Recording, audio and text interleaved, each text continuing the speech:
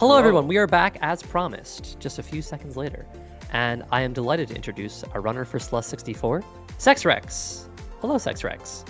Hello. Hi, that's me. I'm seckswrecks. And this is Celeste 64. I think. I hope so. At least it's the game I'm going to be playing, and it's what's on the schedule, so it better be. Anyway, this was made this year to celebrate Celeste's 6th birthday in about a week by the team. May as well get started. So if you are ready on time, let's get things going in 3, 2, 1, and we're off. So, like Celeste, we play as Madeline, and we can dash, and we can climb. Unlike Celeste, there are 3 dimensions here, you might have noticed. So the 64 does not mean this is running on a Nintendo 64. This is, but, piece of modern PC software, just kind of stylized to look like this.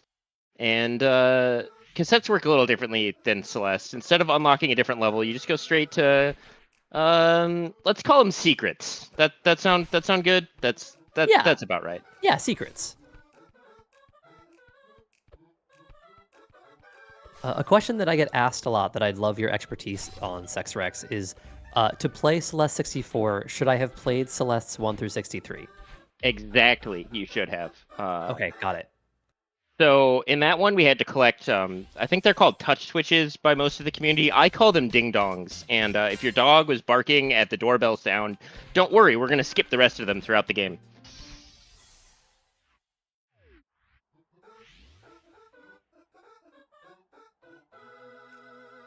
Nope. So, just like Celeste, if you jump while you're dashing, you jump and you maintain that dash speed. And also, if you jump off of a moving platform, you maintain that moving platform speed and go zoomy. And we like going zoomy, so we're going to be doing that a lot. Like right here. Nope.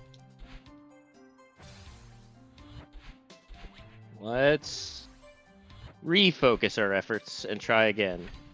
So one thing I did just now was I held my stick to the left, and if you hold the right stick, if you hold the camera, if you try to do camera moves while you're collecting a blue high, the camera will still move while it's locked in the blue high cutscene, and then instantly snap to the movement you did. So that can be pretty useful for setting up things after you do retry warps. Because just like Mario 64, controlling the camera is like half the battle. We wouldn't want it to be too easy on you. No. I actually would prefer if it had full Mario 64 controls where you can snap 45-degree angles, because that means you have to spend less time with your thumb on the stick. But I have a lot of hot takes about Mario 64's camera. One of them, of course, being that it's good, actually.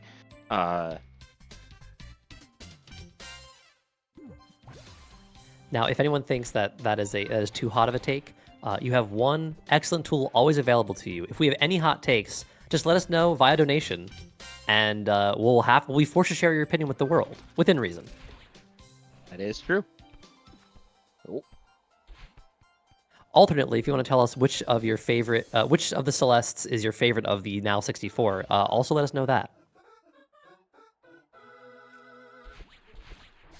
So here we can see some of those ding-dongs that I am just flat out ignoring, because a side hop gets you enough height there, which is kind of sad, because when I first played this game, I spent probably an hour, instead of like continuing and like going on and beating it, just routing that out to do it in a quick manner.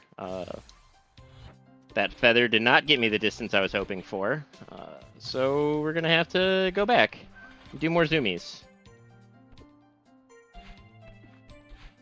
Which, as established, your dog might be doing after hearing the ding-dongs. Exactly. So we've gotta come this way.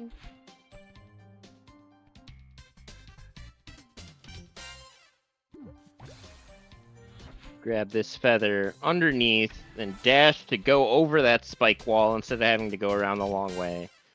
Because when you dash in midair, you gain a little bit of height. And that's going to be important in the next cassette secret right here.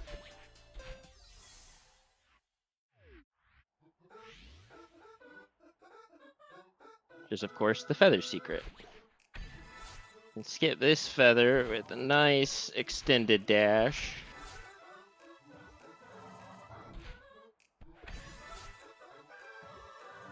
And of course, here's more ding-dongs to skip by just jumping away from the wall and dashing over it.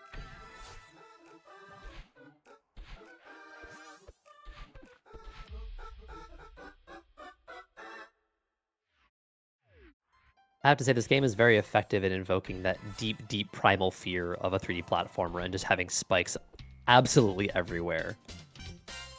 Oh yeah, it's got all the best 3D platformer things. You know, lots of death, spikes, bottomless pits, weird geometry floating in the sky, problems with depth perception, Sharks. sharks. The sharks are obviously the most important part. Oh yeah.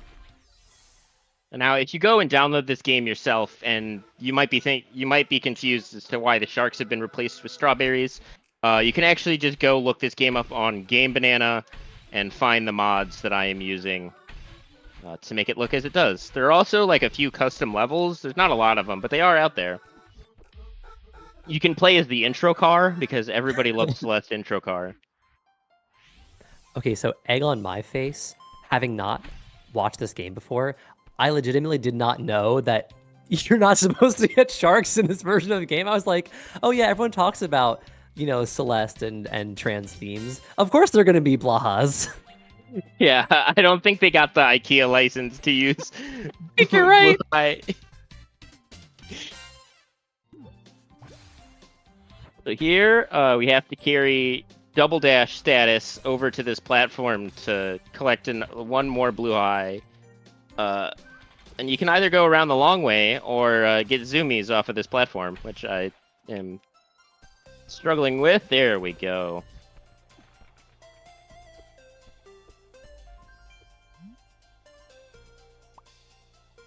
I agree, Tempest. Shout out to IKEA. Thank you, IKEA. Yeah, IKEA is literally supporting this run, as my desk is IKEA. Obviously sponsored. Hashtag not really sponsored. But I'll take money if IKEA is listening.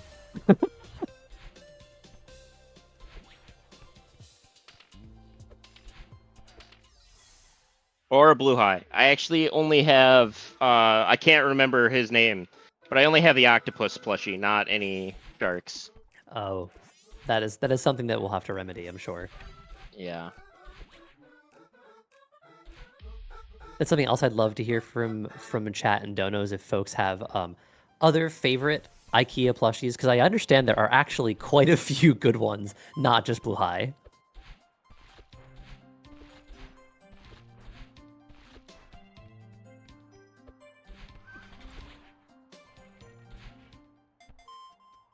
Said hi to Battlein real quick and then said goodbye because we've still got more blue highs to collect.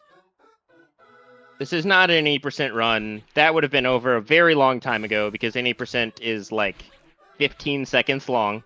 Wonderful speed run to do if you want to watch someone burn out in real time. You can't run that. You can't mentally run that for very long.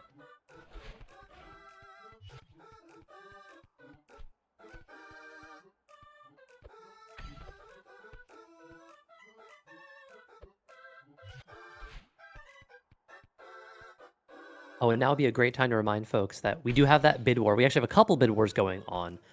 One of them is closing imminently for Lena's Inception of whether we are using the 32-bit art or the 8-bit art. So if you have pixel art opinions, which I'm sure many of you do, now is an excellent time to get in your donos and pick your side, because once this run ends, that bid war is closing.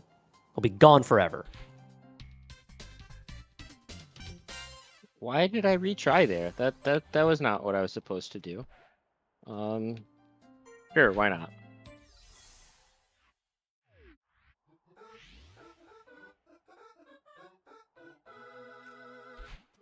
Oh, that is a great question, Aaron Lord. Let me take a quick look at the incentives, and I'll let you know.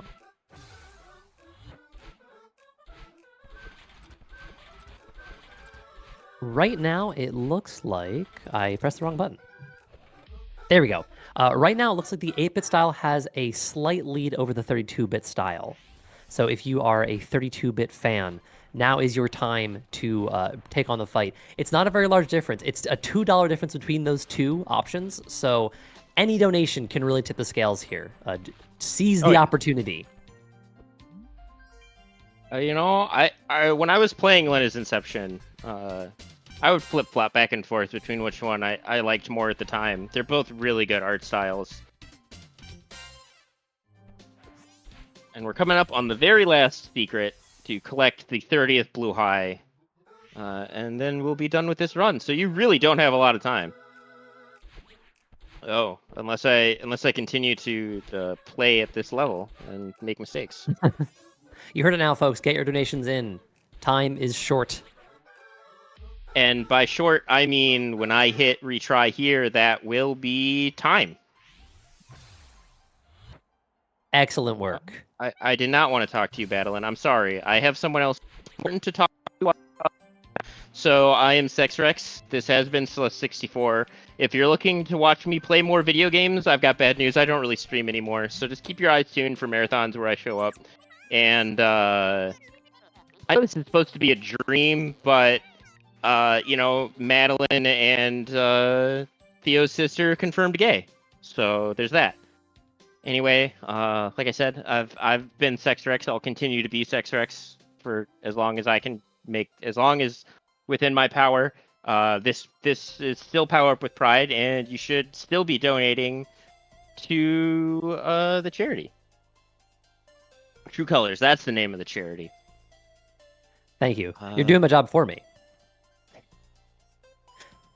Thank you, seckswrecks. We will see you folks very, very shortly with a little bit more awesome video games. Actually, quite a few more. Lena's Inception is coming up very soon. Be right back.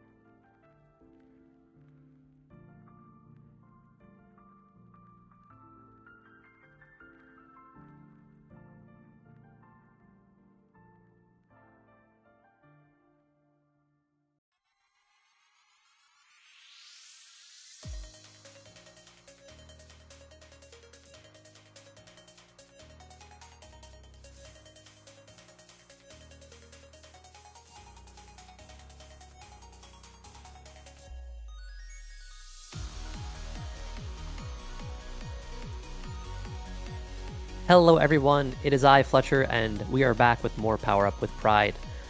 We are running the entire weekend, and hopefully you've been here for some of the stuff before this couple of runs. But if you haven't, welcome. It's great to have you. We are going today and tomorrow about 16 hours each day, and we are benefiting the True Colors United charity. To find out more about them, you can check out the link that Nightbot just conveniently. Oh, sorry, those are our donation incentives. Well, you can hit exclamation point charity to learn more about True Colors United. If you want to follow Power Up with Pride on our myriad of socials, you can type exclamation point social or socials in the chat. We're on co-host. We're on kind.social. We're on Blue Sky. We're on things that we use all the time, like the Discord that we're using right now. Or you can check out our YouTube, which will be the home of all the VODs for this once the marathon is a little bit over. Look forward to that as well. Coming up next, we have Linkenmeister running Lena's Inception, and with your help, we've decided that it's going to be the 8-bit art style. So my condolences to the 32-bit art lovers, but 8-bit is coming out on top today. We will have Linkenmeister with that game coming in very shortly. Stay tuned.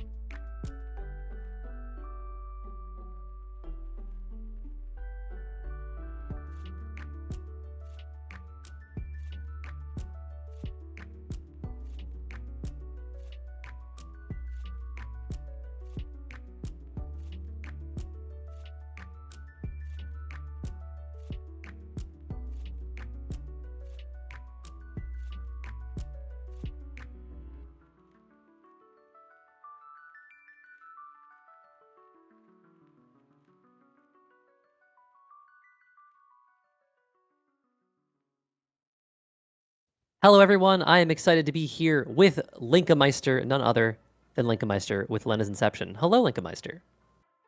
Hello. So yeah, that was a bit word and 8-bit one. So we're gonna play on the 8-bit art style. I'm used to 32-bit, so could happen that I get kind of confused in the dungeons. We will see. So we're gonna use a seed that I already know. Let me just change the name right here to list.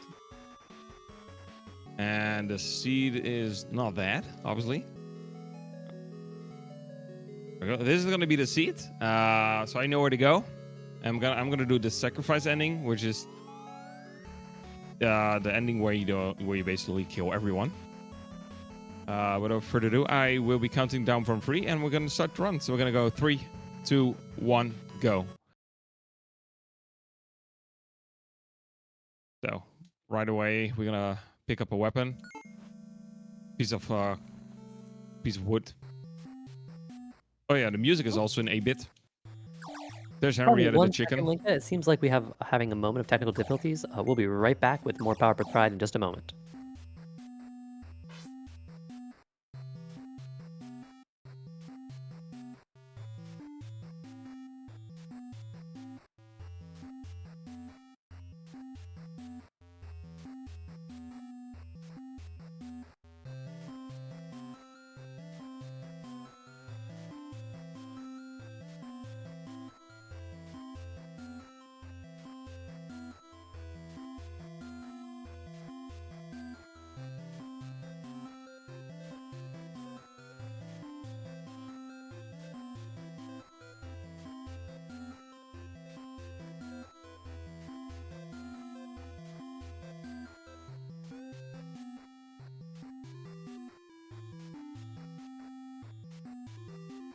Alrighty, thank you, folks. We are back. Linka, take it back away.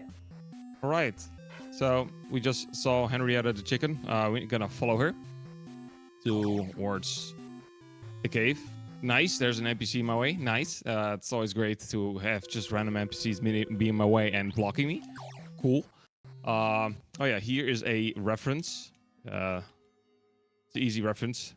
So I'm gonna instantly just get rid of Henrietta chicken and the whistle. Gonna get in my way. We just picked up something. We're gonna give it to Lance, which is the hero, and it's a sword. So we're gonna go to the first dungeon. We're gonna lead Lance to the first one. So there's gonna be 8 levels, and then the final level. Also, I picked up a bicycle, so I can actually fast travel. But I can also fast travel in dungeons. If I have the dungeon entrance discovered, I can just, from wherever I'm in the dungeon, I can just fast travel towards it. It's going to be really useful later on. Oh yeah, he's going to show his sword, but he's dead now. Lance is dead. Now we get some slimes that I want to just stab with my piece of wood. There we go. Yeah, the hero is dead. We're going to take his phone and sword, and I'm going to collect some money. I need 20 coins. Let's see how RNG is going to be.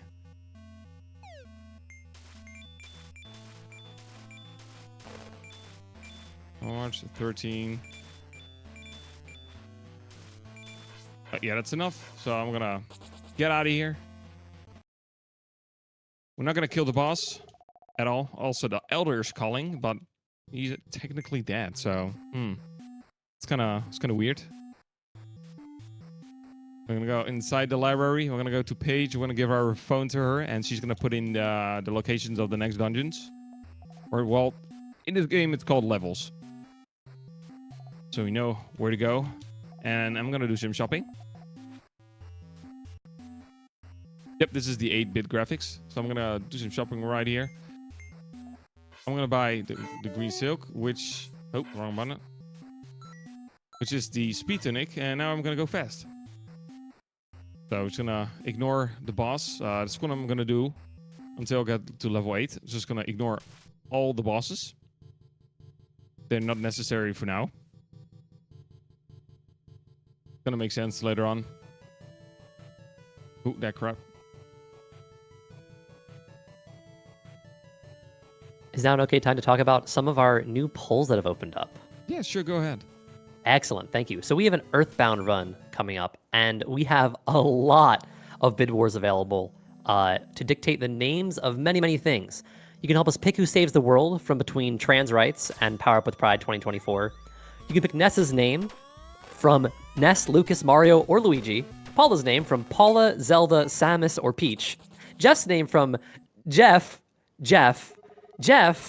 or Jeff. Those are all different, I swear. And Pooh's name between Pooh, Yang, Sabin, and Black Belt. So when you are donating to Power Up with Pride, check out the polls there. Those are our bid wars, and you can put that towards any one of those lovely incentives.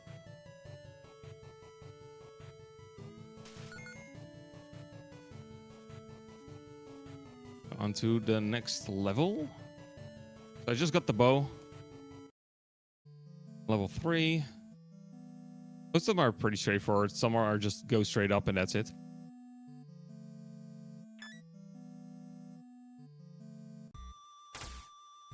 Let's see how the crabs are gonna be. I guess not nice. No, I guess not. Get over here.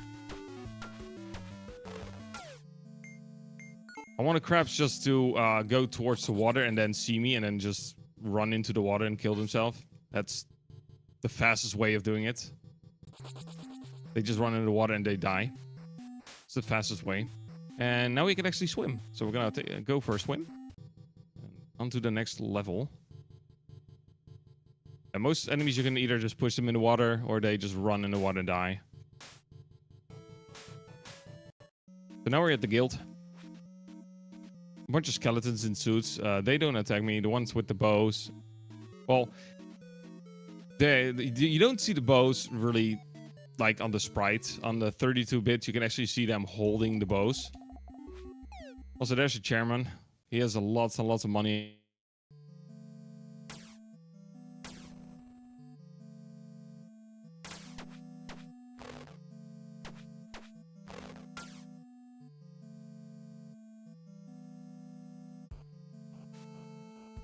Oh, and as though there weren't enough bid wars already, do keep in mind for other folks that are looking for opportunities to donate, there's also the bid war to dictate what category MChan will have to run for the next game. So if you want to try to remove the possibility of saving and quitting or make his life a little easier by giving saving and quitting, now is a great time to do that.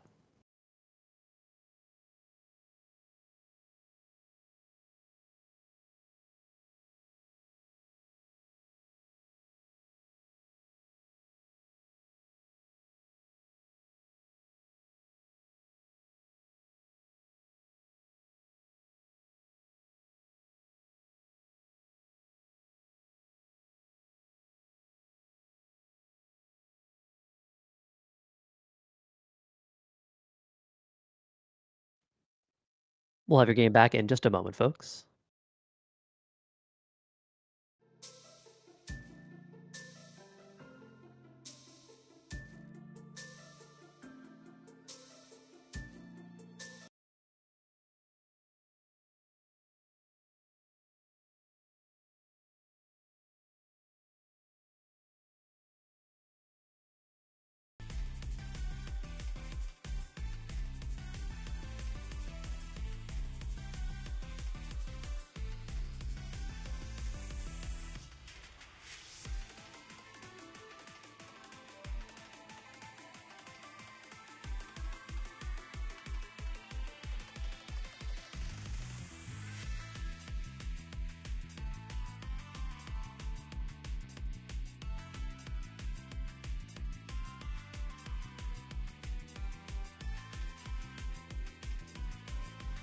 Alrighty, we'll be sorting through a technical difficulty or two. Thank you, as always, for hanging out with us through these times.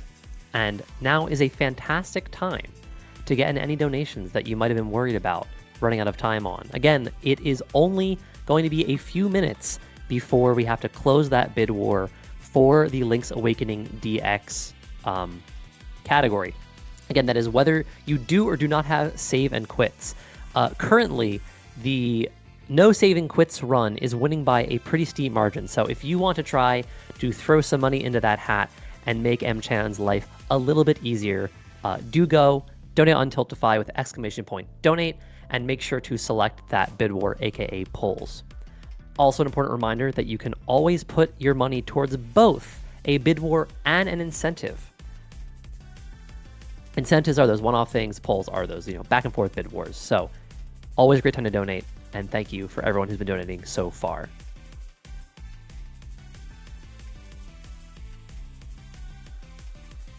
For those who are still yet more inclined towards other bid wars, we have that huge cavalcade of Earthbound ones for the Who Saves the World, Nessa's name, Paula's name, Jeff's name, and Pooh's name. I'm really excited to see whether Jeff, or Jeff wins the Jeff poll. So I have a personal interest there if anyone is donating towards those Earthbound polls. Keep that in mind. I'm on Team Jeff, just to be clear. Sorry, I didn't make that really obvious.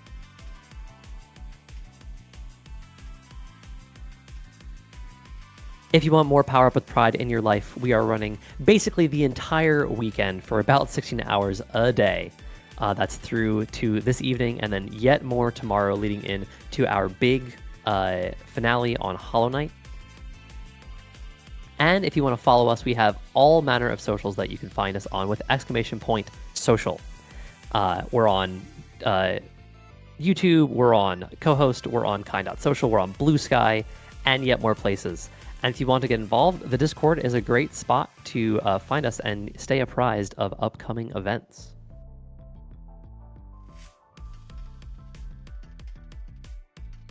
We'll be back with London's Inception in just a moment. Thank you all for staying tuned, and we'll see you shortly.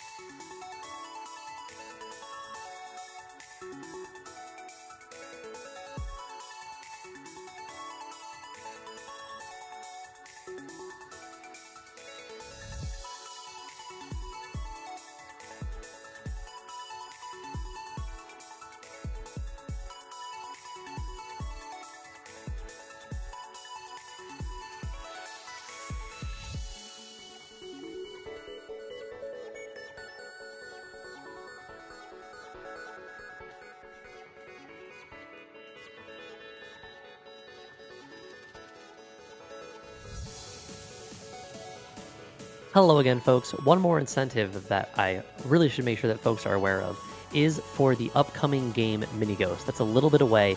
After London's Inception, we have Link's Awakening DX, we have Arzette, the Jewel of Firemore, and then we have Mini Ghost.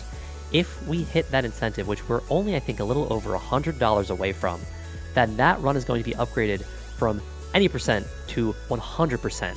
And that, to me, sounds like more Power Up with Pride in my life, and I would love to see that, and I'm sure you would too. We also have a $25 donation that just came in from Alice saying, "Love London's Inception, donating for Dog Dungeon, and after yesterday's Plock run, how about a vote for Jeff Fallen?" Thank you for that, Alice. If you too want to support the Landstalker Dog Dungeon or one of the numerous Jeff options, now is a great time to donate. We'll be back with London's Inception in just a little bit. Stay tuned.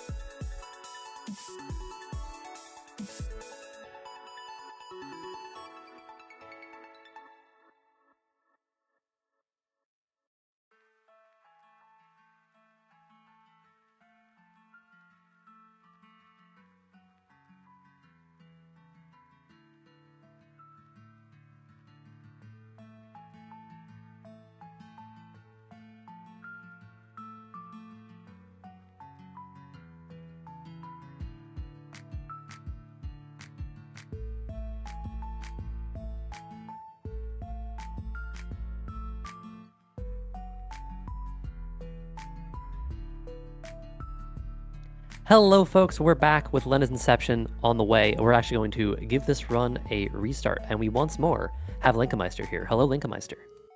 Hello. So, I don't know why the game crashed, but it decided to crash for some reason. So, thank God it actually didn't happen like late in the game. That would have been even more annoying. But yeah, we're just gonna go right into it. I'm gonna count down for 3 again. So we're gonna go in 3, 2, 1, go. So yeah, I do not save. I only save at the end of the game. So it's unfortunate, but there's nothing I can do about it. So Henrietta the chicken again. We're gonna do the exact same thing again. I'm gonna get blocked. Of course, I almost got blocked by an NPC again. So yeah.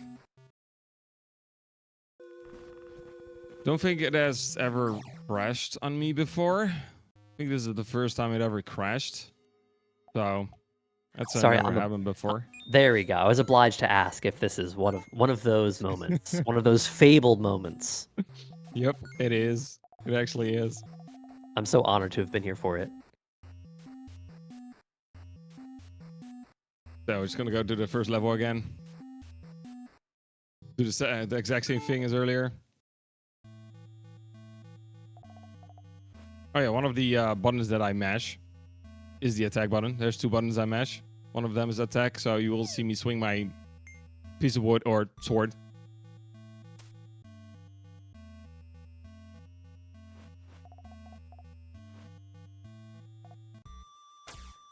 I've gotten some interesting information about the Link's Awakening DX bid war that we have going on. I'm told that actually allowing saving quits is both 3 minutes shorter, but actually a harder run than the no saving quits. So that is very exciting.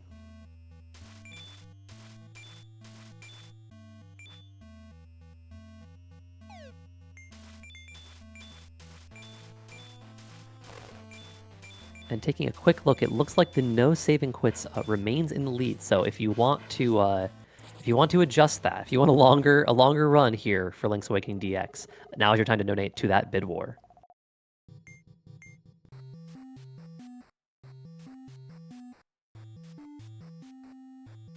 Again, we're gonna go to page. We're gonna give the phone again.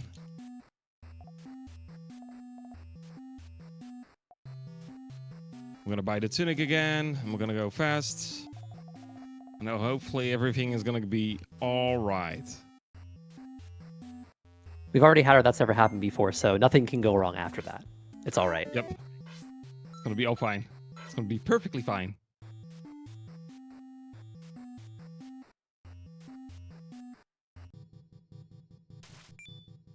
Now, could you tell us a bit about what the plot has been up to this point?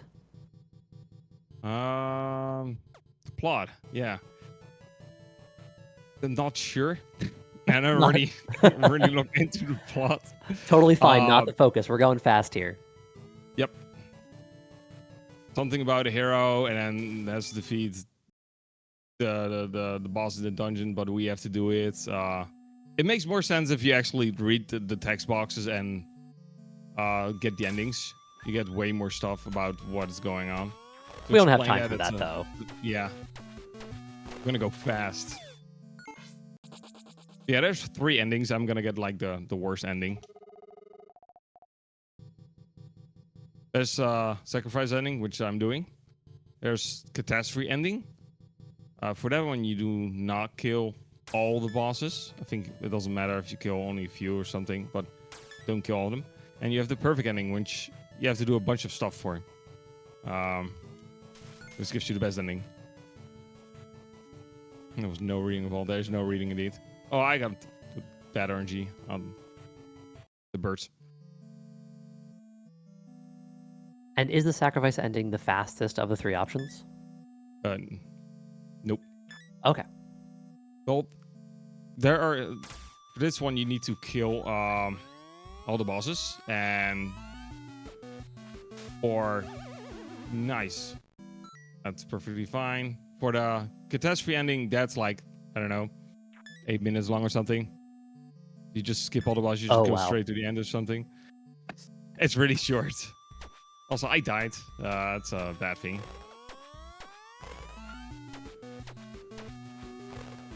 Just got unlucky with the enemies. Yeah, if you get to 0 hearts, you're bleeding out. If you survive for a bit, you get back to half a heart or a full heart. So you can still survive. But if you get hit during that, you're dead. That was unfortunate. Definitely because I got hit by the bird.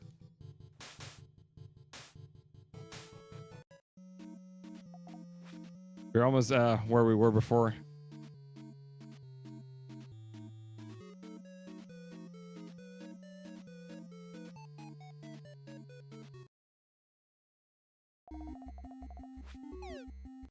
This was the skeleton with lots of money, yes. There's lots and lots of money there.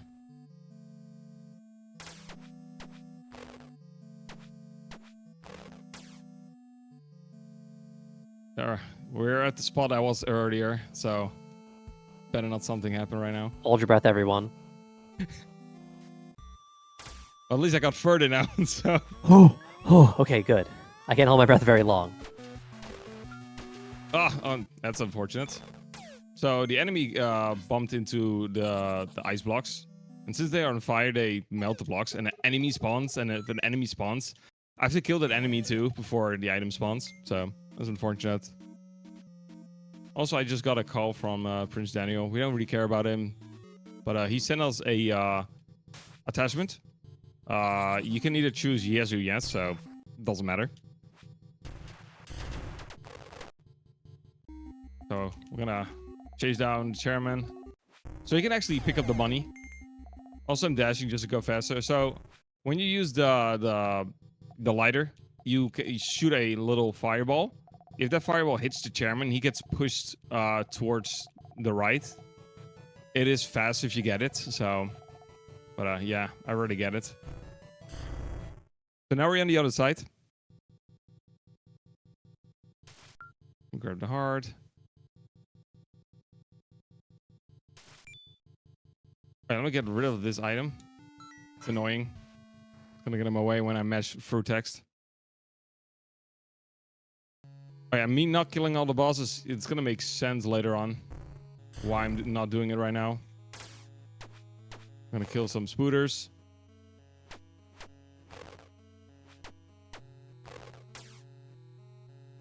So those enemies look like marshmallows to me.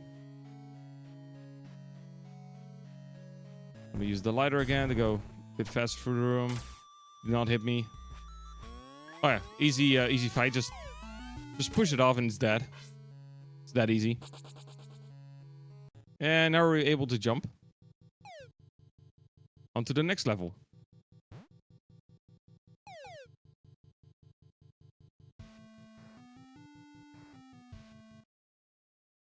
Level 6.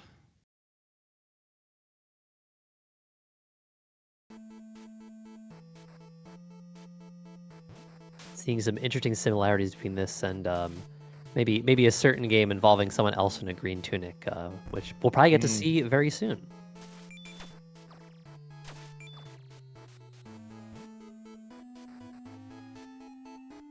We got these whiz rope enemies.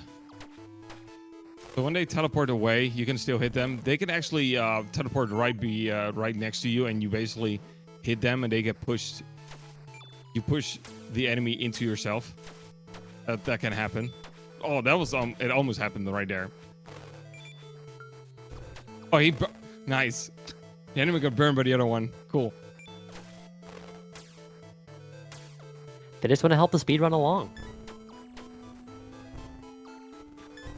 Oh my god, they get in my way. Stop. They teleport in my way. It's not what I want. He is in the way. Not being nice. Alright, we're gonna push this one in the water. I need to watch out these explode, so gonna be a distance. So either one or two snails can spawn here. Okay, we only get one, so that's good. Gonna push it into the water and it's gone. Oh. And we're out of here. So Very nice. I can use bomb arrows. Like a certain other game. Which shall remain nameless. Yep. Alright, enemy. Yeah, this guy's pulling his hair out. I don't know why. Just sitting there. Level 7. I'm gonna go left.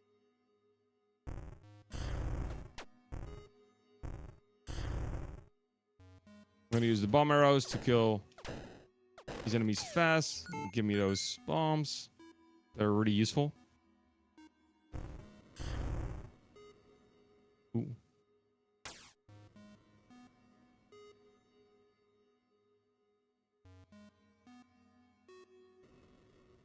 Yes, Lily is right. The game says, "Don't sue us." That is part of the game.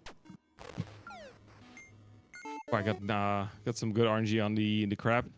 It can block my attack, so you're just basically just waiting there till it gets hit. Didn't take long though, so that's good. Please don't hit me. Ooh, he was about to shoot an arrow.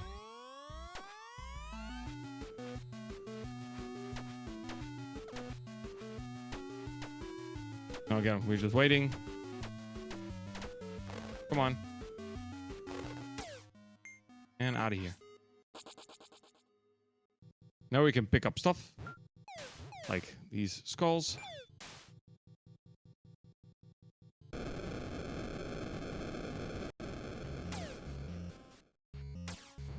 Oh, I didn't want to go for the transition there. I'm going to use bomb arrows to dispatch those enemies quickly.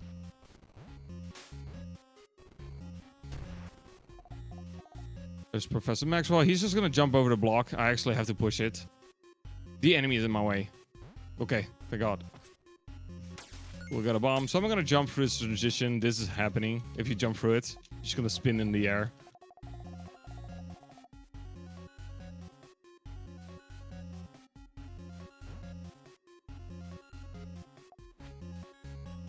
A reminder to folks So that we onto- have oh. a plethora of bid wars open right now for Earthbound, so take a look at those. Go for it. So onto level 8. Don't worry about everything. It's perfectly normal. You said it. It must be true. Ooh, that crab was going towards me. Oh yeah, we got the ones with the shields again. So I'm just gonna just hold my sword. Nope, they die fast. There we go. I'm gonna teleport because it's faster.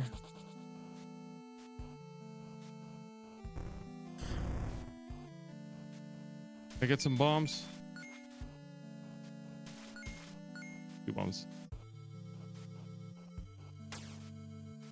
Completely ignore all those crabs. I'm gonna use bomb arrows to kill them.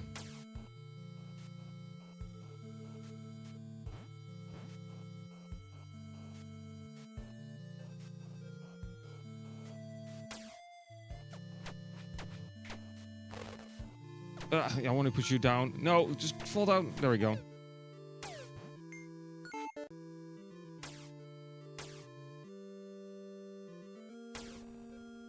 These skeletons are annoying.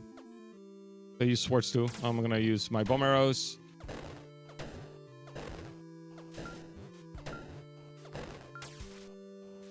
That's why bomb arrows are pretty useful.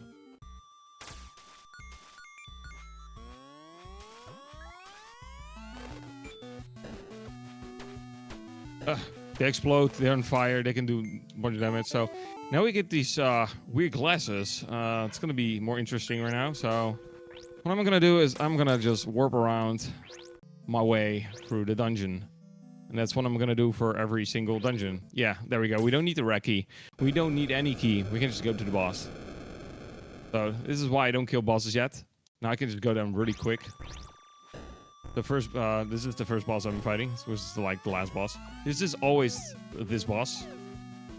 I'm gonna just stand right here. He always drops the bats on the left. Just hold your sword out and just stand still.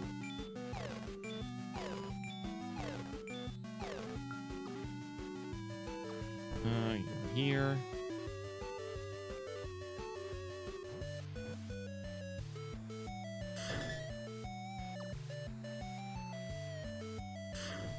So this boss has 2 phases.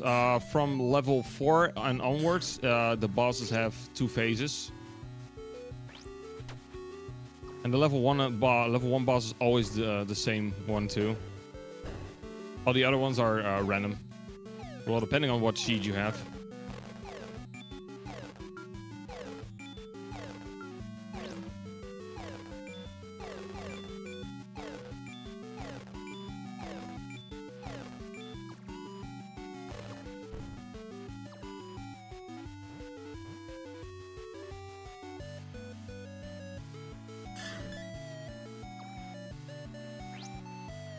And reminder, folks, that we only have an estimated 20 minutes before moving on to Link's Awakening DX. So if you want to donate towards that bid war for what mode we'll be playing, for what category, now is the time. Seize the day and the bid war.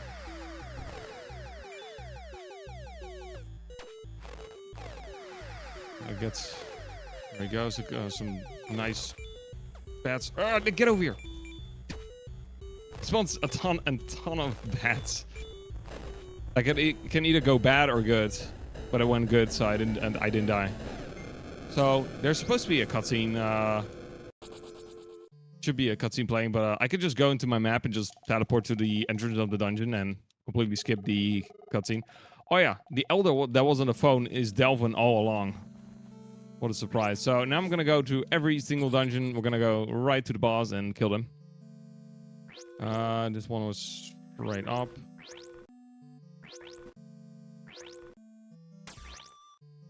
And then we're gonna go right. And there we go.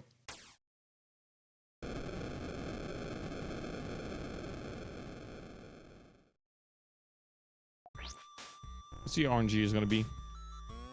For this first, like, half, he always goes to the exact same spot.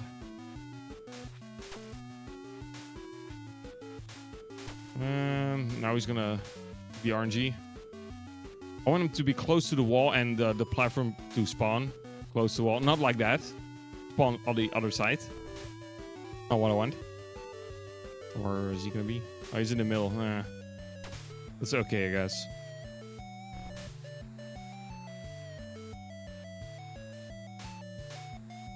And that's the fight. Nicely done. I cannot stand inside of the boss to grab the heart earlier, because I'm actually getting damaged by the explosion, so let's not do that. So, on to the next one. There's one I need to go right. Okay, please stay there. Okay, the crabs are gonna just run into water and kill themselves. And there we go. I already hit the boss. This is the easy one for this seed. This boss is super easy. It barely does anything. Like, literally, barely does anything. How did that miss? Excuse me. It never happened before. Wow, a second one? Where I shot the arrow right into the hand. That was... Maybe because the fireball was there? Shouldn't be. It was odd. The fireball was already past it. Okay. I've never seen that attack, though, for the one with the claw. That's the first time I ever see that attack. But that's a fight. He's already dead. This one doesn't have the second phase, so... I actually don't like the second phase of this one. And again, we're gonna just teleport and completely skip the cutscene. As you navigate to this next boss, could I remind our viewers of some of our awesome incentives coming up?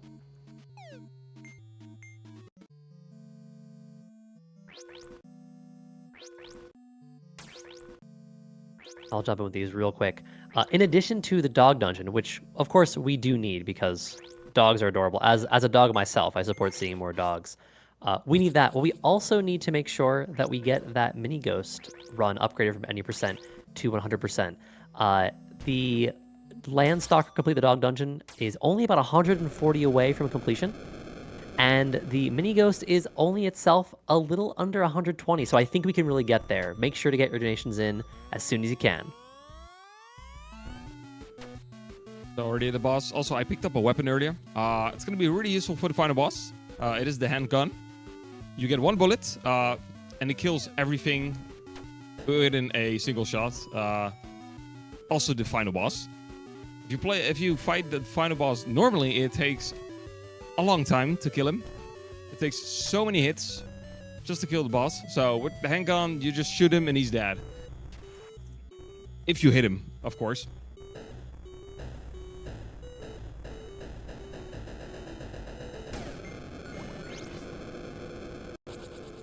There we go, done with that one. So we're gonna go upstairs. Cool way. And we're upstairs. We go to the level 1. This one is also just straight up. And there we go. This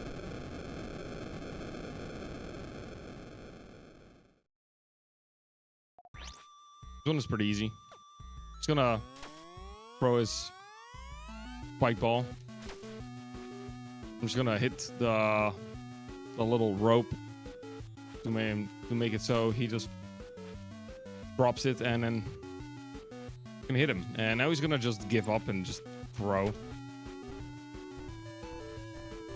Yes, you can still get hit by the ball.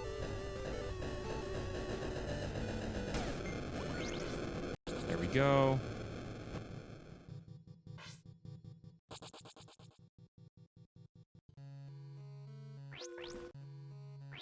Oh.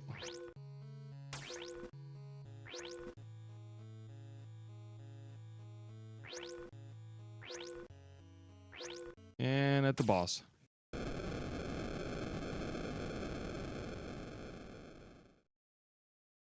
Oh my, that's quite a boss. Yep. First phase is pretty easy. It jumps, I need to jump before it hits the ground and then just hit his eyeball.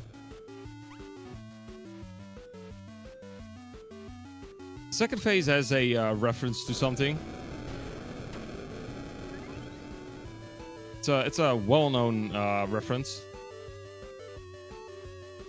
To a game that shall also remain nameless. Yep. All right, I'll make Well, sure it's not to being name used it. in multiple games, so. Oh, okay. Well, in that case. Ooh, good RNG.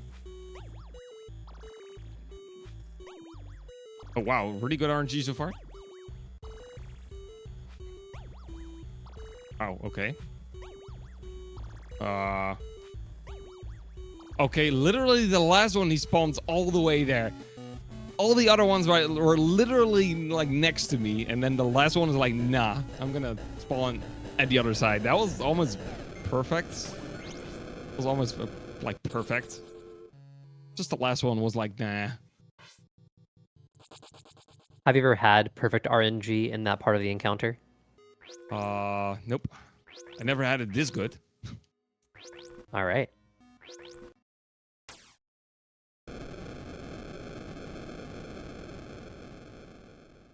That's the best I've ever had. And now get this weird looking boss. Nice. He's gonna throw his own parts towards me. So I want to keep that. The one missed. Oh well, never mind. He still threw a paw, so that's good. So I'm gonna kill him right away. I just need to wait a little bit. There we go. If I throw too early, it's not gonna hit. So just one more level. This is actually the one I should do last, but that's fine. Takes one extra warp. So this one actually, when you're outside the rooms, there's no black void. So you cannot walk around. It's just a bunch of trees. This one I need to do it a bit different. I need to get bombs in this one. There we go. Also, you're gonna see a different weapon right here. It's like remote bombs or something.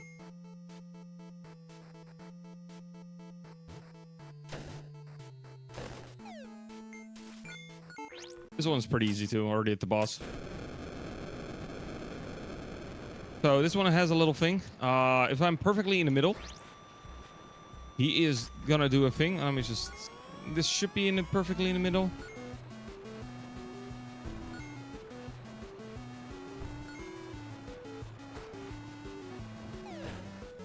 So he's gonna charge towards me. If I'm perfectly in the middle, he disappears right in front of me. If you're not perfectly in the middle, he's gonna bounce around a bunch, and it just wasted so much time.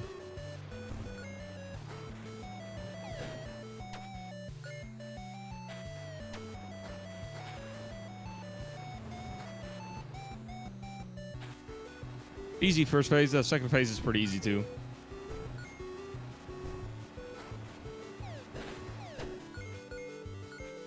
There we go. That's the first phase done. Now it's just waiting around till he wants to zap me up, and when he does that, I can just throw a bomb in it, and he's dead.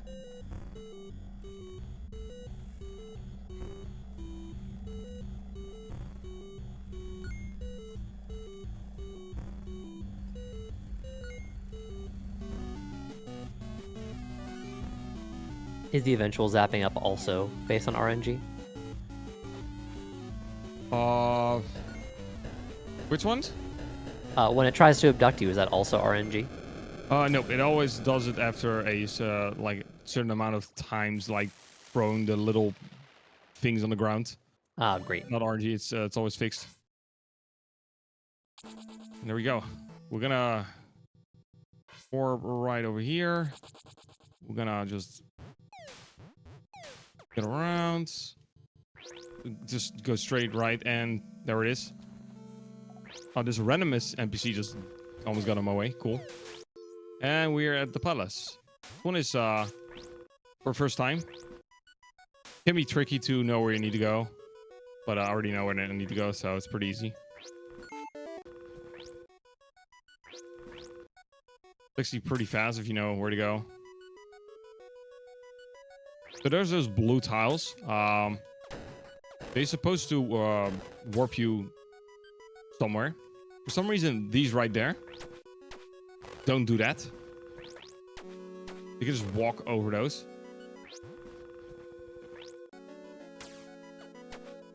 Hey, get over here. Go.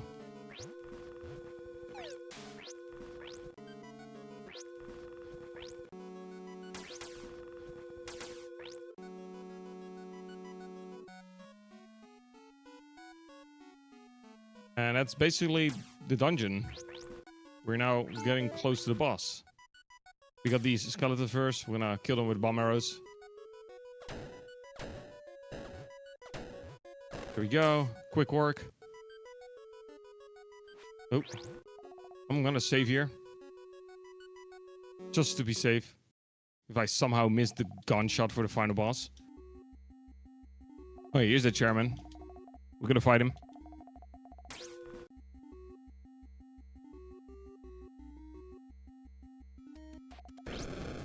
So he's gonna turn red, and I'm gonna jump into him. What that does, it goes straight to this part of like the cycle, and I can just start hitting the money and do the exact same thing. If I don't do that, jumping into him when he turns red, he's gonna send a bunch of gold balls towards me, and just takes longer. Oh yeah, sometimes he punches me across, and sometimes not, and same with getting damage. Sometimes I do get hit, and sometimes I don't get hit.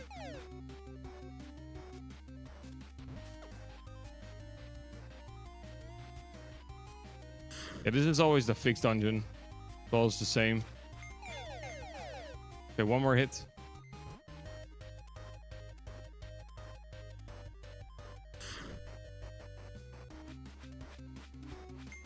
There we go. So I'm gonna equip the gun on the blue button, not on the red one. If I do that, I accidentally shoot it probably, because red is one of the buttons I use to mash. There we go. So find the boss. Oh yeah, find the boss is Delphin all along. It's not gonna take too long this fight, unless I miss. Hope not.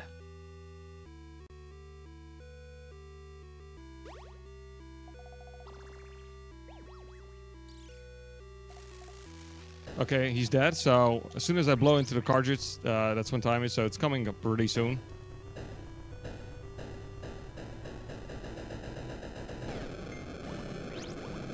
And time. Very nice work. I see I got a sub 30. That's pretty good. Very underestimate. I died once though. It's unfortunate, but hey. So now you see like the things, what happens if you get the sacrifice ending. But yeah, that's Land's Deception. I hope everyone enjoyed that run. And thanks for having me. It was fun again to do a run. That's everything. Any shout outs you want to make before we wrap up? Well, shout outs to the developers of the game. They also have another game and called Cassette Beats, but other than that, that's everything. Alrighty, well, awesome job, Linka Meister. Let's get some hype in chat for Linka. Thank you, and we'll be back very shortly with Link's Awakening and with the results of the bid war, whether we will or will not have save and quits available. Be back soon.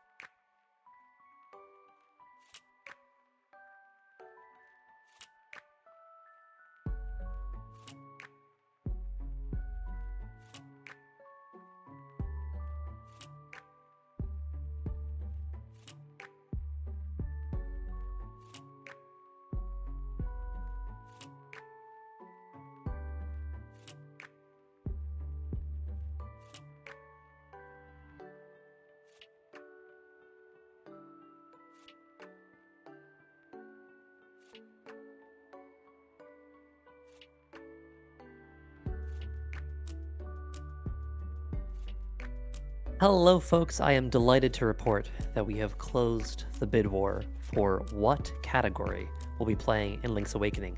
And the results will be coming in a little bit once we are actually starting up the run, so stay tuned for that. But we do have a lot of other awesome incentives open. For example, you can help us make sure that we get our mini ghost run upgraded from any percent to 100%.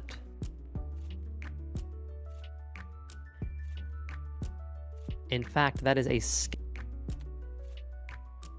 $120 away from being completed. That is pretty close, but it's pretty soon. I'm pretty sure that we can all get there with your help. And not long that after Mini Ghost, we're going to have Landstalker, the Treasures of King Knoll. And we do want to make sure that we hit that other incentive for doing the dog dungeon, because who doesn't want more puppies in their lives? That one is around 140 from completion. I think that's also pretty feasible. So remember, once you donate, select your target and your polls. We have a lot of polls open as well. Many of them are for Earthbound. You can pick Who Saves the World, that's trans rights, or Power Up with Pride. You can pick Ness's name, Ness, Lucas, Mario, or Luigi. Paula's name, Paula, Zelda, Samus, or Peach. Pooh's name, Pooh, Yang, Sabin, or Black Belt. And most importantly, Jeff's name, from Jeff, or Jeff.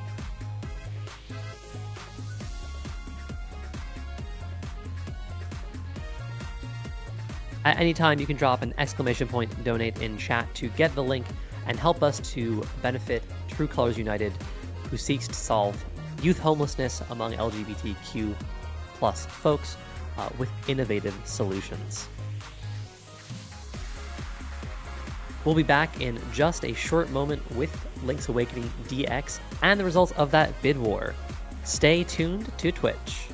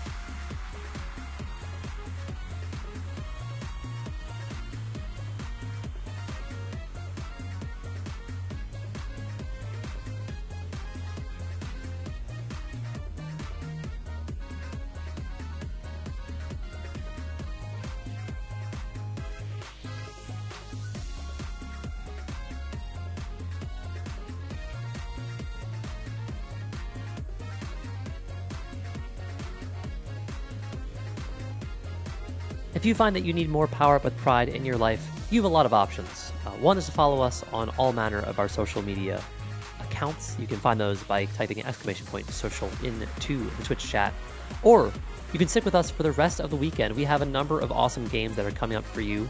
Link's Awakening DX is most imminent, but we also have Mini Ghost, Arzette, the Jewel of Faramore, Landstalker, the Treasures of King Knoll, the Red Lantern, and many, many more. We even have a number of runs coming in tomorrow to close out this awesome weekend of Pride-themed celebration, culminating in one big ol' Hollow Knight run. That is going to be one hand any percent, which, let me tell you, I am very excited for.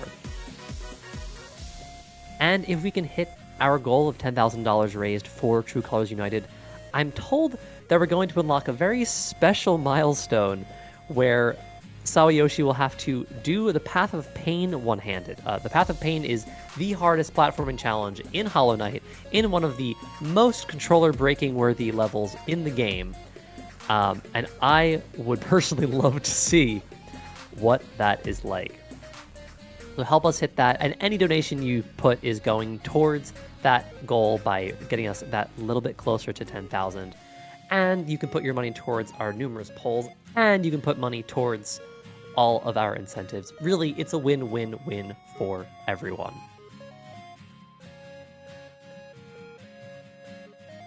We'll be coming to you live with Link's Awakening DX, which may have some similarities to other games that we've seen today, in just a little bit.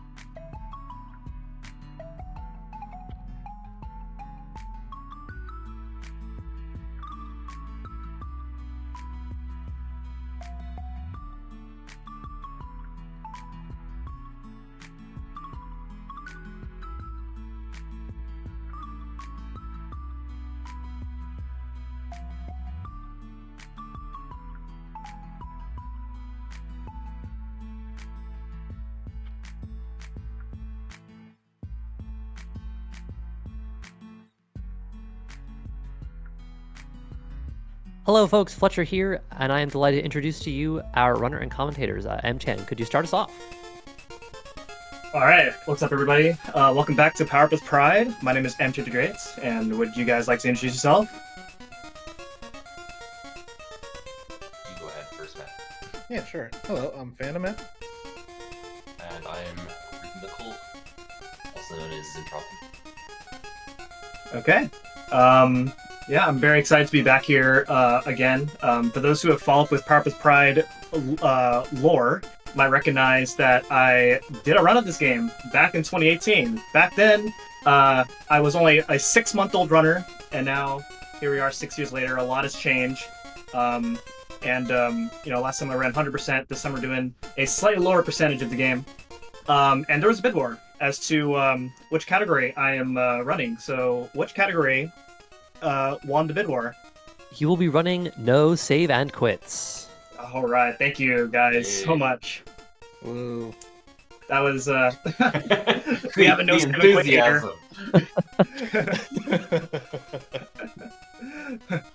All right. So with that being said, let's go ahead and get started. 5, 4, 3, 2, 1, go. Okay, so this is any percent no wrong warp out of bounds and no save and quit, which are 3 major restrictions that make up the this run. It's a very old category, and essentially it's if you're familiar with Link to the Past, where their main category is no major glitches. It's essentially that with this game, as this game is a huge broken mess. And so these major restrictions pretty much allow us to go through what Link's Awakening is as a game, while still showing off a lot of cool tricks that define Link's Awakening as a speedrun.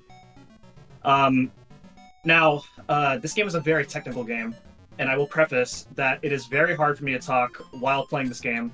And so I am fortunate enough to have Matt and Zintro here to be doing much of the commentary as I focus. Yes, I don't and know, as we you could can let the see, elf do it. We're first thing you're gonna do is get the sword. I think you have to get the sword no matter what category. It's just absolutely required. The game won't let you do anything without it. But you see that he actually got the sword before the owl even took off. It's because just like a split second after you use go through a chat menu of any kind, or you close a chat. Where a text box, I should say, where Link can actually move a few pixels. And so if you get close enough to the sword, then you can actually pick it up, and while the owl is lifting off. We're gonna see an interesting application of that in a couple minutes, like, I don't know, 8 or 10 or so.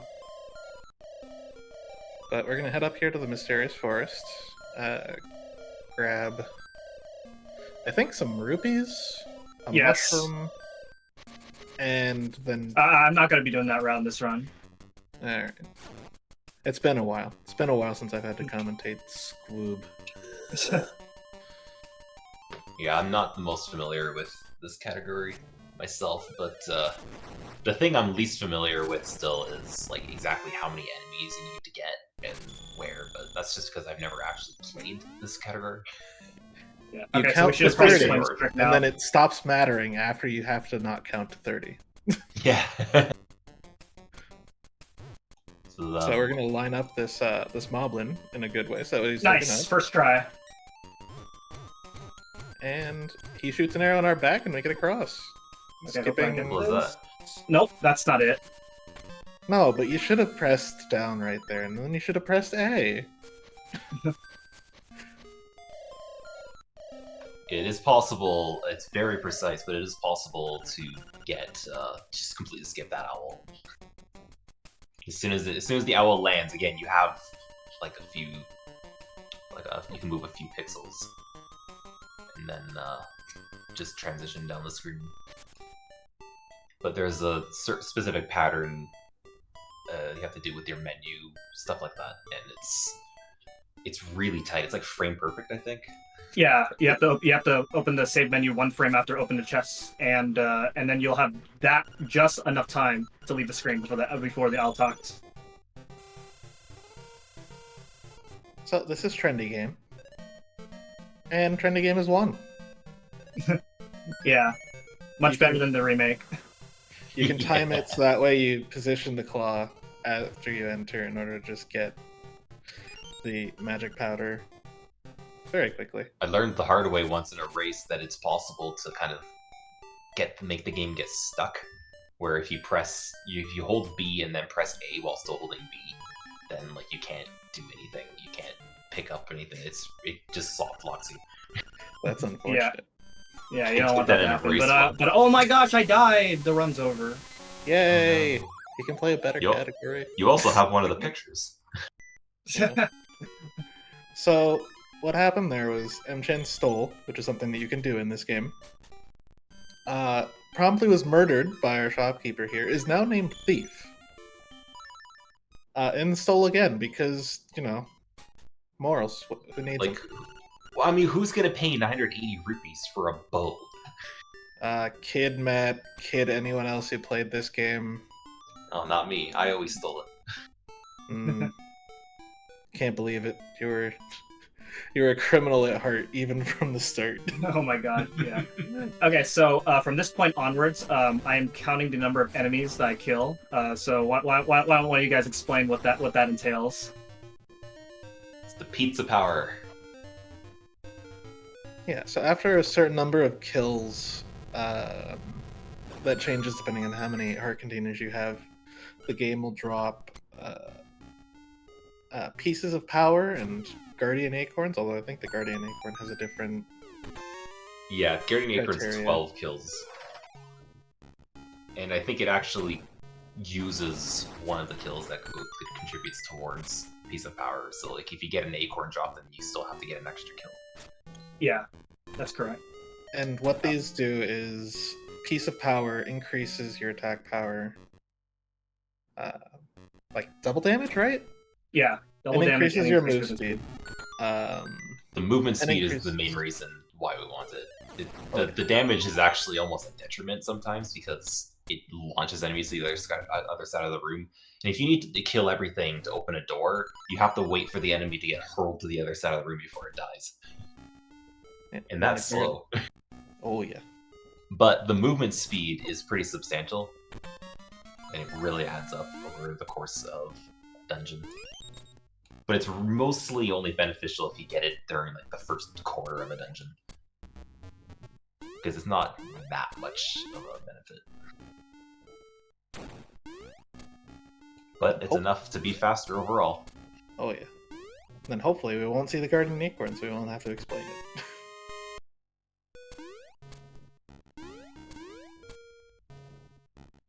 Yes, I think another thing also is Guardian Acorn only drops every 12 kills if you don't take damage. Yes. And I think that was taking the damage criteria I was resets thinking the of. counter. Yeah. So ideally, you want to take damage before 12 kills, and then you won't have to get as many kills to get the piece of power. Otherwise, you would actually get 32 kills for the piece of power.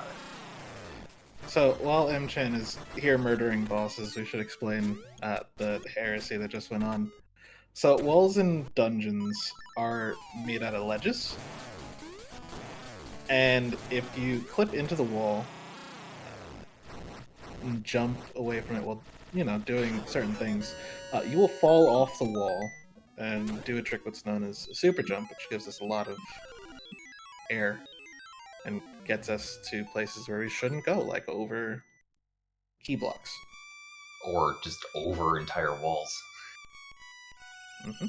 You know, I've seen super jumps so many times that it just didn't even register that you did one. Oh no, I knew. It works every time. And everybody's like, wait, what? What's going on there? Yeah, so we complete the first dungeon now, and now I'm gonna be getting a lot of kills as we make our way to the next dungeon.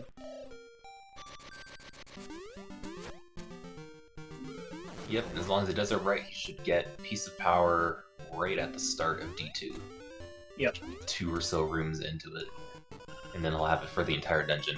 Now, one of the annoying things about piece of power, there's kind of a trade-off. Like, in the remake, it only lasts a certain amount of time, I think. But you can use it into caves and dungeons, no matter where you pick it up. But in this version, as soon as you enter a cave, like if you pick it up in the overworld and then enter a cave, you just lose it. However, it otherwise lasts indefinitely. So if you want to get it as early as possible in a dungeon instead of outside of the dungeon, because as soon as you enter the dungeon, you're just gonna lose it. Alright, so we're gonna go in a cave here and be told that we are an assassin sent by one Madame Meow Meow to go rescue a mutt. There's also a dungeon a little later on where you actually want to lose the piece of power before the final boss, because of that knockback thing that I mentioned before. Turns out that enemies have iframes if they're being knocked back, and that's not good. Hey, look, the mud.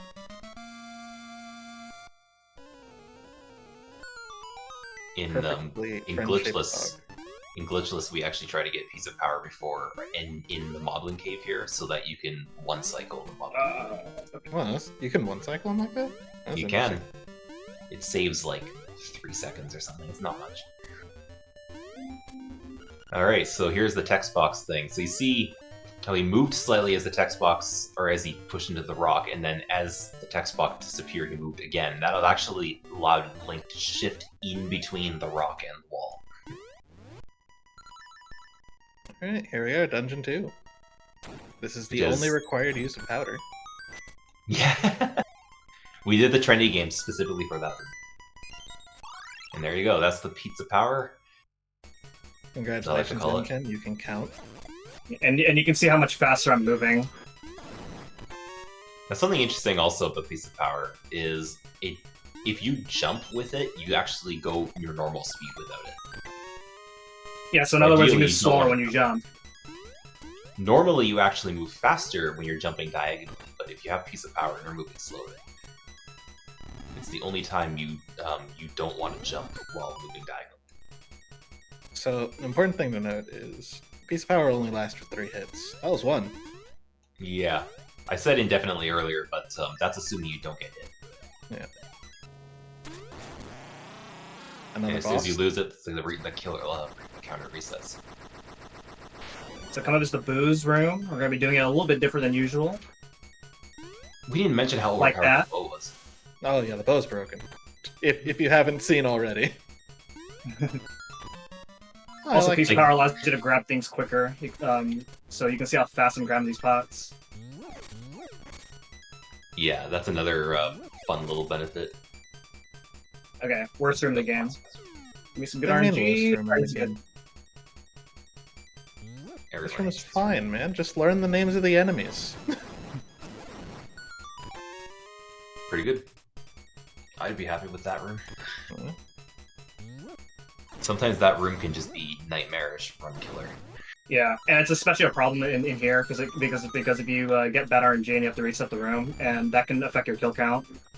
Yeah, it's even worse in Nobu, which was the other bid war option, where because you can save and quit after you get the bracelet, you would normally just leave the dungeon and come back later when you have the magic rod and the boots, because you can get to the rest of the dungeon quicker that way. But that also means going through that room with other items that just make it harder to do. Like you can still do it the normal way, but if you want to do it faster, you have other options, but it's also quite a lot harder to do that way. Don't you normally like bomb arrow that room? Yeah, well, I think one way you can do it is you shoot Stalfos with the magic rod, and then you use a bomb arrow on Bull's voice and Mickey's before the magic rod flame kills the Stalfos. It's tight timing. And Yes, it's very tight.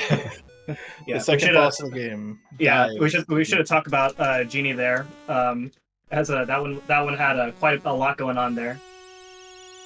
Yeah, so basically what happened was we hit the pot like we're supposed to. We stuck it in the wall, threw it, so the pot broke instantly.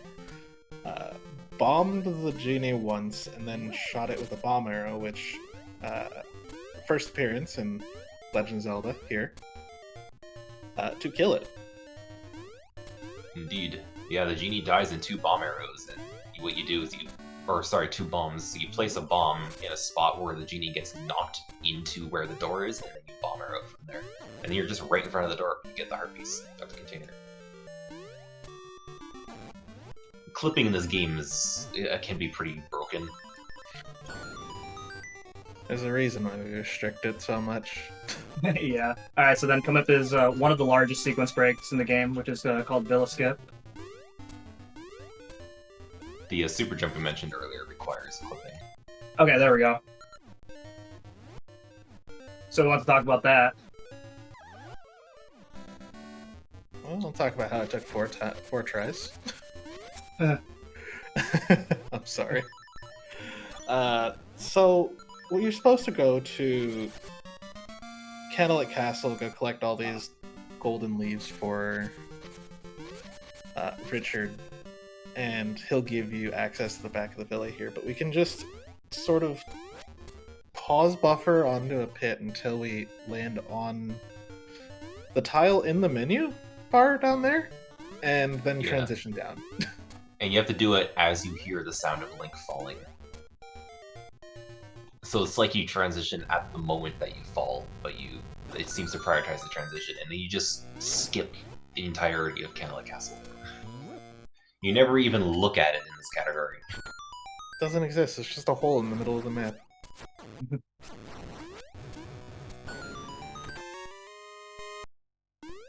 Now here we have Dungeon 3, Key Cavern.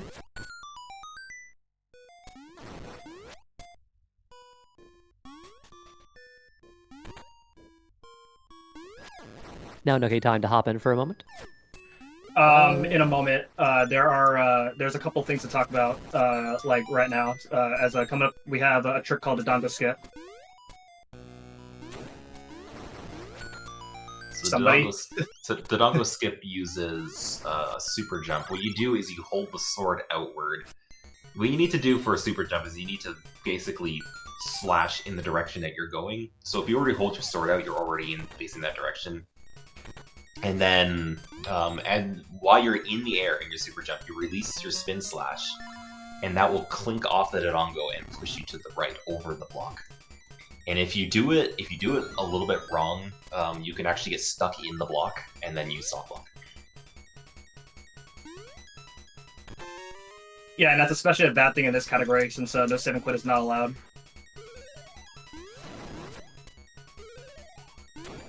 Indeed, yeah. If you have to close the game, I think you just go right back to the beginning, don't you?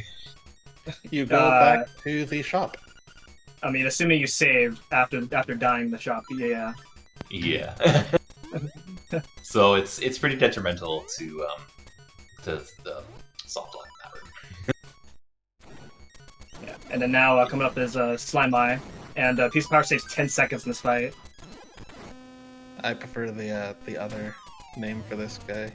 I think in German, I believe, it's Gigazol. Yeah. Much better name, to be honest. I prefer that simply because there's 2 bosses named Slime something in this game otherwise. Yeah. And with that, Dungeon 3 is done, and I think now we have some time to talk. Excellent, thank you. Just wanted to remind folks that we have a ton of awesome incentives and bid wars that you can put your donations towards, and we accept any size of donation. You want to donate $100, $10, $5, even $1, every amount helps. We also have a $1 donation from Aaron Lore, shout out to Aaron Lore, saying, did you know that you can select both a pole and a target? That's true, you can select both one of the incentives and a bid war, so make sure that as you put in your donations on Tiltify that you change that tab and select both of those. Okay, so the run's been pretty straightforward so far, but here's where things get a little strange, and that is that our next dungeon is actually going to be the 6th dungeon. And so, as a result, we're going to be significantly under-equipped, and so this is actually the hardest part of the run, as we're going to be going through enemies that do so much damage, and I could very easily die at this point. There's also the concern of Bow Wow being too hungry. Yeah. So it's kind of like remember I mentioned like you ideally want Piece of Power at the beginning of the dungeon, but Bow Wow just likes to eat enemies. whenever he wants. And if he eats too many, there's a chance that piece of power will actually drop before D6. If it seems like one of the commentators is rather cool on this category, that is the reason why. Because it really is just an RNG fest at this point to see whether or not your run will be good. Okay, audio And it cue's all on. depends on that dog.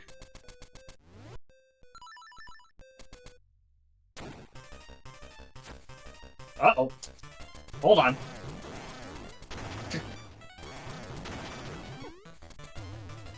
Okay, we're good. There you go. Good job. Okay, now unfortunately my HP is looking a little dicey here. Dying is really bad in this category because that resets my piece of power count.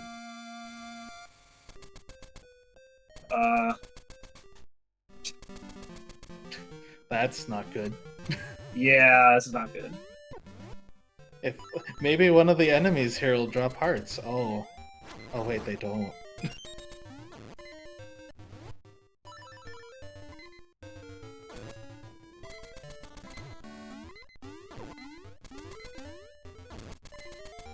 Yeah, I'm actually ahead of in kills, which is actually not a good thing. Fine, just don't let him eat the cutscene. Oh Okay, yeah, those guys how are about each real nice cutscene? to me. Okay, good. Yeah, so before it happens, cutscenes are entities that you can trigger. Specifically bomb trigger, sort of. So we're just gonna jump up here. Bomb the wall so that way the cutscene spawns in a way that Bow Wow can eat it and we skip it. Done. Later on, we use a rock instead of a bomb arrow. I'm get this guy out of my way. If only you had the boomerang. Yeah. So it's not, like I said, this is the hardest part of the run.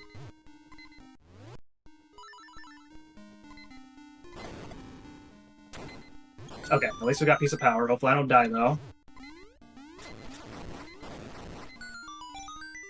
Well, it's the worst place for it to spawn, though. Mm-hmm. Yeah, a little bit. Alright, let's see. It's okay, just. Okay, we're good. Woo-wee! Okay, alright. Living life a little dangerously Alright. there, aren't you? I'm not even considering dying anymore. I admire the risk. Okay, so the reason we go to D6 first is because of this very annoying ghost that shows up after doing D4. Unless you collect that bracelet that you just got.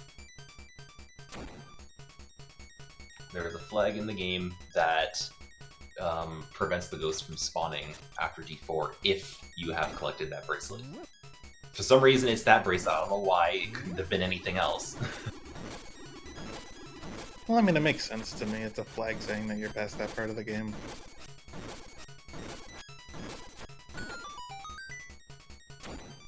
And normally we wouldn't be expected to be able to get there because Nice. Couldn't they have made the flag like some thing right after D4, like after the ghost spawns? I feel like they could have picked something else. But I didn't make anything the else game would have been so. inconvenient. Like Hookshot already has enough attached to it.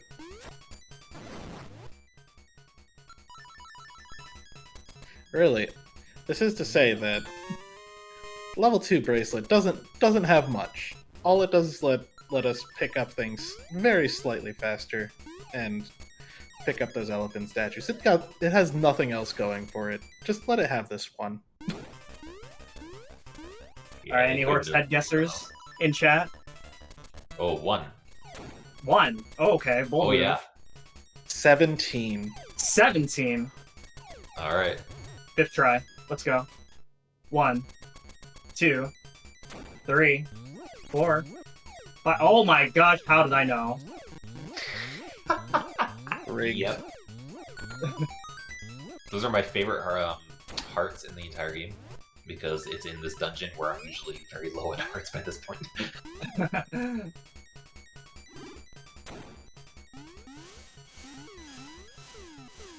Even though it comes at a point where like I don't really need hearts. It's comforting to know that they're there. And plus, it's like a reward for finishing horse heads. D4 is next, right? Yes. Should be. That means Walrus skip, Yes. and that means our first instance of a bomb trigger. Yeah, you're right, huh? Yeah. If you thought the game was already crazy. Yeah, this is the single. This is a very broken trick. Yeah. So we defeat a hot facade. Takes you just place 5 bombs and then you win.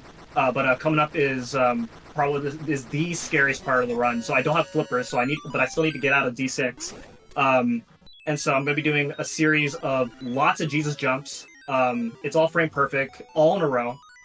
So I'm going to ask for quiet until I get out of here.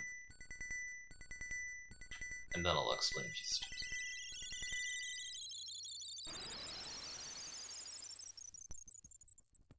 There's a bomb trigger that I can go for. I'm gonna save bombs for later.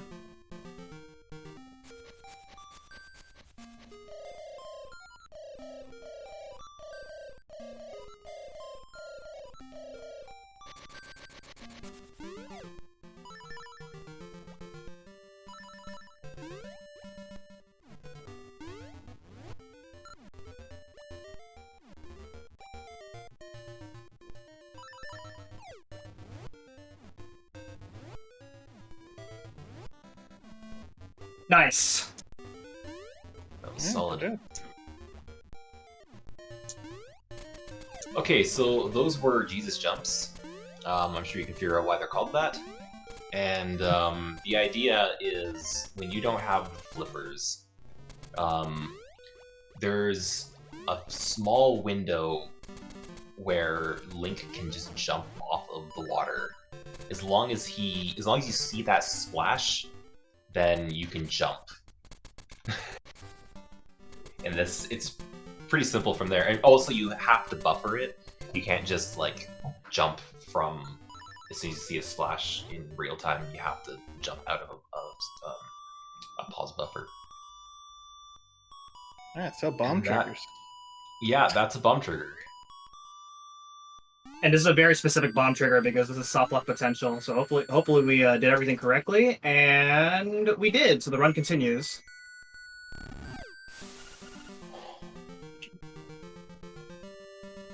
Why do I have a feeling that would be even more disastrous if that failed in this It's very disastrous. But unfortunately, I did have a backup save file, but we don't have to worry about the backup save file anymore. That's a good idea to have a backup, because it's pretty easy to soft lock there. Oh, dang. So I was not supposed to fall down there. That loses about 20 seconds, but that's okay. Also, you may have noticed that you just shot 2 arrows into absolutely nothing. There's supposed to be a Lenmola there, but you can kill a lot of things before they even show up on screen. Like you saw him drop 3 bombs onto Facade before Facade ever showed up.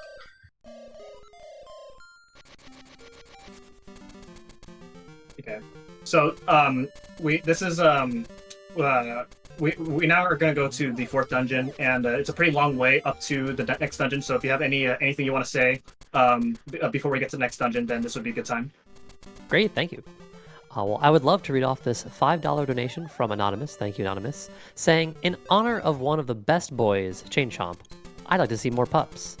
And that is a great reminder that you can donate towards the dog dungeon. That incentive is going to be met pretty soon, and that is a lovely help towards that.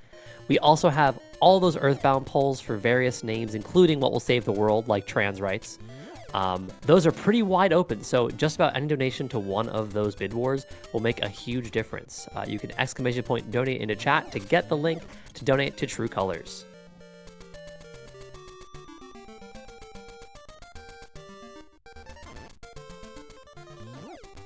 So this looks like a bit of a detour, but it's really not. It's actually required because you need to be able to open up the dungeon before going into the dungeon, which is a kind of a common mistake that some runners will make.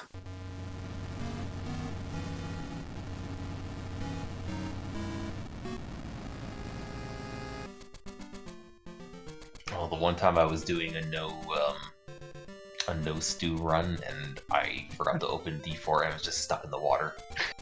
Just dying infinitely. You lose so much time if you realize at the very end that you did not open up the dungeon. So the owl here is talking to me because I beat the 6th dungeon, so he assumes I'm on my way to the 7th dungeon. We never explained how a bomb trigger works, did we? Oh, no, we didn't. Kind of did. It's really complicated. There's stuff about like menu slots, which I don't even understand. I've never really tried to. The very simple part of it is you place a bomb, you transition, you place another bomb, and then stuff happens. Yeah, it's like the game doesn't know how to handle it. Yeah. And so it triggers things like cutscenes, and you can even grab heart pieces with it. That heart piece you just passed, in 100%, you actually use a bomb trigger to grab it, instead of going all the way around to where you're supposed to normally get it. It just takes a couple minutes. Yeah, so this is D4. This is a good time to mention something that M. Chan had said in passing. Saving bombs. This game also has resource management in the forms of bombs and arrows. And they're very valuable. At the end of the game, we will need at least 16 arrows to kill a boss. And we really hope we'll have enough arrows to kill a boss. Bombs are less urgent. There's actually a way of getting that key with a Jesus jump and using it to clip into the rock to push it that way. It's especially in 100% where arrows can get pretty low by this point, it's really handy to be able to save an arrow.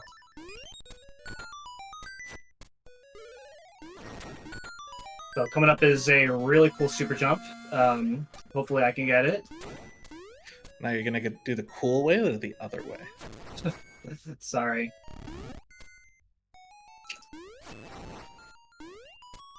So you're doing the one that's a whole 4 seconds slower. Yeah. Can't believe it. Only slower because of the menuing, I think. Yeah.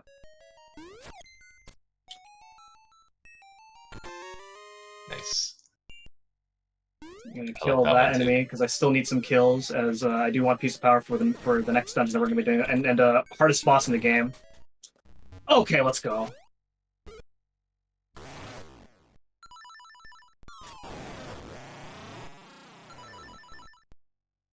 Just like that.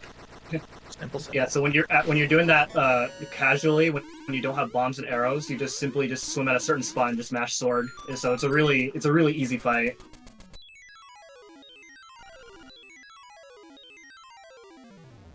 Yeah, it's dungeon 4 done. We are more than halfway done with this game already. Yeah, everything goes by pretty quickly. A few months ago, I was going through D4 in the remake, and I was like, where do I actually go normally? What do I do? What do I do? I had that moment with D8 when I was doing my remake stream of it.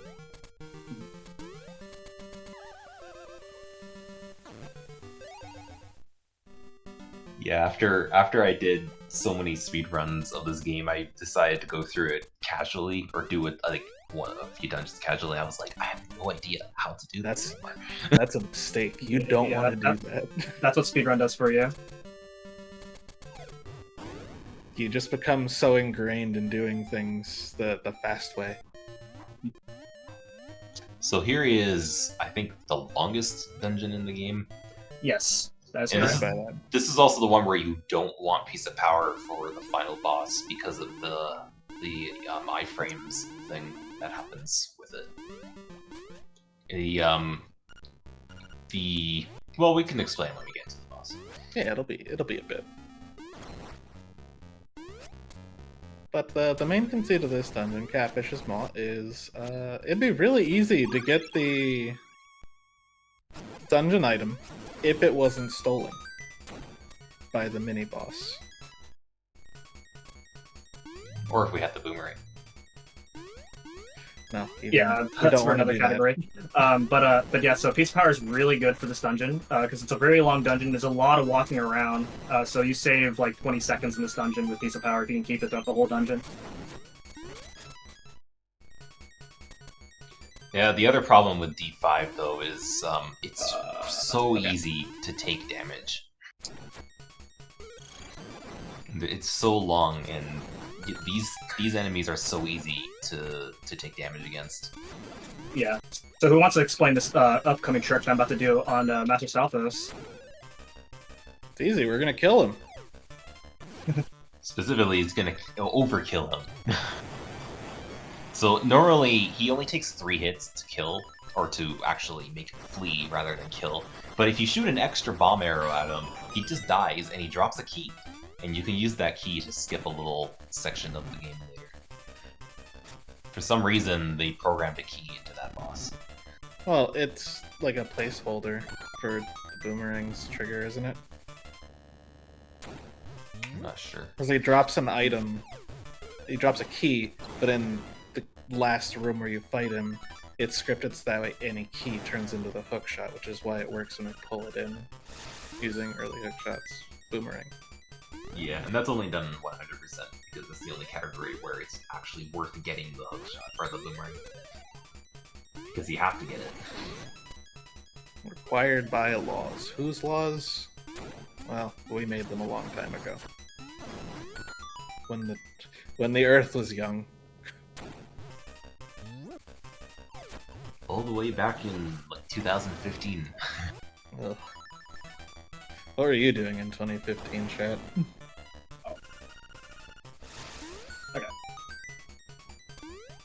Here's a fun little super jump called the Naked Super Jump.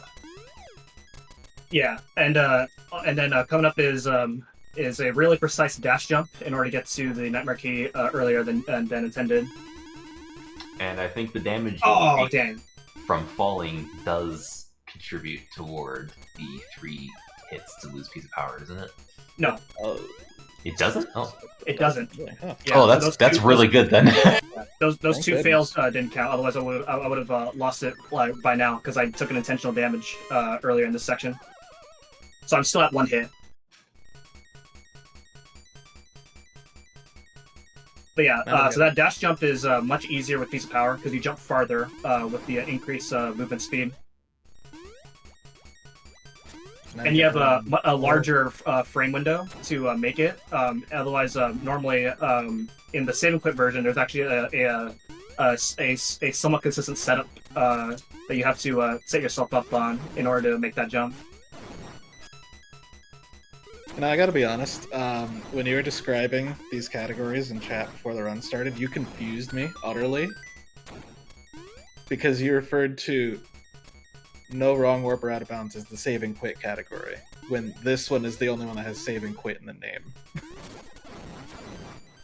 So I thought you meant this one when you said the save and quit category.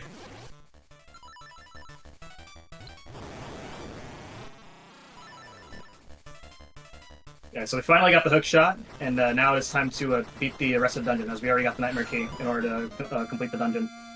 There is a bit of a... since we haven't seen this game since 2018 at this marathon, there is a bit of a new way to end the dungeon, which is called hookshot clipping. And it saves 3 seconds. And it looks really cool.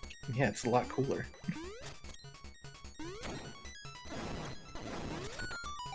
We're gonna hang a left here instead of going straight up into Just the like that. staircase. And I'm going to get hit by this upcoming Goomba, because I do not want Piece of Power for this boss. Man, this game is well made.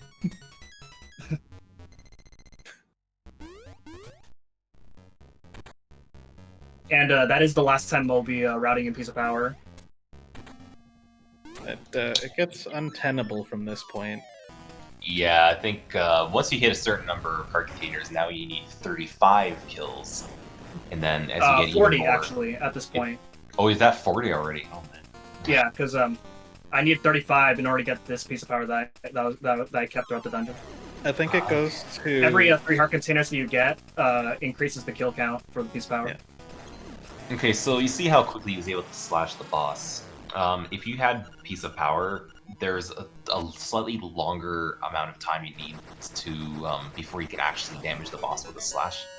And ideally, you want to get the boss done in 2 cycles, like 2 times of him leaving the wall. It is possible to do it with Piece of Power, but you have to have the boss coming out of a wall that's further from you, so that you have more time to do slashes. Yeah, And so way less that's consistent. just, it's random. Like, if he shows up in a close wall 2 times, then you have to 3 cycle the boss, and that loses a few seconds. Yeah. Okay, so we already completed the 6th dungeon, so we're gonna go to the 7th dungeon, and while we are making our way back to the mountain, there is time for donations. Excellent, thank you. I'd love to remind folks that we are coming up on both the Mini Ghost and the Landstalker, the Treasures of the King Knoll sessions. So be sure to get your donations for both the Dog Dungeon as well as the Mini Ghost upgrade to 100%. You can do !donate in chat, and any amount is super duper helpful.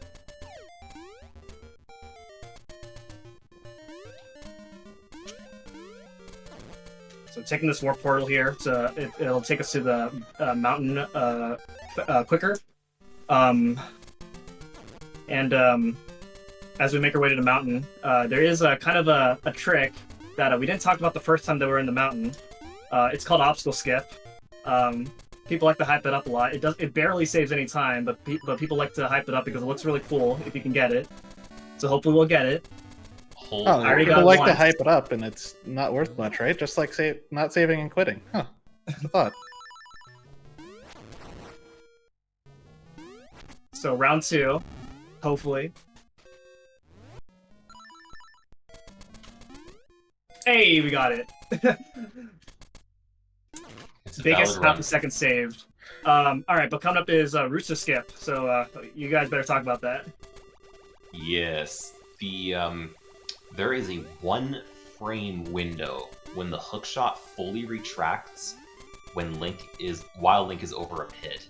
Where If Link I can- may, real quick, there's going to be menu buffering that's going to be like flashing. So if you're photosensitive, that's the thing. Thank you. We'll let folks know when it's okay to look back. Yeah, so there's. I'll be signing here.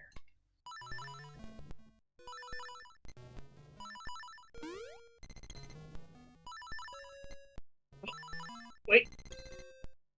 Okay, there we go. Woo! That was very close. But yeah, photosensitivity warning over. Yeah, we're good.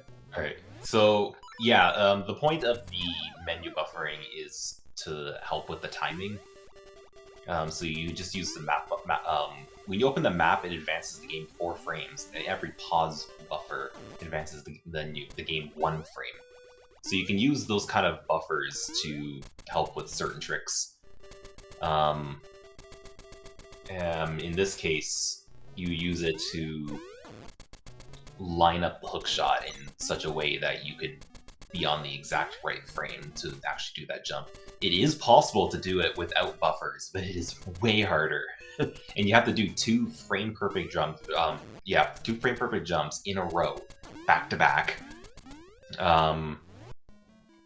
And if you fall, it's like a good 30 seconds or so to get back. Yeah, very punishing if you fail it. And the game runs at 1/60th of a frame per second. No, what is it? 60 frames per second. Yeah, That's oh, the phrase I'm man. looking for. Okay, so what I was trying to do there was I was trying to throw that rocket away to where Bao eats the cutscene right as I unlock the dungeon. I didn't get it that time. That's okay. Now we only lose just like 6 seconds. I'm trying to imagine a game that would run at 1/60th of a frame per second, and how Okay, wild so that this would is be. Eagle's Tower. It's a extremely broken dungeon. That super jump that I just did right there already skips half the dungeon. The rest of the half of the dungeon is going to be known as bomb triggers, because that's all we're Yeah. doing. You're supposed to use a big metal ball to knock down the pillars, but we have a different kind of ball. One with a fuse. We use 2 of them for each one. One for there. Actually, in this case, you can actually drop 2 bombs into the pit within 4 frames instead of just doing it at a transition. And that'll also work. Bombs This are my one, favorite method. gonna of blow that demolition. one up, and then within 4 frames he drops one into the pit. Yeah. And then coming up is another trick. Wasn't shown in my 2018 run. It's called Goomba Surf. So, Best name. yeah. So there's 2 Goombas. They both have a 1/4 chance at going to the direction that you want to go. So it adds up to being a 50-50 trick.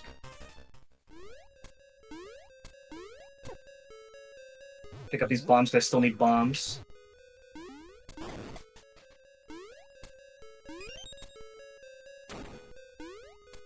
Come on. You're taking... Okay. From what I've been told, just don't wait. Alright, there we go.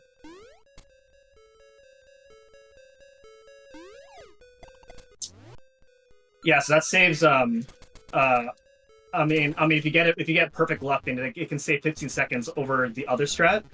But what I just did there still saved a little bit of time. And now come up is the Eagle fight. So it takes 3 bombs to defeat Eagle. So all I gotta do is just place 3 bombs at a specific time, like this.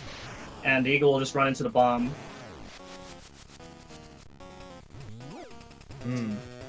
There is another strat in the save and quit categories where if you save and quit, then it sets up a glitch to where you can actually hit Eagle off screen.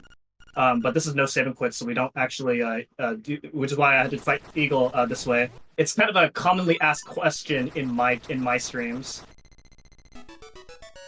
Yeah, there's something about like when Link moves onto certain screens. What I found was some of the warp screens with those warps that you see around will make it so Link cannot use the hook shot off the screen. So some categories you can route it out so you can avoid that, so you don't have to save and quit. Mm-hmm. Save and quit takes a few seconds. So now that I completed Dungeon 7, on our way to Dungeon 8, Mare will be captured, and unfortunately, one thing that people like to do for donations incentives for Link's Awakening is having an incentive to save Mare on the bridge, but we don't have that this time around, so we're gonna go for the faster option. Because that's like, it feels like 5 minutes. It's not quite that long, but it's pretty seconds. long. You lose a minute if you have to watch this cutscene. Yeah, but when you're speedrunning, 50 seconds feels like 5 minutes. 50 seconds feels like a short amount of time for me to hit the reset button.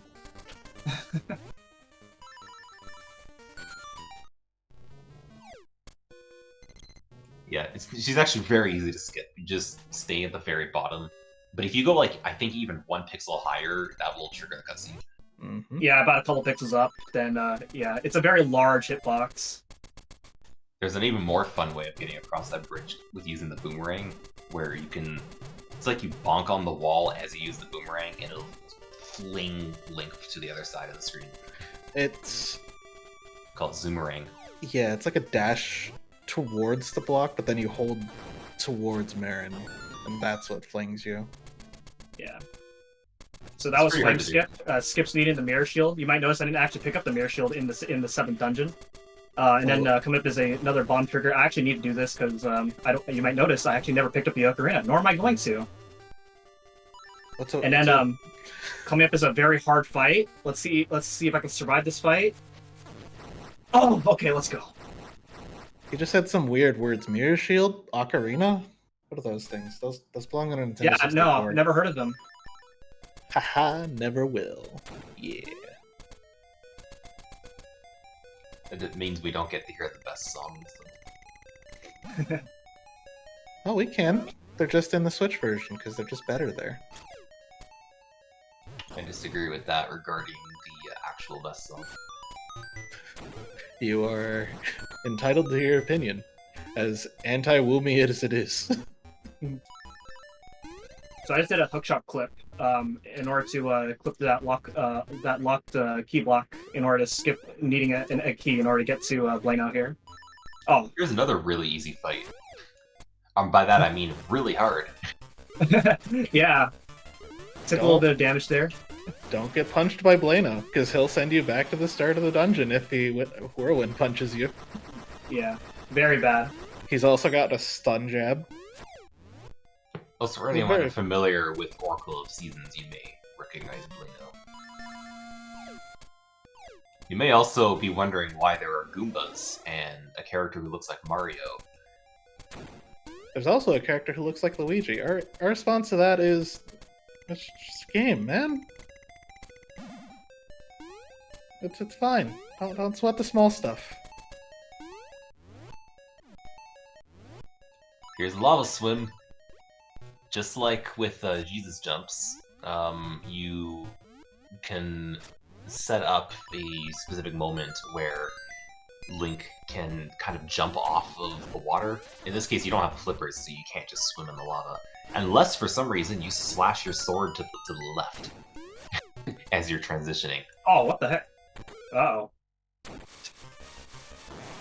And for whatever reason, Link can swim in the lava. Okay, there we go. Look, it's fine. It's comforting. There is also, I think, a few spots where you don't need to slash the sword. It's something about subpixels, I think. And slashing sets up your subpixels. This game has a lot of subpixels. So in this turn, there's 27 different combinations to go about with this room. This is one way. This is a very weird way.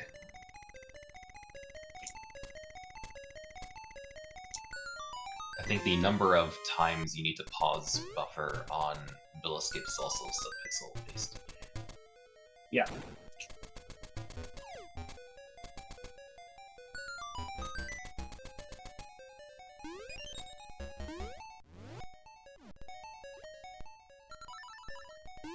So there's your Lava Jesus jump. And here's Hothead. Oh.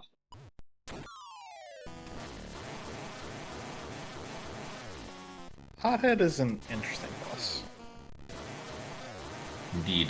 There's a couple of regions in the room where he just will not take damage.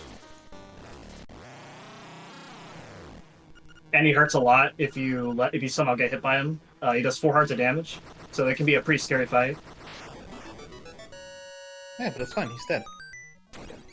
As he also will tell us, so is the rest of the island when we go wake up the Windfish. That's right. This game is Oh my actually like Undertale. We're committed. Oh my gosh, this is my first time baby. playing this game.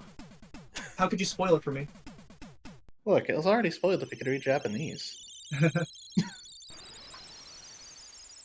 Alright, so all the dungeons are now completed. Now it's time to beat the game. You might be wondering how we're going to beat the game, because you might notice we never even did any of the training sequence, which is normally required in order to actually beat the game. And you'll see in a moment.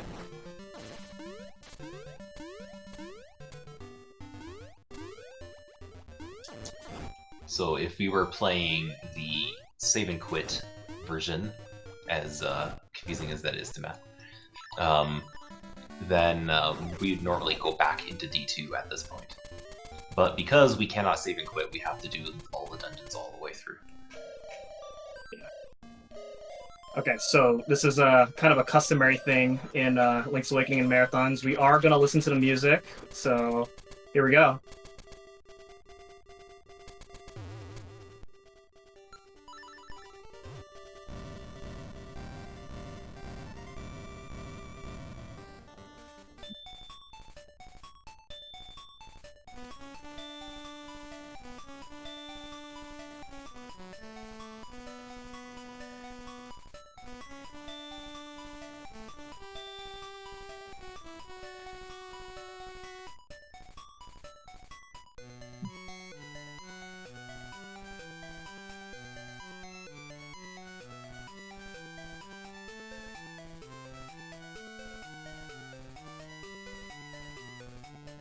Okay, so a lot to explain. So, go ahead and take it away, guys.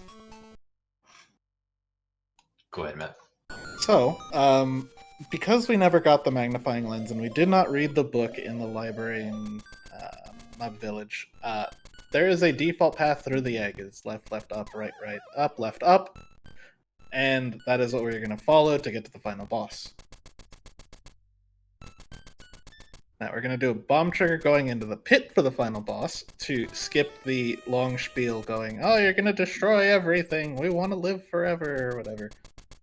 And also take away the music. take away the music, which is the Unfortunately. important part. It's unfortunate we don't get to hear the music, but it is very important that we do not have it, because music rolls RNG. So now we're And going to it's- position ourselves. Right, go ahead.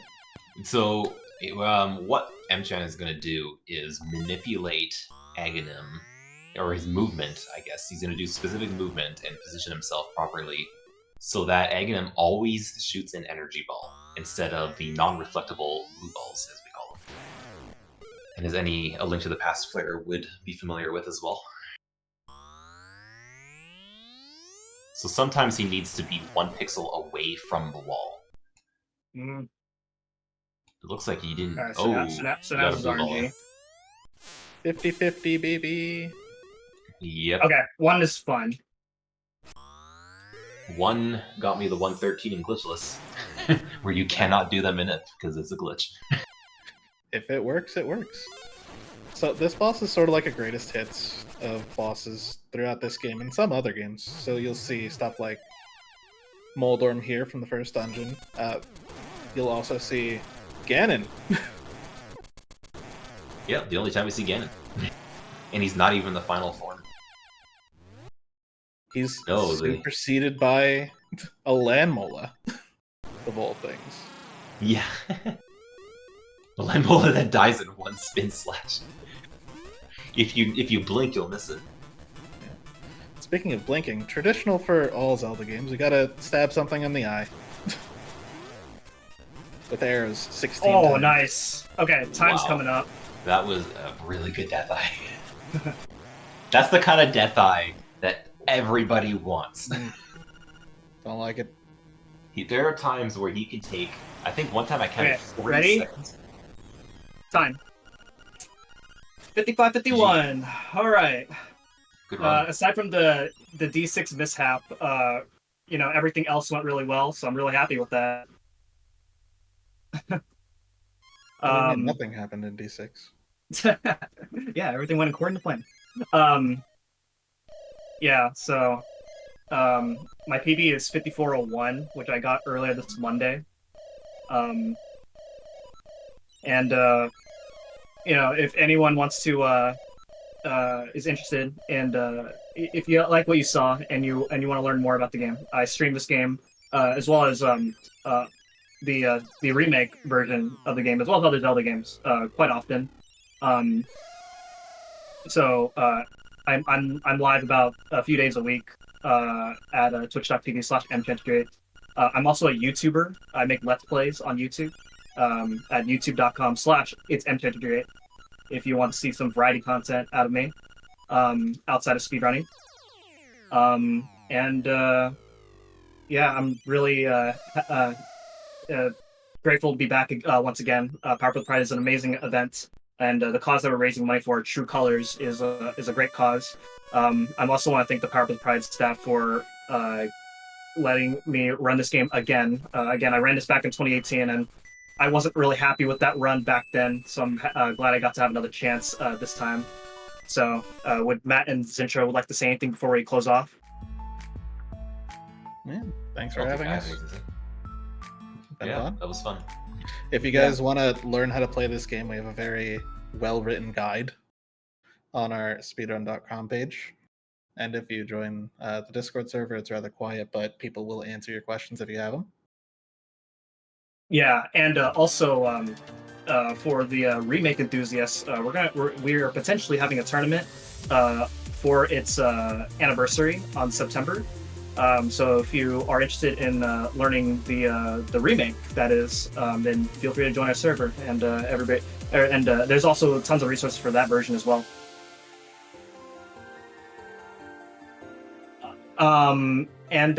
So I guess if there's nothing else, much else for us to say, then I guess that is it for us then, right? I think so. Thank you for the excellent run and commentary, folks.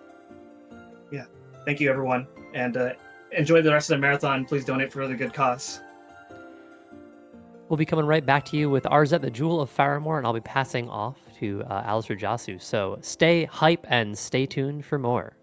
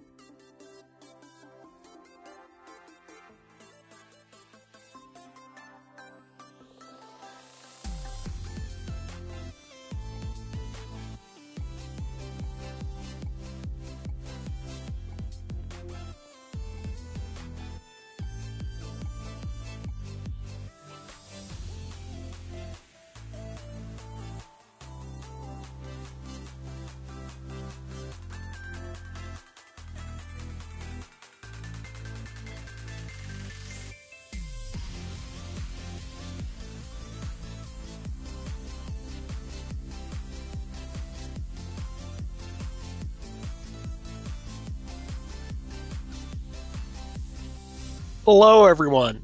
My name's Alice Rajasu. I'm going to be here for these next few runs. Once again, this is Power Up with Pride 2024, benefiting True Colors United. We have a bunch of fun stuff coming up. We have Arzette, Jewel of Faramore, which came out this year. It's a spiritual successor to Zelda's Adventure, if you're familiar with that. We will have Mini Ghost, which is an indie side-scrolling Metroidvania. We have an upgrade to 100% incentive for that one. Kind of getting close on that one. This next run is going to be pretty short, so we want to get that met. So get your donations in like now, so we can get that. We really want to see that 100% run. We're also going to have Landstalker, which is that was one of my favorite Sega Genesis games growing up.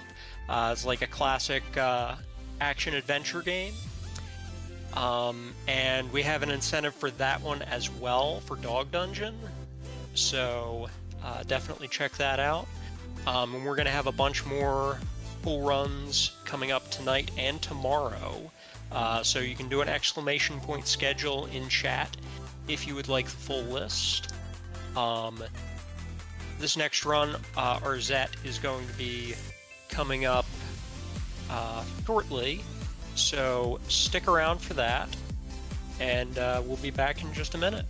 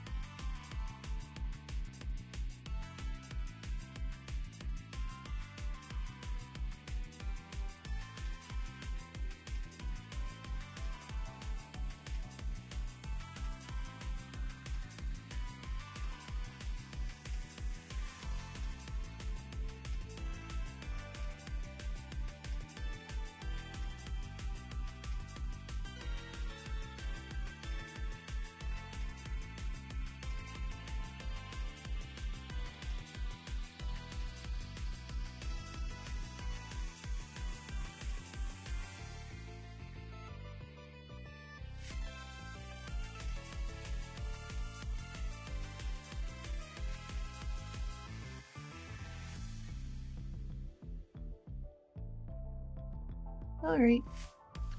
Hello, we're ready for our next run. So, without further ado, this is Arzette, the Jewel of Faramore, any percent casual, and running it we have Asuka424. Take it away. And I promise, Kinikunaku was a thing. This is an actual video game that's not completely off the rails. Not yet, at least. This is Arzette, the Jewel of Faramore. It's the spiritual successor to the wonderful CDI games that we know and love. Before we get into that, I do have one commentator that I would like them to introduce themselves. Hello, everyone. I'm Dangerous. I have never speedrun this game. I've never played this game, but I have learned enough of the run to be able to commentate all of the things that Asuka is going to be doing as she zippily wanders her way through the world of this game. Yeah, Dane's officially my emotional support commentator because this this is easily the hardest run that I will have ever shown at a marathon. So nerves are actually legit for once. So before we start, we are doing casual mode, something that Dopley, the developer of the game, added to this for speedrunners because shout out to Dopley. This is a passion project of his that he's just so wholesome. What you do is you hold the attack button right here and you'll see red text, I almost said red items, appear on top of the screen that says skip quest intros. That speeds things up for us because we don't like quests. So, I mean, it's pretty much a band-aid that I gotta rip off. You got this. All right. Dane, you ready? I'm ready as I'm ever gonna be. Let's do this. That's more ready than I am. All right, 3, 2, 1, go. And we're just gonna thanks. We're just gonna skip through some cutscenes, unfortunately. Nah, I don't want to defeat Dimer. That's it. Show's over. Go home, everybody. Isn't that the whole point of the run? Is to defeat Dimer? Yes. Oh well, then I watched the wrong run. I'm not prepared for this. Yeah, sorry about that. Anywho, welcome to Arzette. This is a fairly scary technical platformer that involves a lot of health management going on. It's you only get 3 hearts for the entirety of this run, which is the starter pack. And it's scary because later on in the game, there's going to be enemies that are doing 2 hearts of damage per shot. And yeah, so I'm going to die a lot faster. What? Yeah, there's points where she's going to be dying on purpose in order, we call tactical deaths, in order to be able to quick warp through certain areas a little bit faster, which saves a few seconds here and there. It's not a tremendous amount of time, but in a run this short, even seconds matter a lot. So. Yeah, and this coming up right here, this little jump, pretty innocuous, right? That is a dev intended sequence break. We should not be here right now. And this is actually one of those intentional deaths that you're about to see. Yeah. And this skips about two-thirds of the game, we'd say? A good chunk of it, at least. Yeah. So this wave gives us access to magic that we're not supposed to have for a very long time. But that allows us to, again, skip a good chunk of the game and just plow our way through. And we just hit that bomb right there, drop in. Now we're going to pick up a golden fly. It serves no purpose in this particular level, but 2 levels from now, that fly is going to come into handy. Because there are NPCs that we need to talk to, give them items to, and then they'll give us something in return. That fly is needed for a specific item in the swamp. I'd say it's one of my least favorite levels, but considering all these levels give me anxiety, it's fine. Fort Findula would like a word. No, we're not going to talk about that one right now. That is the scariest level of all. Yep. But, yeah, we're already in level 3. I think this is level 3, right? Mm-hmm. If I'm counting this correctly, yeah, we've already traversed through a bunch of this game, really, really quickly because Asuka is a pro at this. One thing you'll notice about the combat that she's doing, so when Arzette swings her sword while she's on the ground, she actually stops moving briefly while the swing is happening. But if you swing while you're in midair, you continue moving, which is good for keeping things going. Now, you're only paused for like the briefest of moments, so it's not like it's a humongous time loss if you have to swing your sword while on the ground, but it does speed things up a little bit. So whenever she can, she's going to time it so that she can attack an enemy while in midair, just like that. And that's how she's going to be able to move through things just a little bit faster here and there, which stacks up to a good amount of time as you go. Another thing you also notice is that because we did that sequence break and got the pink magic, that gave us the wave attack. That's where that suddenly came from out of nowhere. And the swamp. I'm either gonna mess this up or. You got this. Hey, there we go. Oh, it's not done yet. It's not done yet. That's the first big one, at least. Come on. There it is. Ooh, nice. Ooh. Yeah, so that looks simple. It's not. We don't know if it's pixel perfect or not, but oh golly gee, it feels like it. It looks like it too, honestly. Like my heart is racing on that one. Yeah, it doesn't look like a major jump. It just looks like you're jumping to a platform, but it is actually an extremely tight jump, and if you miss it, it's basically run over at that point. You lose too much time to really make it worthwhile. Again, in a run this short, little tiny mistakes can completely kill the run. Even ones that lose you only a couple seconds can be the death knell. Whew. You think, oh, this is the only scary thing that's in it. Nope. Nope. No. It gets way worse later. Wait till we get to Fort Findula and Dimer's Lair. You're gonna see some bonkers enemy density. It's pretty bad. I'm taking this very good. It's fine. So it's marathon safe is what we're gonna call it. So okay, come on. Arzette, please, thank you. I swear I'm not just dancing for my own health. Right now I'm going to grab these little booties, and those little booties you will see right now. Allow me to do this. We have double jump access. Yay. That would have been nice to have at the beginning of the swamp. Right? All right. Yeah, and one thing you'll notice is like she'll be throwing bombs. Bombs are actually like a really precious commodity in this run, and the way that you can actually cycle through things a little bit faster is to strike your bomb either with a melee attack or with the ranged wave attack from the pink magic after you've thrown it, and that will blow it up a little faster, which is saves a little bit of time. Yeah, I missed the fast cycle right there, but you know what? That's fine. Probably talking about the candles as well, since those are things. So the candles that she's been picking up are basically the boss keys for the game. Every boss requires a certain number of candles in order to gain access to them, and so we're kind of traveling through each world with the intention of collecting those candles. She also hit a switch there in order to drain the lava from the volcano, and that's how she's able to get down into this room to grab this candle right here. And then we quit back into the overworld to head into Snow World. I don't remember what the level's called, actually. Chillax Peaks. Chillax Peaks. There's some really weird names for all of these levels, so I can't remember what most of them are called. Yeah, that's fine. This is actually where we fight our first boss, and this is where one thing we haven't touched on was the ability to do, this guy scares me, that's fine, do double hits with our attacks. It's the thing with our wave ability and the sword. So basically what we think it is the wave makes the sword not be able to do damage aside from just a little tiny bit. Like you have to pretty much use the sword attack or use the wave attack and then instantly attack with the sword, and then you can do 2 hits. This next boss is the first example of that. That is our wonderful, wonderful girl Apatu, who's the bane of my existence because I'm not good at using the double attack on her. Meanwhile, she is a boss. Yeah, that pennant we just picked up is right there. So cool, we've already turned it in and moving on. Bombs? Nope. Well, that's unfortunate. Yeah, bomb drops are random, so you'll see those item bags kind of pop up throughout the run. Ideally, we'd be getting. Come on. Oh yes! Oh, nice! So that is ideal. That is the ideal boss fight you want to see. She got the double hit both times and was able to finish that fight in record time. So very, very excellent.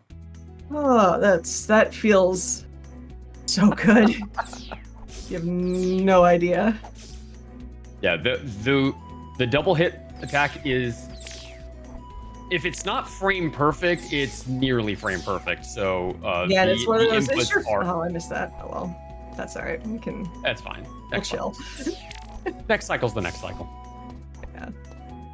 It's also it's one thing. A nearly frame perfect skip. Sorry, was saying? Oh no, it's fine. In this game, if like you fall in the water or some type of hazard, lava, whatnot, you get to try again, and then you have to go back either to the checkpoint at the beginning of the game, or not the beginning of the game, excuse me, the beginning of the level, if you didn't pick up a checkpoint because you're speedrunning it. Hint, hint, wink, wink, nudge, nudge. There's back to times. the beginning of the game would be rough. Oh god, I would cry. I would cry many tears. Many, many tears.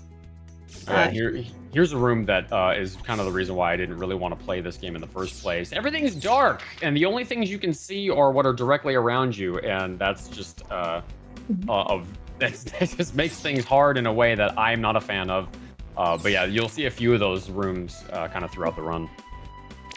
Yeah, what we've picked up right there is the blue magic. So if you look at the upper left-hand side of my screen, or corner of my screen, you'll see a blue ribbon. That allows me now to access the blue walls. And if you'll give me a quick second, I'll get out of that room. And looking at that top of the screen, I can switch now between red and blue. So eventually we get purple because blue and red, shockingly, form purple. That can't possibly be true. Right? Oh, I still got hit. Rip. Hey, can someone in chat confirm that red and blue make purple? Can someone in chat confirm that? Because I'm not sure I believe that. Anyways, we're getting the flute here. What does that do? It opens up these green flute barriers that we don't really care about, save for like 2 areas of the game. 2 or 3 areas of the game. It's fine. Yep. But this next part, is the scary portion of the run. Someone in chat said I thought it made blurple. Yes, it makes blurple. Can confirm. So this is the hardest room in the game, probably. It's the hardest dungeon. Yeah, level. Yeah, the hardest dungeon, but like that room in particular is probably the hardest one, aside from maybe Dimer's Lair. Nope. Later on. Oh, is there another one later on? Yeah. Overall, Fort Vindula is the hardest dungeon. That's where we are now. So you'll notice how the enemy saturation has gone up considerably in this part, and it's only going to get worse from here. And as a reminder, we're playing on casual. This is casual mode, and yet here we are with just enemies in every corner of the screen at all times. It's this room. Yep. Yeah, so she is going to take an intentional death in here in order to quick warp back to.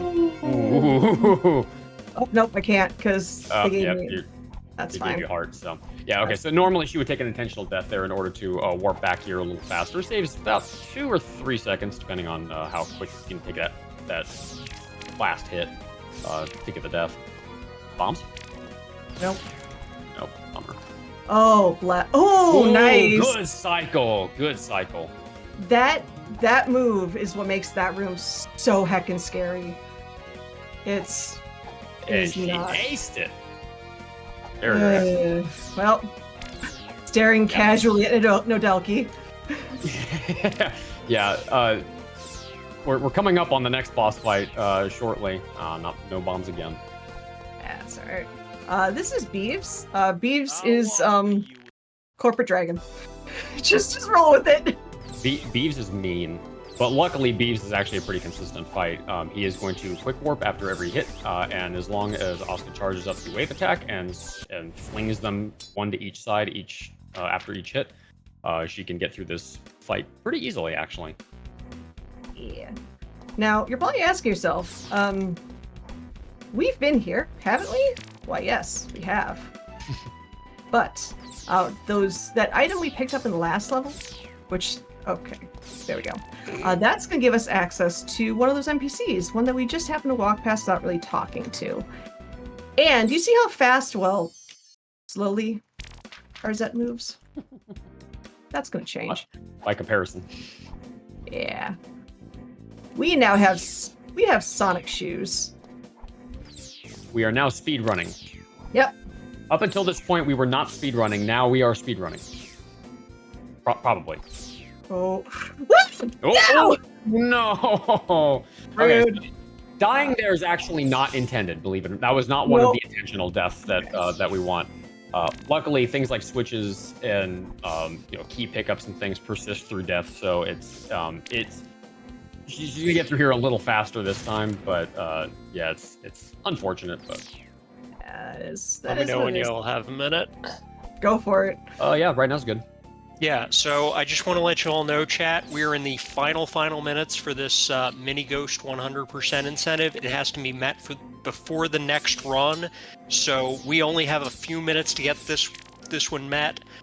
We are like most of the way there, but hit !donate if you want to see that. Like, get your donations in now, because we're going to need to see that soon.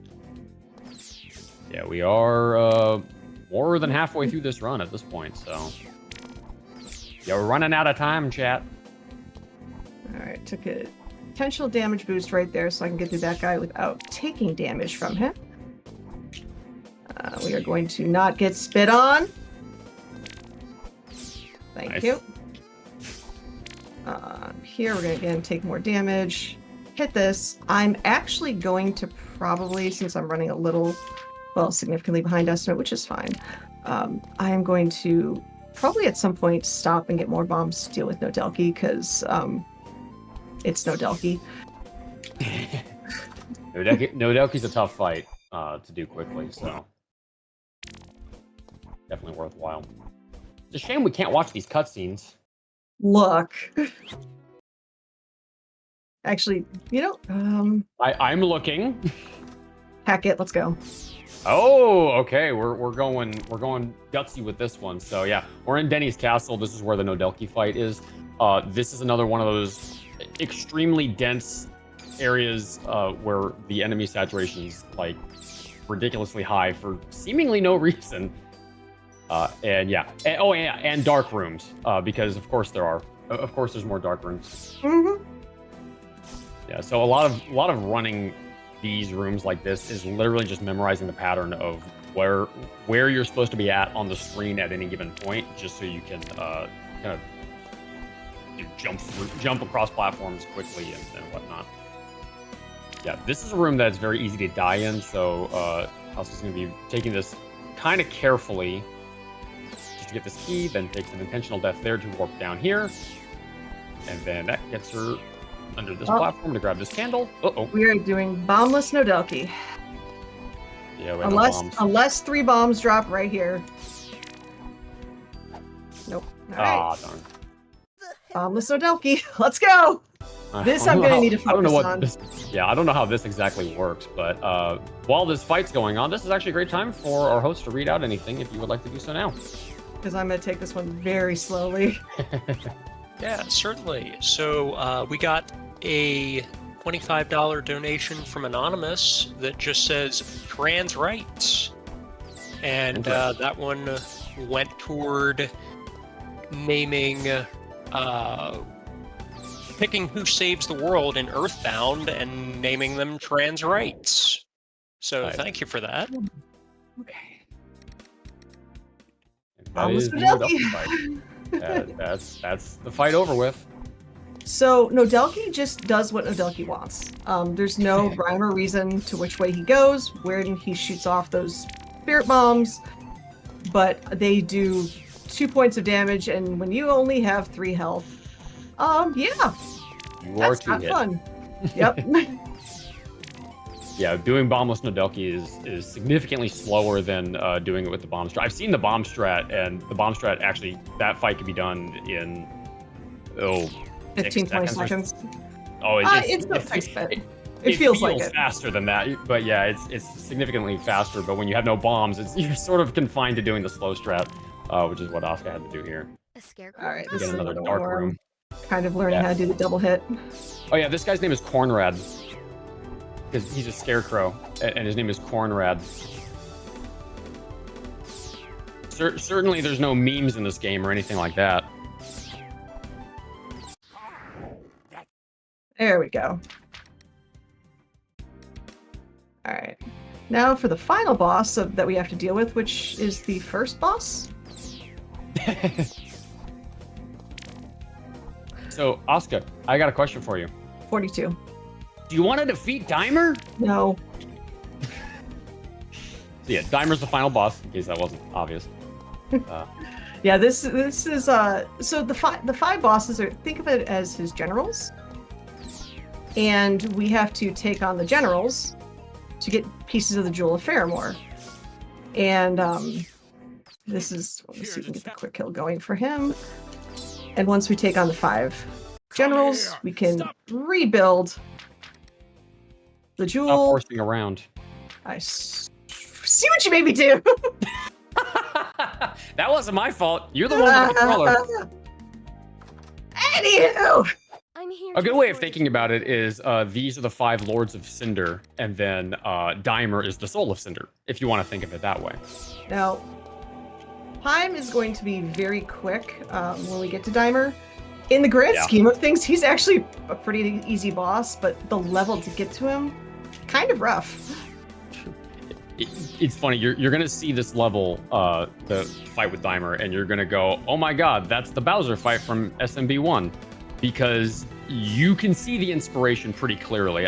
We'll point it out when we get there, but yeah, when we get to that room, be ready on the timer because it's gonna go quick. Yeah, by the way, this is Dimer's lair, and this is what I mean about enemy density. Look at it! It's outrageous! That spear likes to be a butt. I'm just gonna throw that out there. Oh! Oh, I hit you again. Good grief. Coming in clutch with that one. All right. All right, time is coming up at the end of this room because this is the fight with Dimer. It's a big platforming puzzle where you have to avoid these projectiles. I charged my sword, so I was like, yep, my timing's off. That's fine. And that is time. Time. GG. Oh. GG. You can see how stressful this run is. 2 seconds below estimate. Woo! It's like my PB is like an 1830 some now. I have to update things, but yeah, that is a very stressful, really fun run, and I'm so glad. I'm so glad I got the hard things on the first try and the easy things not on the first try, because that's that's the big important part. Typical marathon stuff. But I'm skipping through those cutscenes because I was requested to show something very quickly. So while this is playing, I'm going to show off my favorite NPC.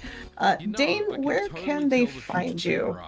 Nope, this is your run. Everybody go follow Asuka, twitch.tv/Asuka424. She speedruns silly games like this, and you should absolutally go watch her because she is awesome. And I also think you should follow my commentator, Dangerous, twitch.tv/Dangerous. Dangerous runs legitimate games. Yes, but I also run Leaf Blower Man, so here we are. You're welcome for that. But yeah, Joe's just chilling in a volcano. But yeah, the many faces of evil. I love this. But will, do you know if a hero will come? Should we find out? Will one? Will a hero come? Should we save it? Yeah, let's see what he has to say. Mistakes were made.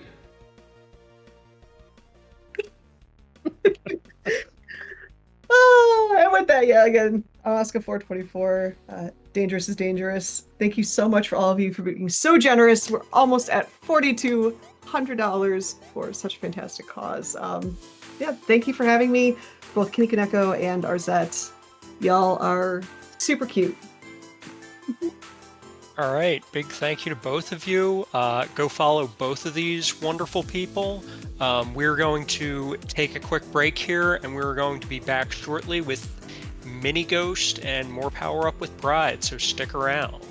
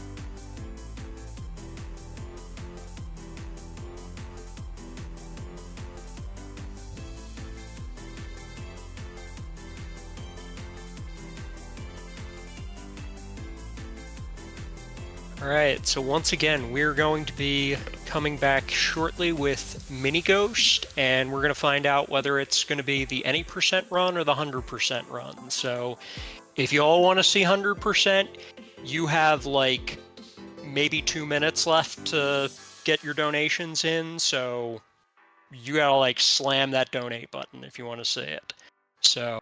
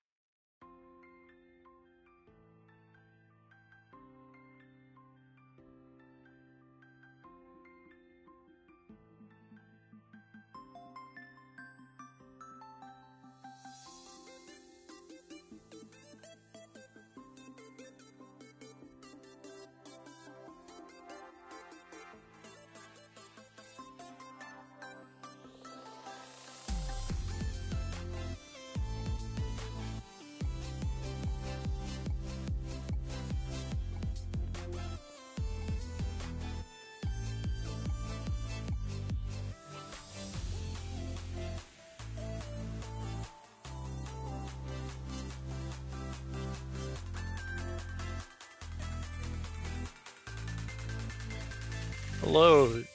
The next run, Mini Ghost, is going to be on shortly, but before that, we did get a $10 donation from Cece. saying less than 3. Thank you for that donation. That donation went toward the 100%, and it went toward naming Paula in Earthbound Samus. So that's very cool. Thank you for that.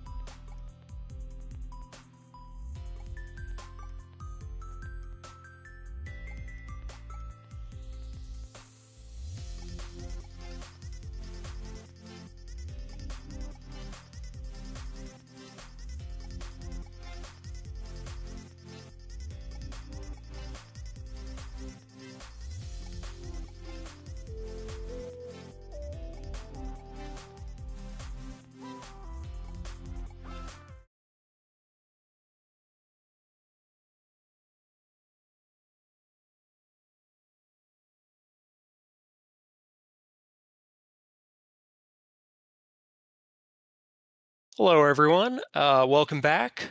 We do have our next runner here. This is going to be Nick RP Green with Mini Ghost, any percent. Take it away. Thank you very much. Hello, everyone. My name is Nick RP Green. I'm probably more known as a Metal Gear speedrunner, but I also run a couple of games in the Unepic series. There's a series of games made by Unepic Fran, who since this game turned his little development team into Unepic Games. They've recently released a brand new game called Pampus and Celine: The Maze of Demons. Before that, they released a game called Unmetal, which I am also the world record holder for, and it's like one of the main games that I speedrun. Before that, they made this. This is Mini Ghost. It is a prequel to the game that they made before this, Ghost 1.0. Which is a Metroidvania. The Ghost 1.0 kind of feels a bit like an old Flash game. But Mini Ghost harks all the way back to sort of MSX NES style of games. A trope that Unepic Fran is a big fan of. He does tend to make his games for the MSX first, and then he'll port them to PC. So this is a PC version of Mini Ghost. So we're going to get started. Oh, and one little neat thing that I did want to mention before we get started is the game has a character editor.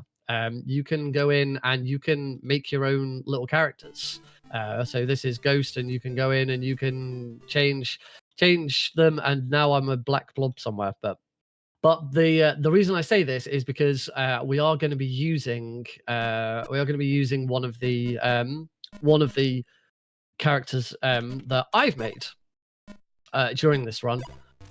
So if we hopefully it should still be loaded, but we'll see in a second. To celebrate the release of Pampus and Celine, I put Celine from that game into Mini Ghost. So hopefully, if this is saved, that's who we should be playing as. The main gist of the story is Ghost's boss here has decided to infect one of his client's computers on a space station with a virus, because then his client will come to him and ask him to send someone in to repair it, and they can get paid for it. So that's what we're going to do. We are being sent in to fix a virus and destroy a computer that our own boss has infected for the money. It's all very, very corporate hush-hush kind of stuff. And we are going to get started in 3, 2, 1, go! Okie dokie. So unfortunately, the character thing didn't save over. This is Ghost and not Celine, so never mind. It was a nice thought. But this is this is Mini Ghost, and as you can see, very sort of MSX style graphics for this kind of Metroidvania game. It's a lovely little game. I'd highly recommend anyone pick it up. We're doing the any percent run, so this is going to be a very whistle stop tour through the game. As with most Metroidvanias, it is a maze, and we are going to be running around trying to find a couple of upgrades and make our way through a few bosses. The route through the game is fairly simple. To reach the final boss, the computer, we must reach Zone 4. To reach Zone 4, we need the Zone 4 key card. To get the Zone 4 key card, we need to be in Zone 3, which we need the Zone 3 key card, which we find in Zone 2, and we find the Zone 2 key card in Zone 1. And we find the Zone 1 key card just in the overworld. So we're going to go and get that card in just a second. Next item, we're getting a callback button. This allows me to return to the very first screen at any point that we like, which is very important. We will be going backwards and forwards quite a lot. We're collecting cubes, these little gold squares that sometimes appear when we shoot enemies. None of those enemies then had one. Neither is that one. I'm going to go grab an item from this shop. So cubes are currency, and we don't need every single upgrade. So there's card 1. There's some cubes in that box. I'm going to go back to the start. We don't need every single upgrade. There are some mandatory upgrades, and there is a couple of upgrades that we get in the any % run anyway, because otherwise the game would be impossibly difficult. We're now into the dark room. Later on in the run, later on in the game, sorry, you would be able to collect some thermal goggles so that you can see in the dark. We don't collect those in the any % run. Obviously, we do in the 100% run. But in any %, we know our way around the dark room. We know where we're going, and we're going to get a very special item early, which is in this box here. It's called the piggy bank, and it now means that every time I level up, you can see I've got an XP bar at the top. I will now be given 20 cubes, and that is actually going to be the main way we grab cubes in this game, as well as grabbing them individually if we find them, and from some boxes. So it's a random chance for boxes to contain 1 cube, and it is a random chance for enemies that are killed to either drop 1 cube or to drop a sub-weapon. There are some boxes that will always drop 5 cubes. So I'll be going out of my way to get those ones. Because right now I am trying to get towards 60 cubes for our one and only protection upgrade. You can see that my health bar at the top has got a load of red X's across it. Every protection upgrade upgrades my max health just that little bit more. Which is really... we only get 1 in any %. Without it, the final boss would be extraordinarily difficult. And it is kind of on the way through. We don't really have to go out of our way to get this 1 protection upgrade. But that is 60 cubes, so I'm doing pretty well with that. This is one of the things you have to deal with in the run. There is the RNG of whether you get cubes in good places, and also whether you get drops of sub-weapons. Now that I've got all the cubes I need, I'm hoping, there we go, there's one. I'm hoping that the enemies that I'm killing now are going to drop sub-weapons. Every enemy always has a specific sub-weapon to drop. More often than not, it is the weapon that they use. So here, I'm hoping that these little jetpack guys, and rocketeers, drop a rocket for me. You can only carry 3 at any one time, so I'm hoping to get 3, because we are coming up to the first boss. So hoping that both of these will drop one. I will try and get them. Yep, there's 2. Come on, RNG, be nice to me. Only 2. Oh well, it's not a problem. Two's absolutely fine. If I'd had 1, then I'd be a little more scared. But two's absolutely fine. Just before we go to the boss, we're going to find the mine detector. That unsurprisingly helps you detect mines. So here's the first boss. Going to fire a couple of missiles at it, and then just start shooting it. We just take the damage from its laser, and there is the first boss defeated. And as I said before, we get the next key card every time we defeat a boss. So now we can go back to the start. As we are in a marathon run, we are going to play it safe and just refill my HP. If you were doing a PB run at the health I'm at the moment, you'd probably get away with not coming in here and healing up. But as I say, because it's a marathon run, it's always safer just to get some health. Right, so now we make our way through to zone number 2. And zone number 2 is going to introduce the other sub-weapon that I'll be using throughout the run. You can see I've picked up another one from these little things that are rolling around on the floor. We don't really need this one. There's only one more that's really useful, and it's going to kind of carry the rest of the game. Thanks to that mine detector, we can see these mines. To be honest, it's the one thing from the any percent run that if I was really trying to scrape some more time, I would probably try and cut the mine detector and just learn where those mines are.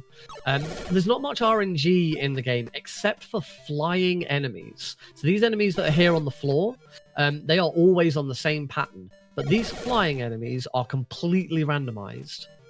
And that is the same for every flying or non-flying enemy. It's just one of the quirks of the game.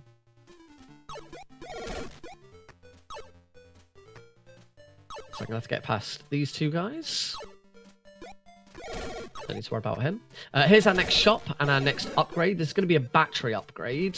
The battery upgrades allow me to carry more cubes. You can see I can currently carry 80 cubes, and now I can carry 120 cubes. That is necessary for the run. There is an upgrade I do need later called Sniper, which extends my range. Means I can actually hit the final boss. That upgrade costs 100 cubes, so we do need to have at least had 2 upgrades before the end of the run. These are the lasers, and these are the sub weapons that we really want the most. The laser is absolutely broken, particularly against bosses. So I'm going to hopefully grab 3 of those. For the next 2 bosses, we only actually need 2 to defeat them, but it's always if I can get 3, it means I've already got 1 ready, considering it's RNG as to whether an enemy's going to drop 1. That's 2. Take a little bump from that guy. I'm going to wait for that laser there. There we go, that's 3 lasers. Very nice. We'll make our way into boss number 2. Now, if you thought boss number 1 was quick, don't blink.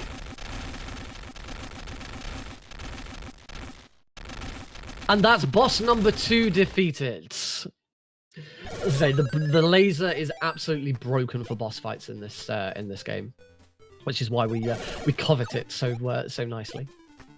On to zone 3.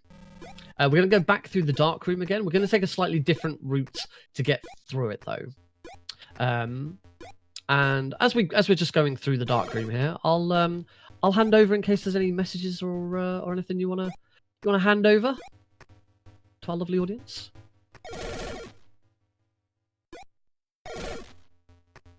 Yeah, so you're watching Power Up with Pride 2024 running all weekend. We have raised $4,209 for True Colors United, and just as importantly, we're having fun. If you missed any runs in the marathon so far, you can find them uploaded on the marathon on our YouTube channel, and you can also come hang with us on our Discord. If you'd like to see more, !social in chat. Play. Great timing. We are now approaching zone number 3. So the zone 3 boss has got a bit of annoying RNG, but we should be able to deal with it. We'll just make our way through. One thing I haven't touched on at the moment is shooting. You may notice that I'm shooting incredibly quickly during the run. The game doesn't have any sort of throttle for how quickly you can shoot. You can basically shoot as quickly as you can push the button. As speedrunners, that is very detrimental to one's hands and thumb. I am approaching 35 years old, and at 35, I do not want RSI. So we do allow turbo in Mini Ghost. It's very easy to set up with Steam input. So yes, I do have turbo enabled on the fire button only. You may also notice that a lot of the time when I'm shooting, I jump up in the air, and that's because normally Ghost can only shoot whilst she can only move and shoot whilst jumping. If you are walking on the floor and start shooting, she will stand still. There is an upgrade called multitasking that does allow you to move and shoot, but we skipped that one. It used to be part of the any percent run. It was one of the things I dropped when I first got into the game, and helped me get the world record the first time. So that was boss number 3. Very fast boss. That was really nice actually. Still doing pretty well on health, so I don't need to worry about going and getting any more health. So we're gonna start preparing for the final boss. The final boss is in Zone 4. We're not heading there just yet, though. We've got an upgrade to get, which is technically a secret upgrade. It's in a secret area, but it is required for the game. So it's a bit weird that there is a secret item that is required. But it's going to be behind a door that we haven't been through yet. We came over here all the way at the start of the game. I'm going to pop into here. And you'll notice there is a key card 4 door. This isn't Zone 4. This is just an extra door to this secret area. We've got this. We've got a little mini boss, which luckily we can completely ignore. I'm just going to do a quick save here, just in case, because this can easily go wrong. I'm going to just take a hit from him. There we go. Completely ignore him. Grab atomic power and be on our way. Atomic power is a shield breaking item. It means that all of my shots will now break the shield on the final boss. It is required. You cannot damage the final boss unless you grab that upgrade. So we're going to go into the dark room one last time. Same route as the previous one.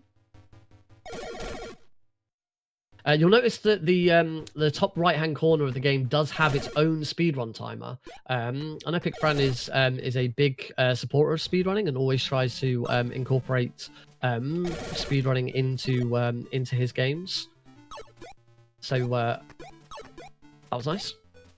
So yeah, it's really nice running any of the games in the Unepic series because they are, as I say, so supportive of speedrunning. In fact, the latest release, Pampus and Celine, The Maze of Demons, I am actually in the credits for the game as one of the game's speedrun consultants, mainly because I wrote the auto splitter for it. I did also write the auto splitter for this game, but I wrote the auto splitter for this long after this game came out. So yeah, they're a really nice bunch of devs to work with and do speedrun stuff with. So we're now deep into Zone 4. I already have all the cubes I need. We have got one last upgrade to get. The main thing at the moment now is damage mitigation. I want to have as much health as possible. This is the maximum amount of health I'm going to have for the entire run. So I'd rather not lose too much of it before we reach the final boss. There was another upgrade I found on the floor, though, that's called Leaf. Leaf means every time I level up, I will now heal 2 bits of health instead of 1, which is a really nice sort of end game bit of help. So as we go towards the end here, I'm going to be killing as many enemies that aren't too out of the way. Because obviously, the more enemies I kill, the more XP I get, and the quicker I can get my health back. Just continue to make my way through Zone 4. Kill that dinosaur. Don't quite know why there's a dinosaur on a spaceship, but there you go. There'll be Doctor Who fans screaming at me. Dinosaurs can be on spaceships. Gonna do a quick save there. Luckily, quick saving and quick loading doesn't affect the speedrun timer. It continues to run regardless. So that's really handy. Oh, I'm glad I quick saved. So as we go into these rooms, you can only oh, that was bad. You can only quick save if there are no enemies and no projectiles left on the room, in the room. And these next few rooms, not only are they quite nasty because of the lava on the floor, I also want to make sure that I've got plenty of. Oh, that's fine. I also want to make sure that I've got my 3 lasers. I've got 2 right now, so that's fine. But if at any point, there we go. There's 3 lasers, so I could do with saving it now to make sure that I've got those 3 lasers locked in. There would have been a 4th. That's. Oh, there we go. That's why we save. Because this whole area is very treacherous. As I said before, the flying enemy that's appearing in this area, he is completely random as to where he appears. I really want him to appear in a location where I can shoot him. There we go. Because now we can save. We've got 3 lasers. So that is now locked in for the final boss. That's really helpful. Keep moving on. This is a fairly easy room. Don't need to worry about saving in here. Wait for the Rocketeer. We are very, very rapidly approaching the final boss now. I'm gonna save. Oh no, I can't save it here.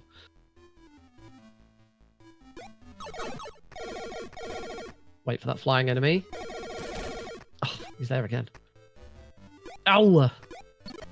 Again, really want to save it because there is a big drop here, and I really don't want to lose a bunch of time unnecessarily, like that.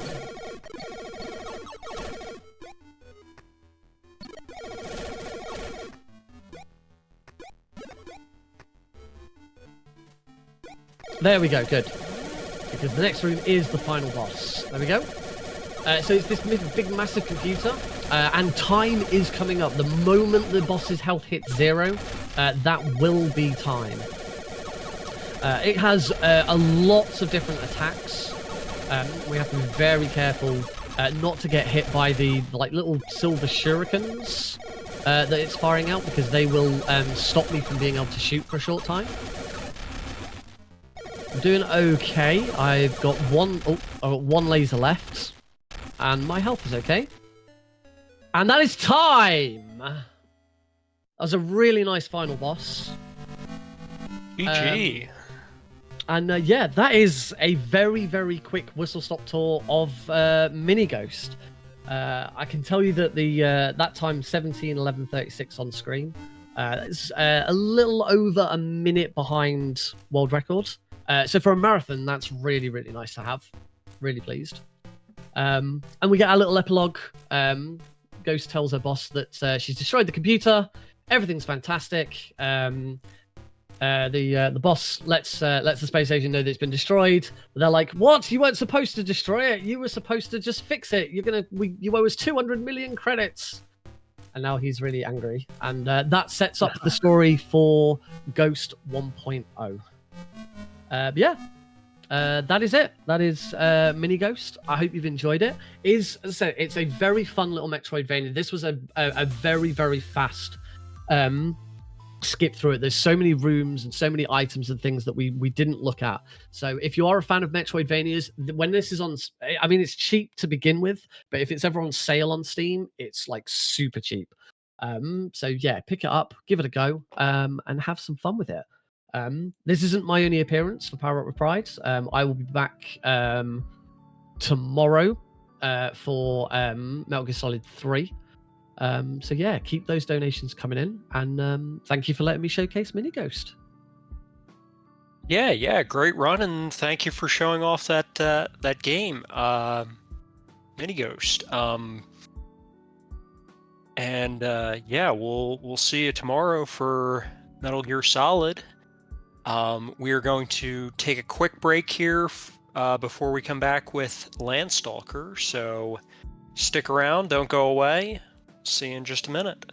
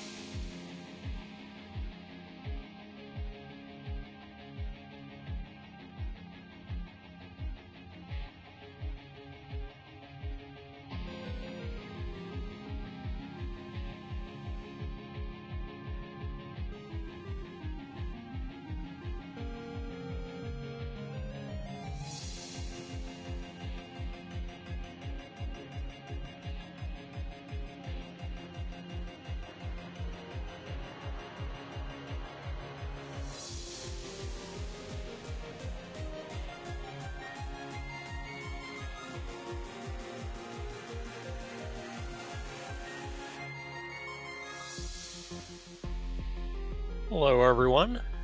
If you're just joining us, once again, I am Alice Rajasu. This is Power Up with Pride 2024.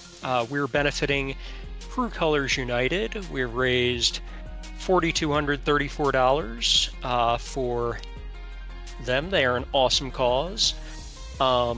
We did just get a donation that came in from Scala Kitty. It's $25 saying, I need more animals in this marathon. Here's to the Doggo Dungeon. So yeah, that went toward Dog Dungeon, which is in this run coming up next, Landstalker. And we're over halfway there, but we will have to meet that incentive like fairly early on in this next run. So you don't have too much time. You have a little bit of time, but not very much. So if you want to see doggos, then donate. Like maybe you don't. Maybe you just hate dogs or something. But if you like dogs, then you should donate, because there's a dog dungeon, and you get to play as a dog. And like, do I need to say more? Dog dungeon. Go donate. Be back in a minute.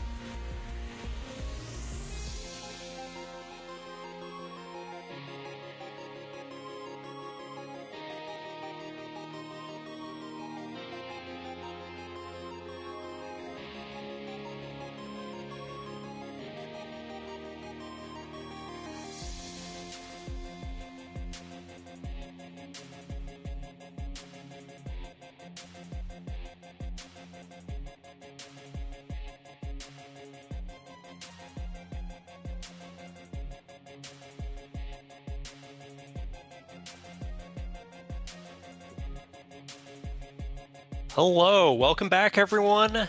We got an exciting run coming up for you. We got Landstalker. We did just get a $10 donation from Anonymous saying, Dog Dungeon, I'm donating. You can too, chat. So, you know what to do. So this is going to be Landstalker with Lady Ariana. Ari, go ahead. Thank you so much, Alice. And hello, and welcome to Power Up with Pride. My name's Lady Ariana. You might remember me from such speedruns as Alf and Alf 2 Kitten Cooking Catastrophe. We're going to run Landstalker today, which has no relevance to Alf, but it may remind you of some other games out there. With me, I have my wonderful friend and co-commentator, Poorly Drawn Bees. I swear I could get your name right one of these days, Emily. Say hello. Those are all very common words. I am hurt, but also, hey, I'm happy to be Bees here. Bees is not that common. Can't be right. But yes, I'm excited to be here today as well. This game is Landstalker. This is where you give us money and you get to see a dog. That is a hint, by the way. Feel free to hit that donate page. Yeah, so basically, as soon as I start, you got like 30 minutes before I need to cut off for Dog Dungeon. So get those donations, and you don't want to miss Dog Dungeon. I also want to do Dog Dungeon because, hey, as a little secret to everybody, if you donate for Dog Dungeon, you get bonus Tree Dungeon too, and I'll explain that one at some point as well. So, but yeah, without further ado, Emily, you ready? I'm ready. All right, let's kick this thing in 5, 4, 3, 2, 1. Let's go. All right, so this is the most insane part of the speed run. We are starting with a 3.5-minute cutscene, baby. Let's go. 3.5 minutes, and yeah, this game definitely inspired some other games that you might recognize. You know, blonde elf with who wears green, has a sword. Can you think of anybody at all that resembles this? Nope. No, I can't link that one up to me. I just don't know. So yes, this is Landstalker, a game directly inspired by Newtopia, but it did inspire other great games like The Legend of Zelda, especially, you know, the original Legend of Zelda, and I'll explain that one why as well. And yes, you may be wondering, well, this game came out in '93, Zelda came out in '87. How did that inspire Zelda? It's like, hey, if Marty McFly can go back to 1955 and inspire Chuck Berry to sing Johnny Be Good, this works. You know what doesn't work? You know what doesn't work? The name of the protagonist in this game. I know, yes. It's been 30 seconds. I need to... What is the name of the protagonist in this game? It's Nigel. Okay. Except I played the Japanese version, which I think is technically Lyle. Which, Lyle, if any Fantasy Star 3 fans out there, we don't like Lyle. Okay, there's Lyle and in Japanese. Ryle. So they couldn't agree on the name. Lyle, yeah, it is what it is. Right. Anyways, Nigel is a treasure hunter.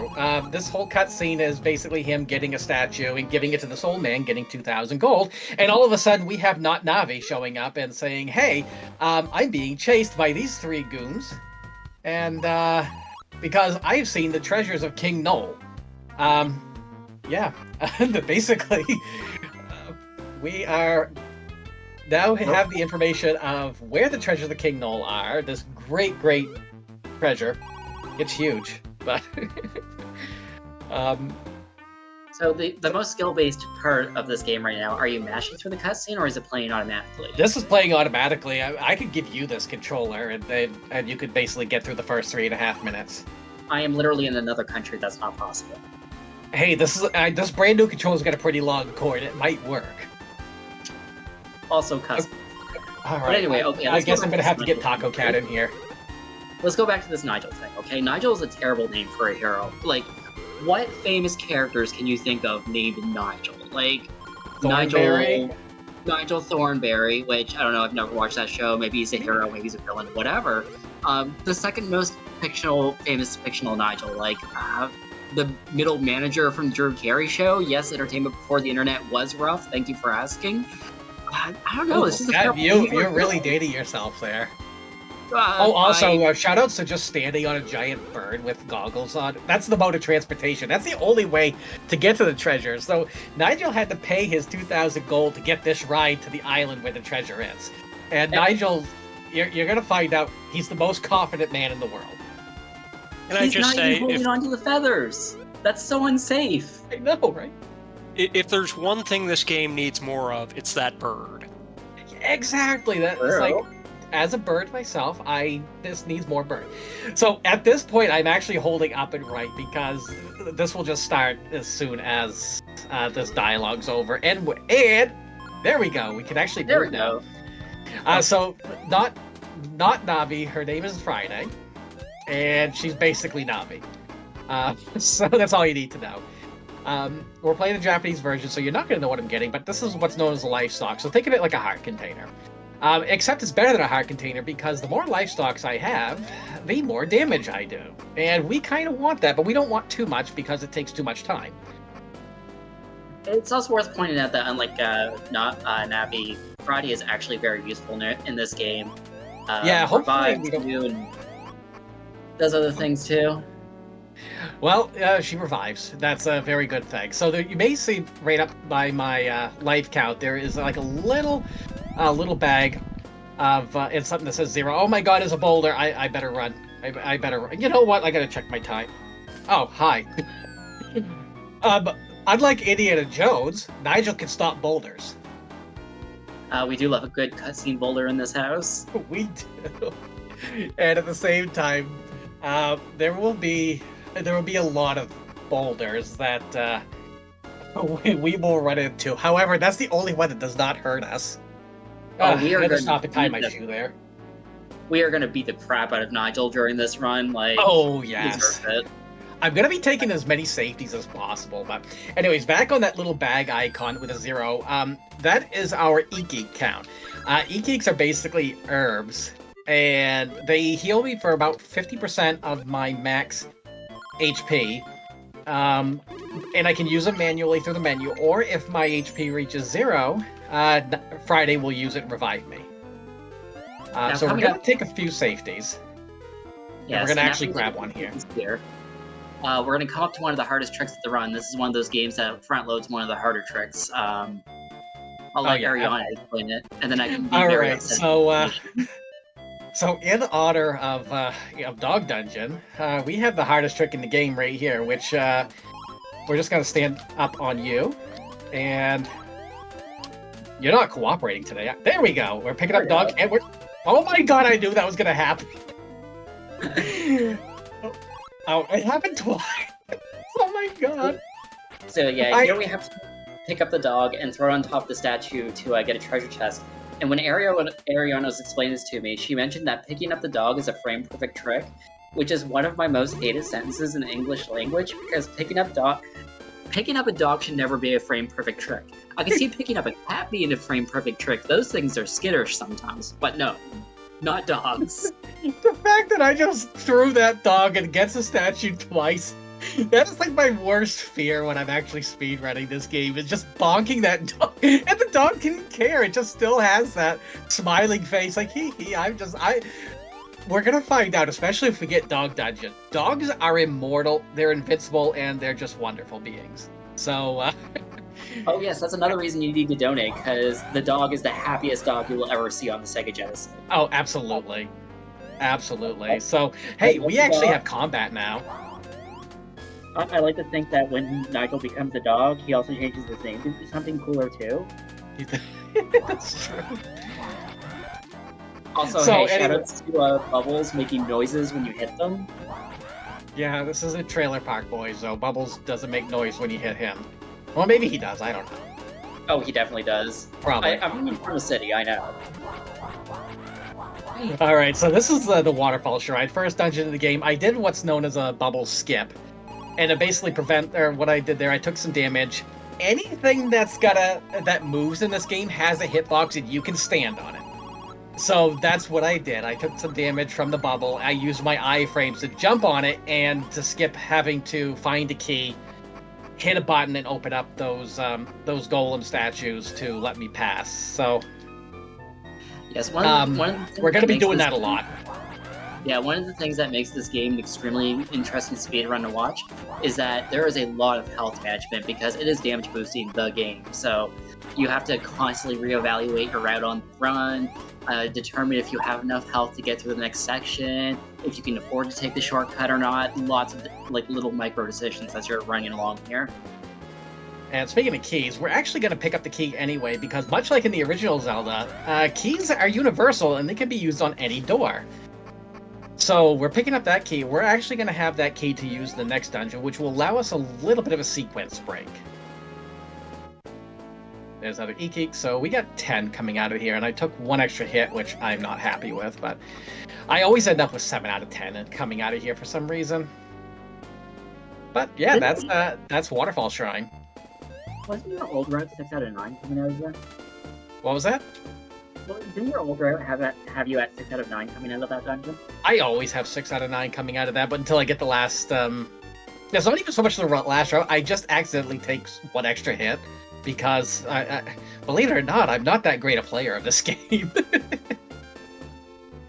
You're only number 3 in the leaderboard. Yeah, 3 out of 7, which I suppose is still an accomplishment. Anyways, we have to come back here, and the mayor, who also looks like the guard, they're cousins, I think, basically just said, yeah, the neighboring tribe just came in and kidnapped my daughter, and the guard just stood there and did nothing about it. So, can you go rescue her? It's like, we're treasure hunter, we're not hero. And you gotta keep that in mind, too, is that Nigel, he doesn't care. So, and that'll become obvious when we get to Verla. So I'm killing Bubbles and anything here for 2 reasons. I do need some gold, because I do need to buy 3 livestocks in the game. Also, there are some enemies that will actually drop E-gates. And especially in the early game, I'm going to probably need as many as I can. Especially for safety. And I'll probably actually pick up a couple safety ones. Just because. How many livestocks do you usually wind up with at the end of a run?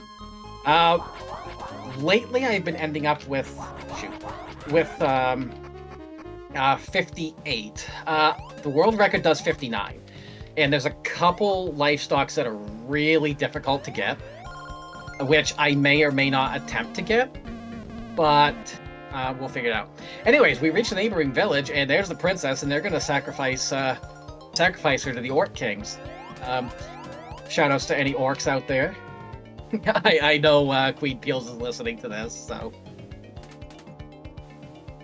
Also, I swear, we're never going to see this guy again. This is Pockets. He is a rival treasure hunter. We're never going to see him again. Also, shoutouts to another dog. Also, why is that chicken so fast? Red Bull. Okay. It has some Red Bull, and, you know... That's my only reason. We gotta pick up this conveniently placed statue, which is gonna allow us into the next dungeon where they're sacrificing this girl to the orc lords, gods, things. Please, I need some luck. When I was practicing, I got like 2 E-Geek drops in a row, and now I'm not gonna get any because this game. Mushroom, please stay out of my way. No, mushroom. Stupid Bubbles. I'm gonna probably just like shout random things to this game. Also, random isometric stare, which you'll never find otherwise. Yes, if you ever played that one part in Super Mario RPG where you're doing the puzzles in the pirate ship, and one was that 3D isometric puzzle maze thing, you're gonna see a lot of that in this run. Oh yeah, this game it's notoriously frustrating, mostly for the controls. But also because there is a lot of isometric stuff that you have to kind of search for, but you wouldn't know to normally look for it. So, yeah, I remember trying out the randomizer for this game, and thankfully the randomizer for this game has one of the best trackers I've ever seen for any randomizer, which is fantastic, because it's not the easiest game to follow otherwise. Totally worth it. Alright, speaking of balls, we're going for a ride on one, just to get over that door. So I played, this is one of the other reasons I played the JP version, although this can actually be done in the US version as well. Doors are just suggestions. They don't really matter in this game. How did I not get hit by that? Wow. Yeah, for whatever reason, doors have hitboxes, and they don't extend all the way to the ceiling like every other video game in existence, and that's amazing.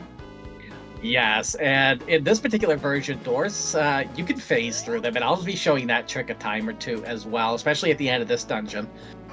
That they literally just are suggestions, and we're going to use that to our advantage in many cases. They fixed a lot of that in the US version, and in order to get some of the same tricks, you actually have to do what's called a gold bag jump.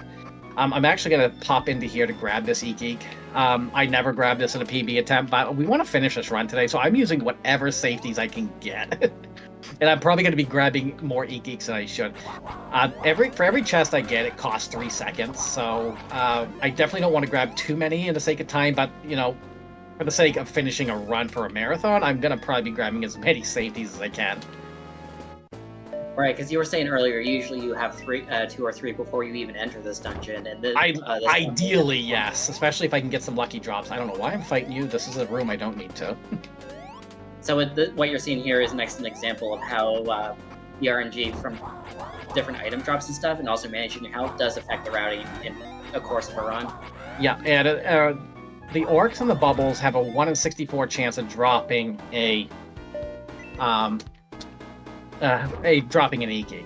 So, and the thing is that one thing about the monsters in this game, every monster when you kill them will drop either an item or a bag of gold. The bags of gold and items can be picked up by other monsters, and if they pick up the gold, then when you kill that monster, whatever gold they picked up, you'll also be able to get as well, so it'll be accumulative. However, if they pick up one of your items, it's gone. It's just rude. So, and I've had that happen so many times as well, where I would have an E-Geek drop, and one of the other monsters would just pick it up, and I would be sad. That is sad times. I'm actually going to go ahead and use an E-Geek here. It's quicker to actually use one than to have Friday revive me. That is not a damage boost I want to take. That is definitely not a damage boost I want to take. I just got this new controller too, so it should be working better than this. So for those who aren't familiar with this game, E-Geeks are healing items that were kind of like the fairies from the Zelda games, where you can use them as items, but also if you get knocked out while you have one in your inventory, it gets used automatically to a lesser effect. I never put the two and two together that the E-Geeks here inspired the fairies in Legend of Zelda. I should have known that. It inspired a lot of things about that game. I got balled. So I mean, one thing this game does do better than Zelda is the Navi character, which probably was inspired by this since this actually came out before Ocarina of Time. Well, it inspired the original Legend of Zelda too. I keep telling you that. And you keep being wrong, but sure. Excuse me? I don't recall being wrong. I know, we didn't talk about this in rehearsal. I'm going to talk about it right now. Oh. You can't just make it out without evidence. Gosh darn it, Emily. All right, so we got a lag room here. I'm probably gonna end up having to use a second E-Geek before I get to the next room, because I do need to do some damage boosting. And at 1 HP, you really can't damage boost a whole lot. You get hit, you're dead. That's kind of how 1 HP works.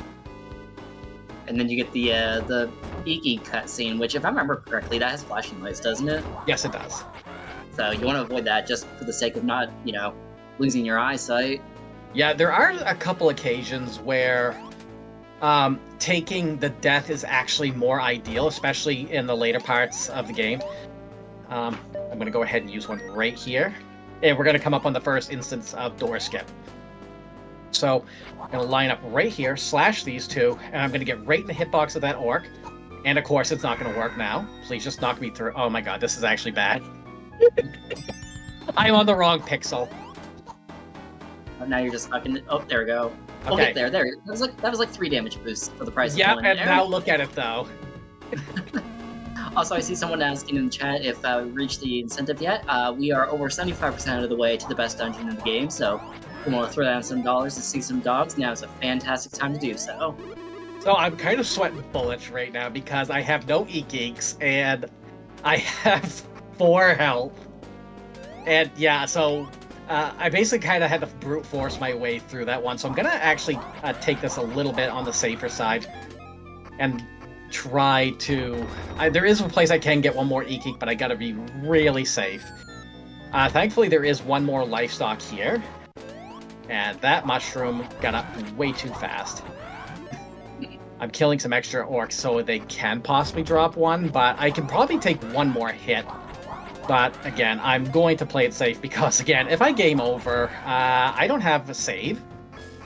Although I do have a save on a particular cartridge / save file, because I am playing this on a flash card on an actual console. There's an E-Geek. We're safe for a little bit.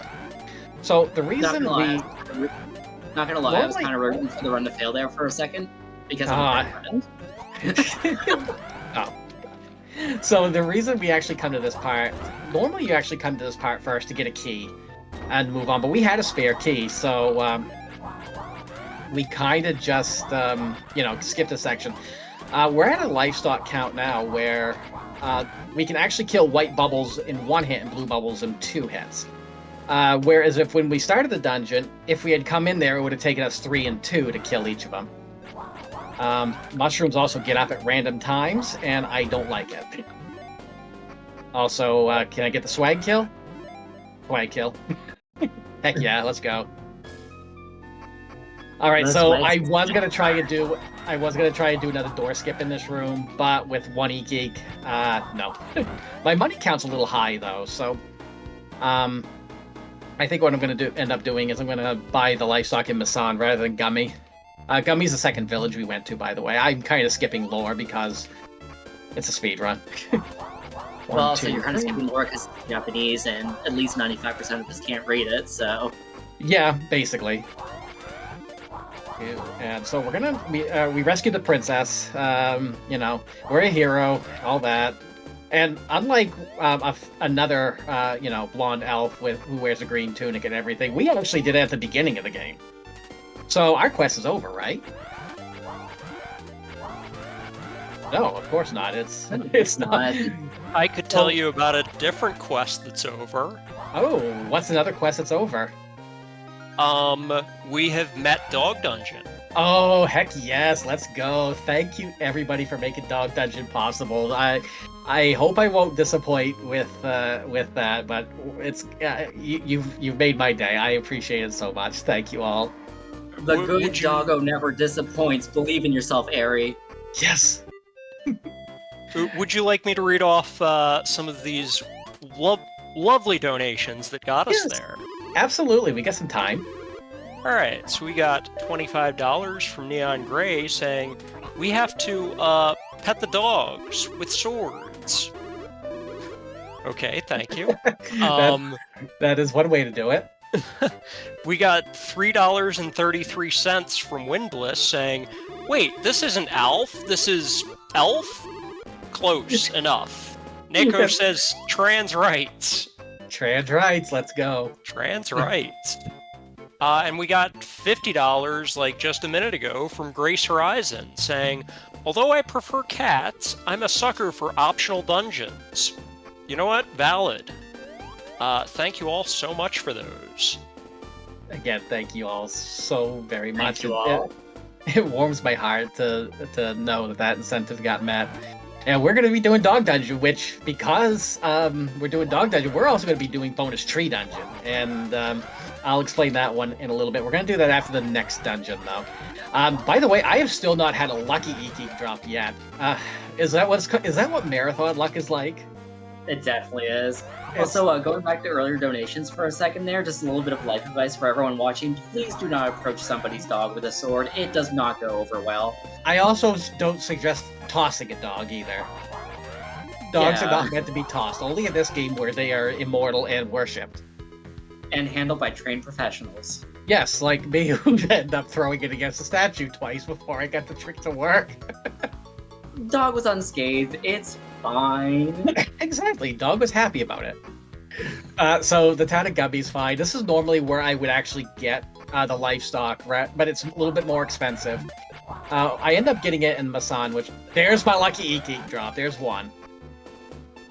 Of course, I get it in after I buy two, which I usually I'll usually go ahead and just buy one.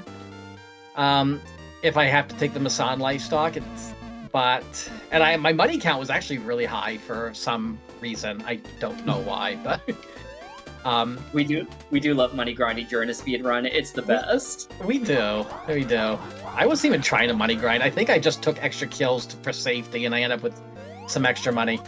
So we're coming up on a mountain, which casual runners will know that at the top of this mountain is a guy who gives you your first sword upgrade, the magic sword. What the magic sword does, if you notice in the upper left corner of the screen, there's like a little black sword icon. When you have a magical sword, that will over time charge up, and when it reaches a full charge, you can unleash a magical attack, which does double your damage. So obviously that sword would be another. Wow, there's two. Now they're showing up. So you would think the magical sword would actually be a really good thing, but you know what? We're not getting it, and we're not even going to go back there. We don't need it. I swear we're never going to see that sword. So, the other day I was reading this thing where someone pointed out that the Sega Genesis in general had all these beautiful color palettes, and then Sonic 3 came out, and now after Sonic 3 every game just became orange, and I can't get that out of my head now. This game has so much orange. So hey, I think there's a lot of greed in this too, but anyways, we're at the town. We're in the town of Ryuma now, and the mayor got kidnapped. Unlike the last town where the daughter got kidnapped, at least the mayor took the bullet on this one. And they're like, "Hey, could you save her?" I was like, "I'm a treasure hunter." Oh, by the way, these three have caught up to us. They sailed here by raft from the mainland, and they're like, "Hey, we caught you. We're gonna get you now." The current's a little too strong, though. I'm sure we're never gonna see them again. So we're coming up on Thieves' Hideout now. Thunder Sword does about 3 damage, or 3 times damage, I believe, Windless. Unfortunately, we're never going to see that one. In an all-equipment run, but not in this one. So someone's talking in chat about how you're making this game look easier than it actually is, and I can confirm that is the case. Like, Ariana is really great at this game. I tried to play this game. It's probably one of 3 or 4 games in my entire life that I, like, rage quit on. Like, it's a good game, but it ain't an easy one. Yeah, I've seen people play this, and it's especially playing it blind for the first time. It's very. There's 3. Okay, now they're all showing up. It's like I'm plenty safe now. I even grabbed the one I never grabbed. It's like I was like clenching so hard at Swamp Shrine, which is where I normally clench anyway, because it's like. It's such a scary dungeon to go through, in this game. We're gonna damage boost through this, and I'm gonna grab these 2 as well because, again, I am gonna just keep that maxed out. I want this run to finish. Let's see if I can actually time this one right. Nope, of course not. I was hoping I can get through without using one of these, but it's fine. If I actually get a drop. So if you're actually at 9, 9 is the cap. If you get a drop, it will basically just eat it. So we're just going to use the healing. Also, there's a flashing screen coming up as soon as I touch the statue. Speaking of which, eats. Are you eating them? Yeah, eating them, rubbing the thorns on your back or something like that. I mean, I wouldn't say back because he's got a pretty good backpack on him, but... And we're going to fall through here, and of course I hit the spikes. I missed that one just a little bit. So Thieves Dungeons, or Thieves Hideout is actually one of my favorite dungeons to actually play in this speed run, and it's got some really cool platforming in it that when it's done right, it looks really cool. When it's done by me, because I'm bound to mess it up. I haven't practiced this in a day or 2, so I'm bound to mess it up. Didn't you PB like yesterday? Yeah, I did. Also, I have 2 spare keys now, so we're doing some sequence breaking. Normally, you actually have to go in a couple spots, and you actually have to go down to the bottom, get 1 key, come back up to unlock that first door, and then go to the place where I'm going to go after this. And, yeah, I don't know why I grabbed that money. I really don't need it. But because we have 2 spare keys, we're kind of just... Sorry, I needed a drink. We're kind of just doing the important stuff first. 3, 4, 5, 6, 7, and hey, look there. There's the mayor. So we rescue the mayor. We get a little livestock here. I do love that the boss fights in this game alternate between like sincerely hard or just jump and slash 7 times. Absolutely. So we get a little cutscene here. We picked up an item called the lithograph, which basically tells us the location of the 5 jewels that are needed to find King Noel's treasure. However, we were followed. And Friday's about to be a snack unless we hand over the lithograph. But so the lithograph tells us the location. After we rescued the princess in Masan, we were actually given the red jewel. So it's one of the 5 jewels that are required to open the portal to King Noel's labyrinth and get the treasure. We're only going to be seeing 2 of those, and not because this is a speed run. It's spoiler alert. That's all you end up getting in the game is 2 anyway. You can still collect the other 3, right? What was that? Can you still collect the other 3? In Rando you can. There's actually an objective in Rando. All right, so coming up is my favorite part.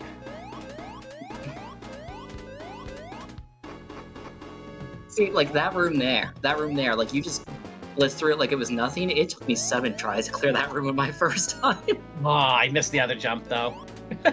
I was trying the other skip, but I can show it when I go back up there. Hey, if you blinked last time, you get to see it again. So let's see it again. 1, 2, 3, 1, 2, and 1. Then jump across, jump up. This time. Oh yeah. There we go. That's the skip that I was trying to get. You two are not lining. I hate when they line up right in front of each other because that way you can only hit one at a time. We try and get as many enemies grouped up together as possible because Nigel has a really wide sword swing, and he can hit multiple enemies at the same time. And we try and do that to limit the amount of sword swings we need to take. And also, when we can help it, we do jump slashes because if Nigel's standing on the ground and he slashes, he just stands still. I almost used that gold statue. I would have been very sad if I used that. Using that E-Geek there because there was one there, and I just decided to take the heal. Because I'm already capped out, thanks to, I think I had 3 lucky E-Geeks right now. Yeah, speaking of Nigel's sword swings, like there's just something about his sword attacks in this game that just are like more visceral than other action RPGs of its time. It's really interesting to look at. Speaking of interesting to look at, Nigel has the most confident walk cycle animation of anybody ever. That's what happens when you're an 80-year-old elf named Nigel, I guess. That's right. By the way, Nigel is 80 years old. 80 or 80 plus or something like that. And that's going to come into play later. That is definitely coming into play a little bit later. I mean, you said 80, but isn't that like 7 in elf years? Yeah, 17 maybe. I don't know. I'm a dwarf, not an elf, so the only thing I do is dig holes. So you're about to become a dog. What does your age become then? Let's see. We multiply 80, divided by like 3. Carry the divisor. Multiply by 7. Take the square root of the isosceles triangle of. You know what? Math is hard. So about 5, if my math is correct. Yes, we'll go with that. That was the other key. I just grabbed the other key that I was supposed to get. So that's an E-Geek there. We're at full health. There's no point in getting it.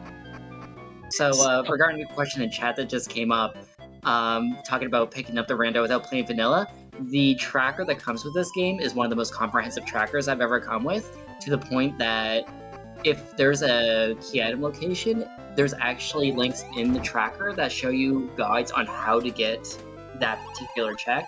It's a very comprehensive thing. Most people who played this rando have never played vanilla and can deal with it and play through it just fine. Yeah, the big thing is that in many cases, this game is definitely something that was designed for the Sega Genesis, especially with how the D-pad is. How the D-pad is on the Genesis. I've played this on the Wii. I've played on the Switch. I've played on a bunch of different consoles, and especially Nintendo consoles, and they all control really bad to me, and they're almost in some cases impossible. Also, Ariana. Yes. You can tell this game was made for the Sega Genesis because of how orange it is. Gosh darn it, Emily! Also, because we donated for a Dog Dungeon, we get Tree Dungeon. Also, shoutouts to Mini Ghost, our run from the last one. Oh my god, they're all over me! Gauntlet Ghost, get out of the way. So yeah, shout out to Mini Ghost, because we got a lot of them here. Here we go with the orange again. Gosh darn it, I can't unsee it now. I know, right? I'm gonna have to just change the settings on this. Like the next time you work on so Ariana also programs the randomizer for Phantasy Star 4, and the next time she works on it, she's going to see the orange. Yeah, I am definitely gonna see the orange. All right, we got enough E-Geeks. We're gonna actually do a little bit of a skip here. Remember what I said earlier that if it moves, you can stand on it. Yes, that's basically what I did. So we're skipping a big part of this dungeon, just by doing that ball skip there. There's some dungeons where Ariana's gonna jump on like spike balls more than actual platforms. Oh yeah, we got Mir's Tower coming up, and that's a big damage boost section. Wow, I mistimed that one. Flashing screen. So that's what I wanted to stay away from. Wow, Ari, Wow, have you ever played? Okay, so I've only ever, I think, done this dungeon like 3 or 4 times. I didn't even practice it all that much for this because reasons. So the reason we do the tree dungeon is throughout the game there are actually smaller trees, and they act as warp points. between certain areas of the game. And this one actually takes us towards the first town. Excuse me. The tree that's near this one will warp us to the towards the first town.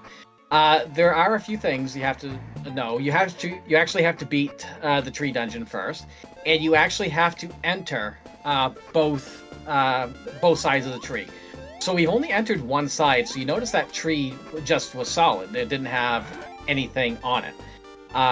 We'll worry about that one later, but it's actually quicker if we're doing Dog Dungeon to actually do the Tree Dungeon as well, because it'll actually save us a lot of walking, and it's quicker to do it that way. So yeah, you donate for Dog Dungeon, you're getting bonus Tree Dungeon. And to answer a quick question in chat there, saving can only be done in churches, if I remember correctly. Yep, church is the savior game, not your souls. All right, so we got an item called a safety pass in Ryuma for rescuing the mayor, and that's progression. We need that in order to get into the town of Mercator, the biggest city in the game. We actually have a lot of this is a lot of cutscene and a lot of just running around. We actually need to get into that castle. And so in order to do that, we actually have to talk to those guards and start doing a long sequence. But I'm going to take a little detour. Hey, we have an extra key. And we're not actually supposed to get to this part until a little bit later, and we have to go through a whole nother sequence of things. Yeah, we're just going to go in here now. And we're going to open up the path to another dungeon called Green Maze. And this is just straight up that one puzzle from Super Mario RPG right there. You even got the little thing at the end. Oh yeah, exactly.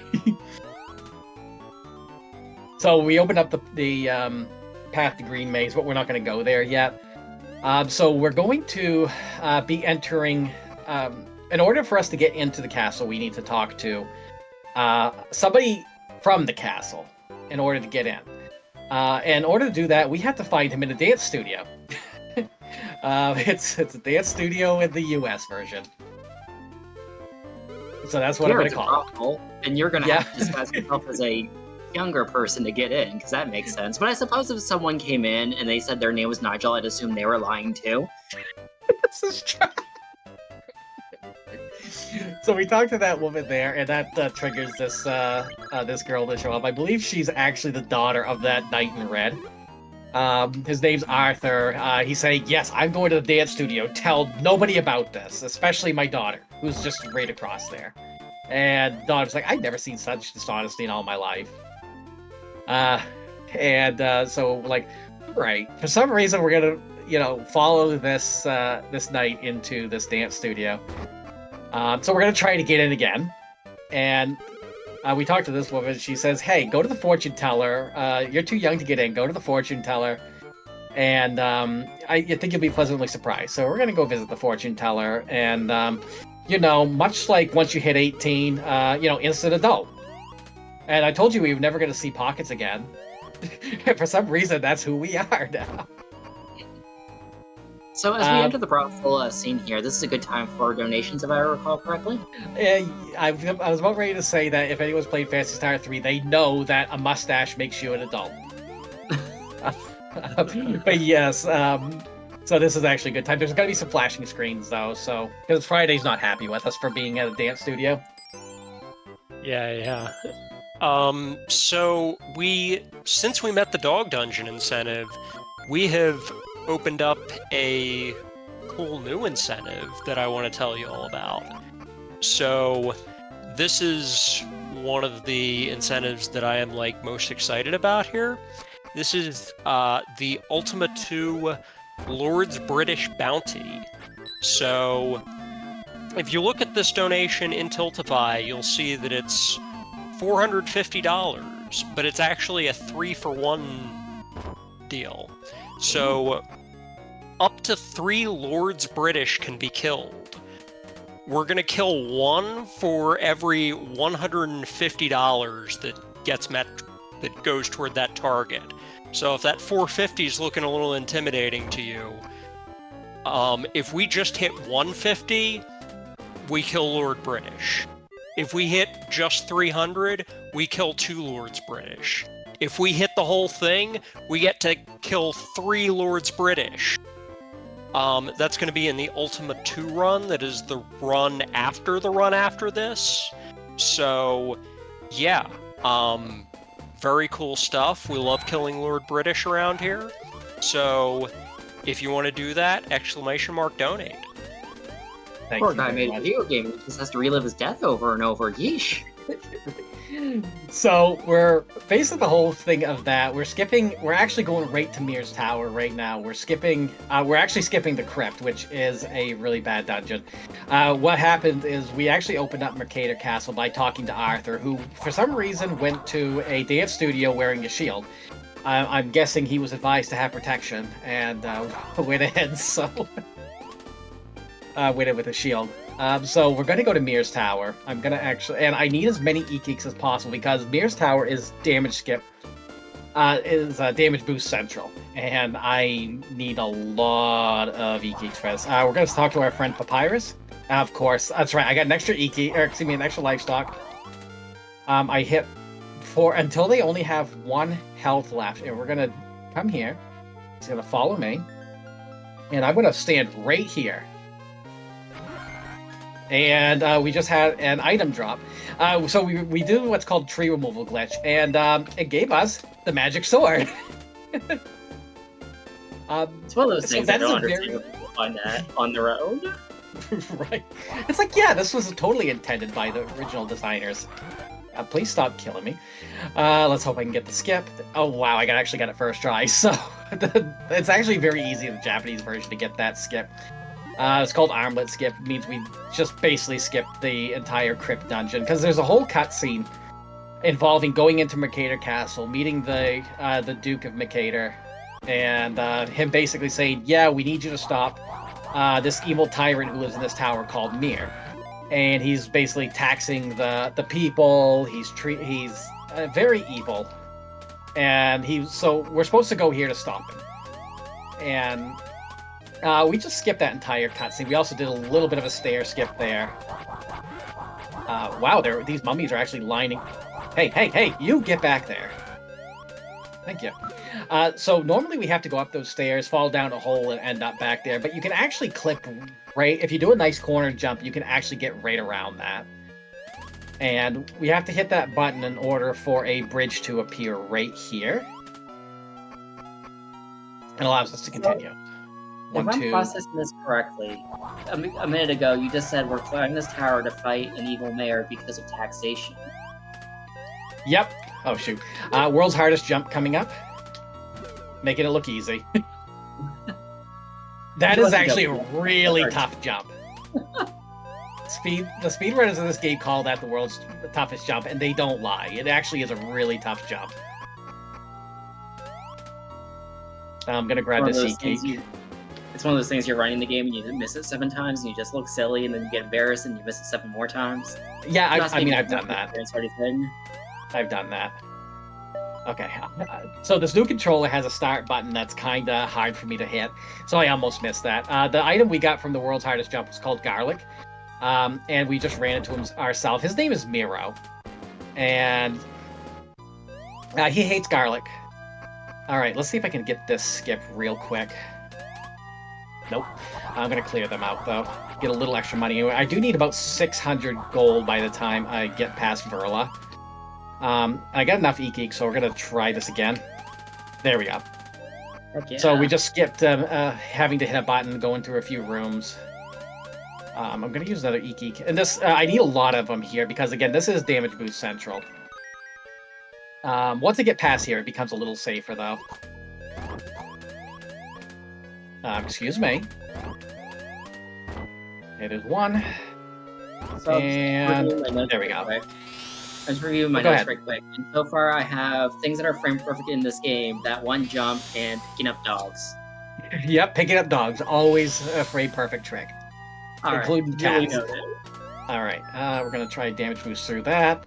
I managed to get it right. Normally, it would take 2 damage boosts, but if you actually turn around right as you get hit, not like that though. You can actually kind of just go through it without taking a second hit.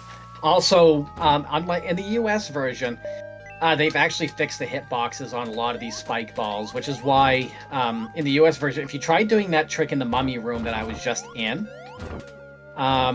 you can't do it. There's actually a different mummy skip in that particular room. That's a key that we need. Okay, good. I actually got that. So I got a couple more rooms. So you're seeing these orcs catch on fire. Sometimes you'll see enemies catch on fire when I hit them. It means that I actually had a full charge on my sword, and that's the indicator that I have dealt the extra damage. There is an item called the gold statue, and you're going to see me actually picking up as many as possible. Because the gold statue, for a limited time, lets you have a full charge of your sword without it depleting.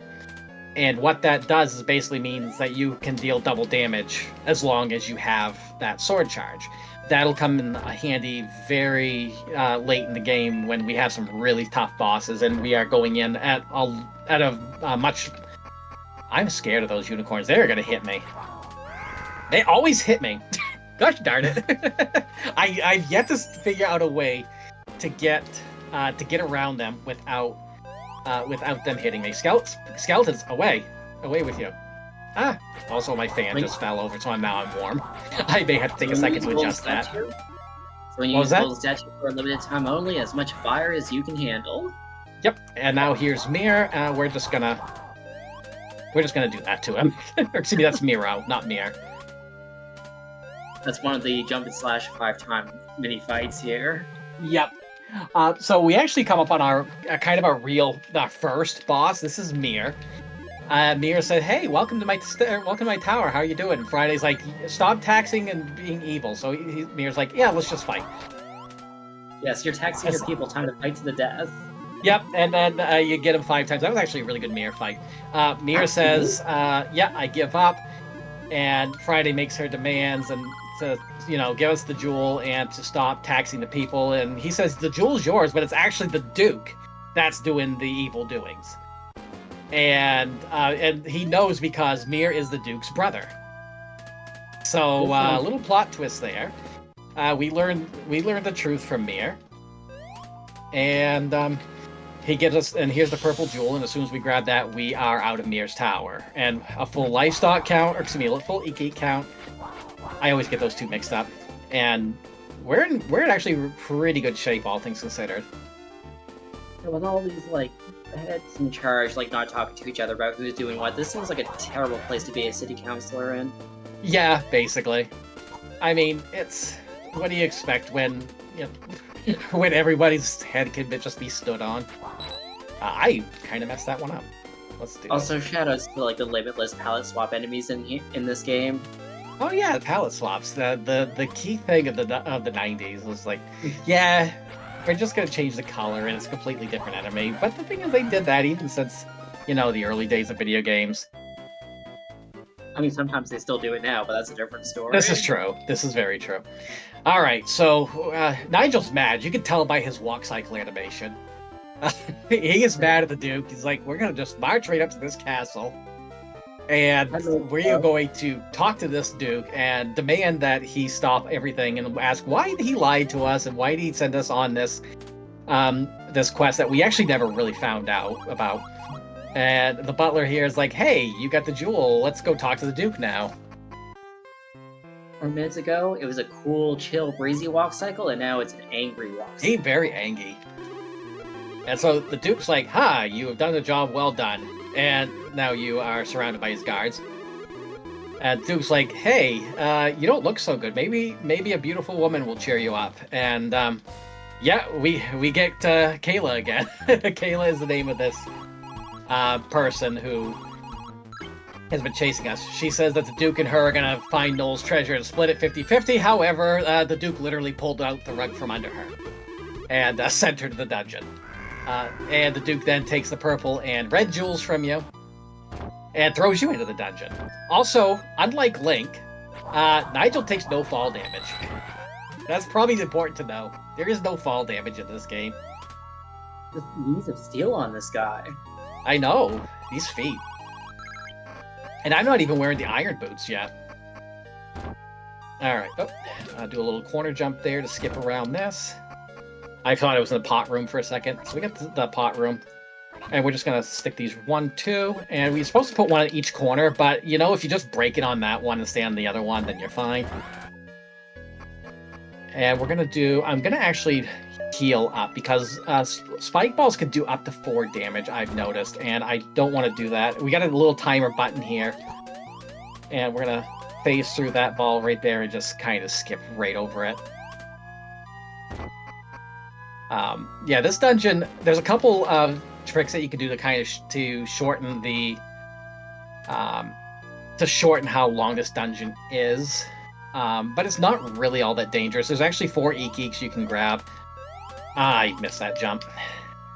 It's a very well-stocked dungeon. It is a very well-stocked dungeon, and this is where I try to refill what I have, but I'm already at 8. I can use one up and then just grab 2 more. But I think I'm going to hold off. You know what? Let's just do it. Like I said, we're playing safe. We want to see that. I want to get through this so we can see that dog dungeon. Grab these 2. Also, whenever you open a chest... Grab these 2. Whenever you open a chest, you can actually... you can actually buffer your jump button out of it, so that as soon as the fanfare stops, if you're holding your B button, you'll jump. So there's a lot of, and you can also do that out of a screen transition. So like this, I'm holding the B button and I jump.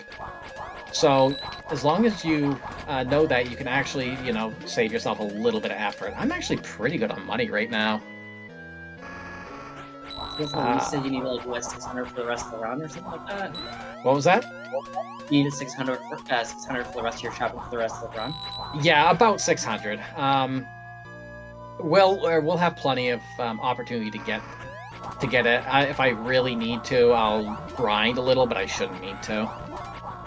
But I buy two more life stocks, and they're both 300 apiece. Although I technically don't need to, because I'm getting the extra life stocks from Dog Dungeon and Tree Dungeon.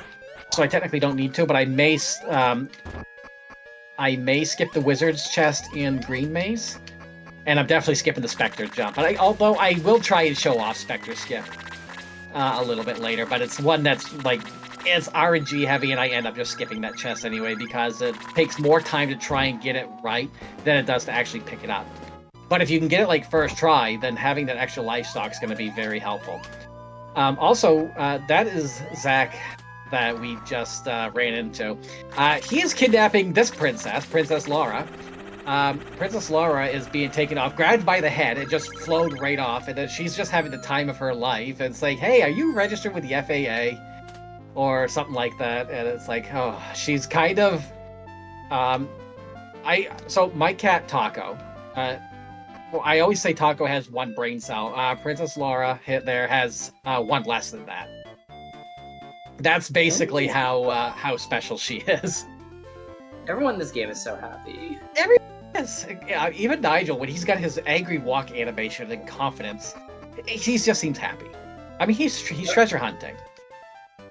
Are we in calm walk cycle or angry walk cycle right now? Well, so he might be like panicking walk cycle right now, because what happened is the Duke has the jewels. He also has a lithograph now. He knows where the rest of the jewels are. He's on his way to get the treasures of King Null. And on the way out, he broke the lighthouse. So we can't follow him even if we wanted to. He's sailing off on one of his ships. Let's see. I'm gonna try. Yep, 1 there, and okay. That was. Oh, I didn't actually get the kill. Shoot. I actually don't technically need to grab this, but there we go. 1 and 2. You need to kill both those wizards. They kind of show up at random. They are basically whiz robes at that point. They show up at random, and when you kill both of them, you get this life stock here. I technically didn't need to get that, but we're gonna be a little overpowered for this because, again, you all donated so generously for the other 2 dungeons that, coming out with 60 or 61 life stocks, I'm not complaining about that.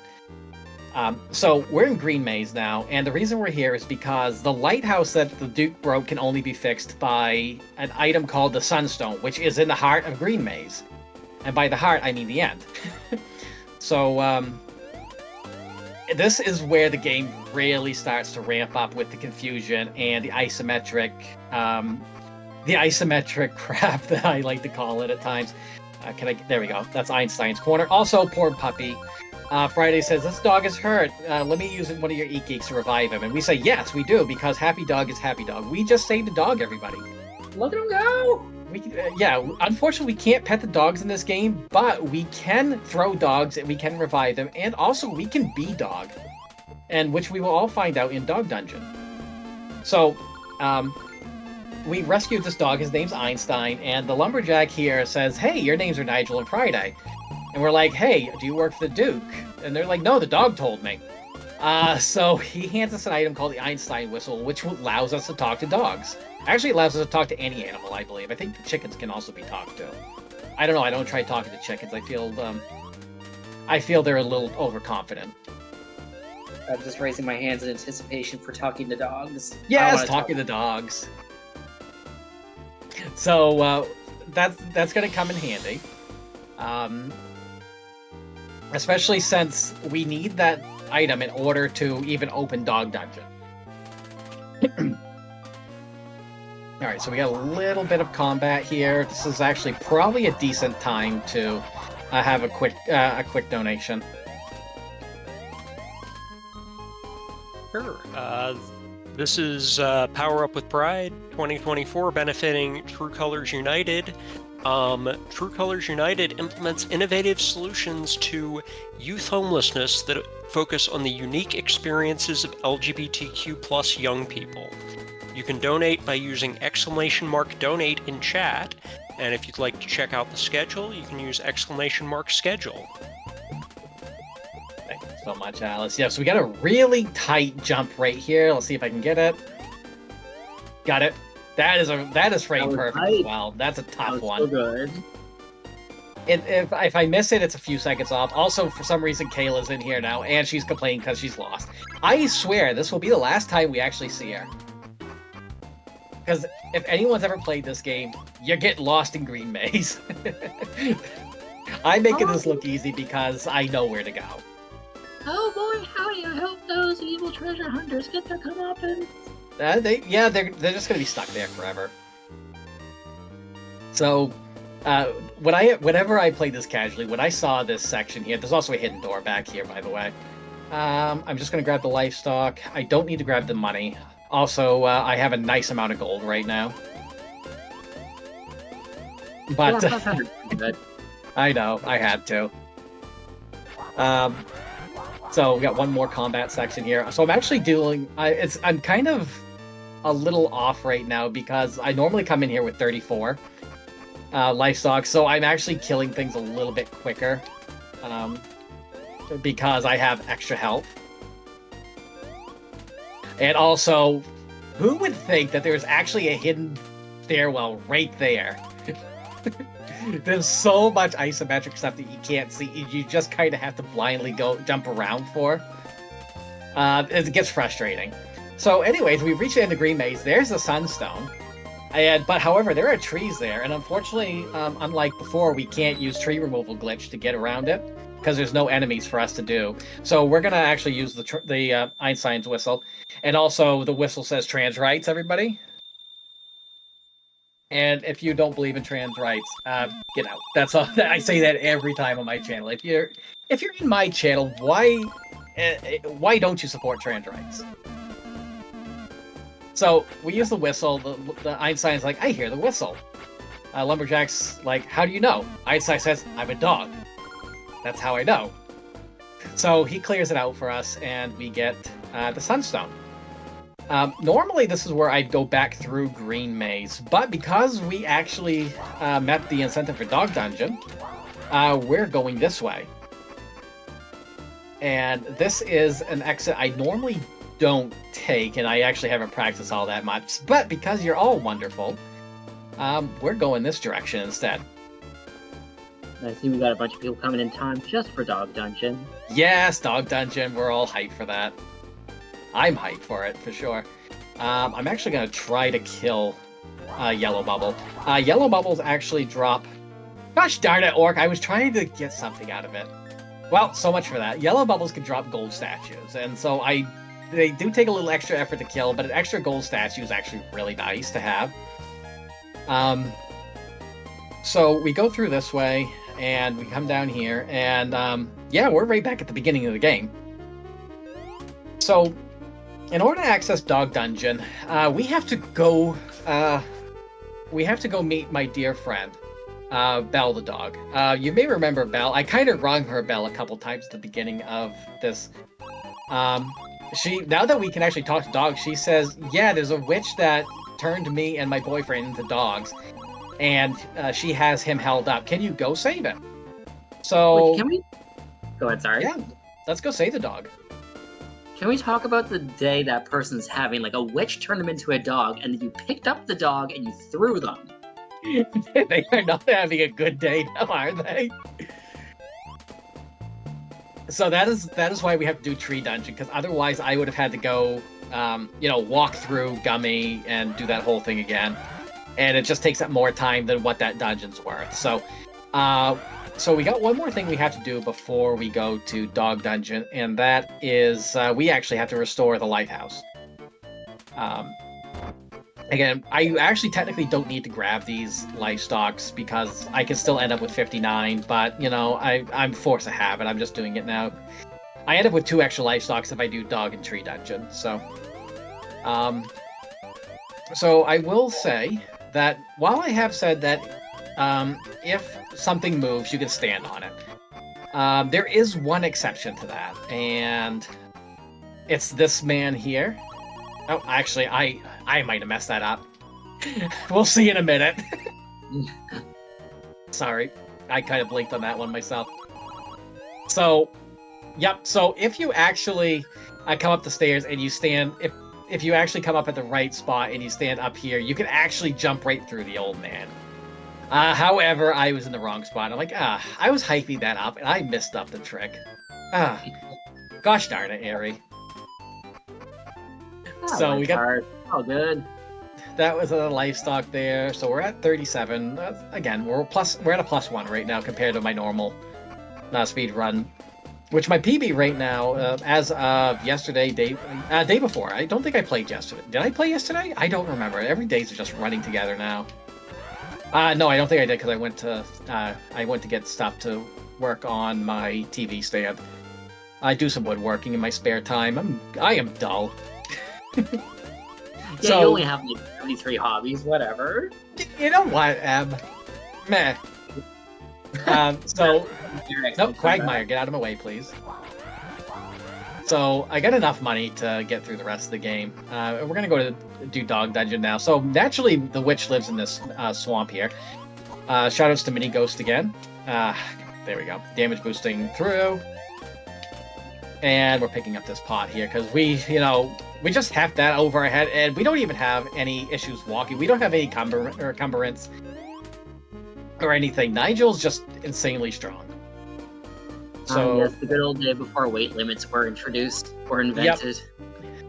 So the witch's hut is right here, and as soon as we enter, the dog Marty says, "Get out before it's too late." And the witch is like, "Haha, you're dog now," and so we're dog. Happy we are, though. I see no problem. I can completely find, I can find the treasure King Knoll just like this perfectly, absolutely. No trouble whatsoever. I wish I could actually just. I wish I could find. I wish I could finish the game just as dog. Rando developers, if you're listening right now, make it happen. Make it dog only. Dog's invincible. So basically, all this dungeon is puzzle. Yeah, it turns out, contrary to popular belief, dogs can actually hold swords very well.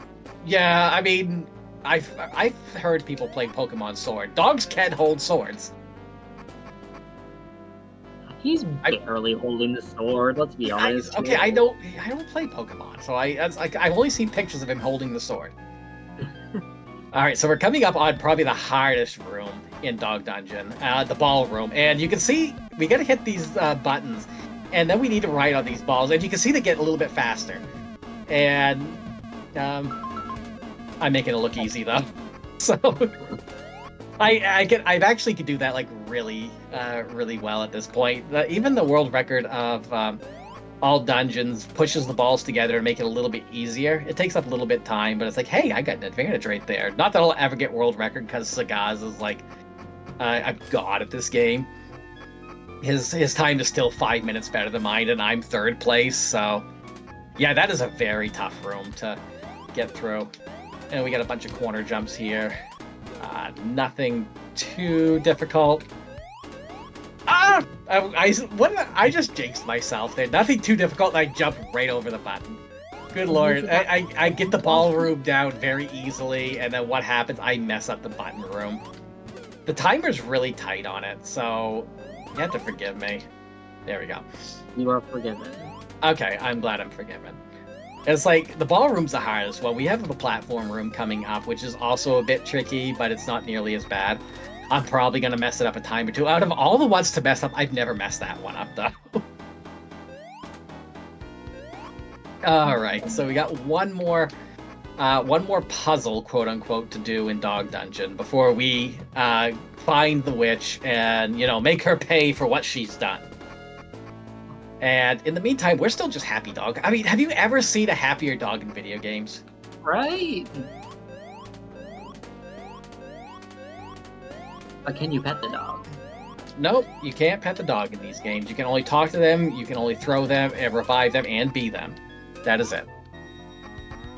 So those platforms all fall as soon as you jump on them, so you get literally one shot to do it before you have to reset the room. Gosh darn it, Ari, you can do better than that. So, with all the puzzles done, which the witch did this to just kind of protect herself. So we're gonna go confront the witch now, except she paralyzes us, and she says, "Haha, I am now going to kill you. I just don't remember which button to press." So she presses that button, and yeah, she kind of did herself in on that one, and now we're not dog anymore. Dies a very horribly violent death, if I can say so myself. And that dog was so violent the whole time. That is a very violent death, and the fact that, I mean, what kind of person has two buttons? One that will kill your enemy, and the other that will kill you. And why do you have that? Also, I'm gonna pick up that Moonstone, the Saturn Stone, and just because, you know what, I deserve it. So the Saturn Stone is a ring. Normally not too important, but what it does is it doubles the, it cuts the time that our sword takes to charge in half. So it's, as you can see, my sword's actually charging up a bit faster now. So I'll be able to do the full strikes more often. But it's not, even in a, even in a speed run of all equipment, I normally don't grab that. Actually, excuse me, in all equipment I have to grab it, but I don't end up equipping it, is what I was trying to say.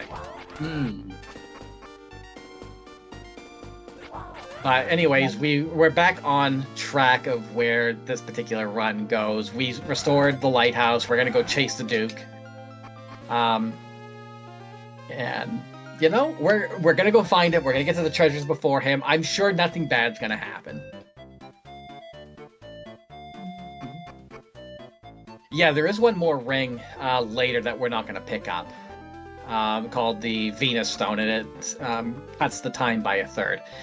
You know what? I want to buy a couple e-geeks while I'm here. They're cheaper. They're actually only 11. I'm going to buy both. Actually, you know what? I only want to buy one. I'm just going to steal this one. And you know what? I can't get past here. I'm just going to jump on it and jump over the guy. Yeah, I don't really want to talk to him.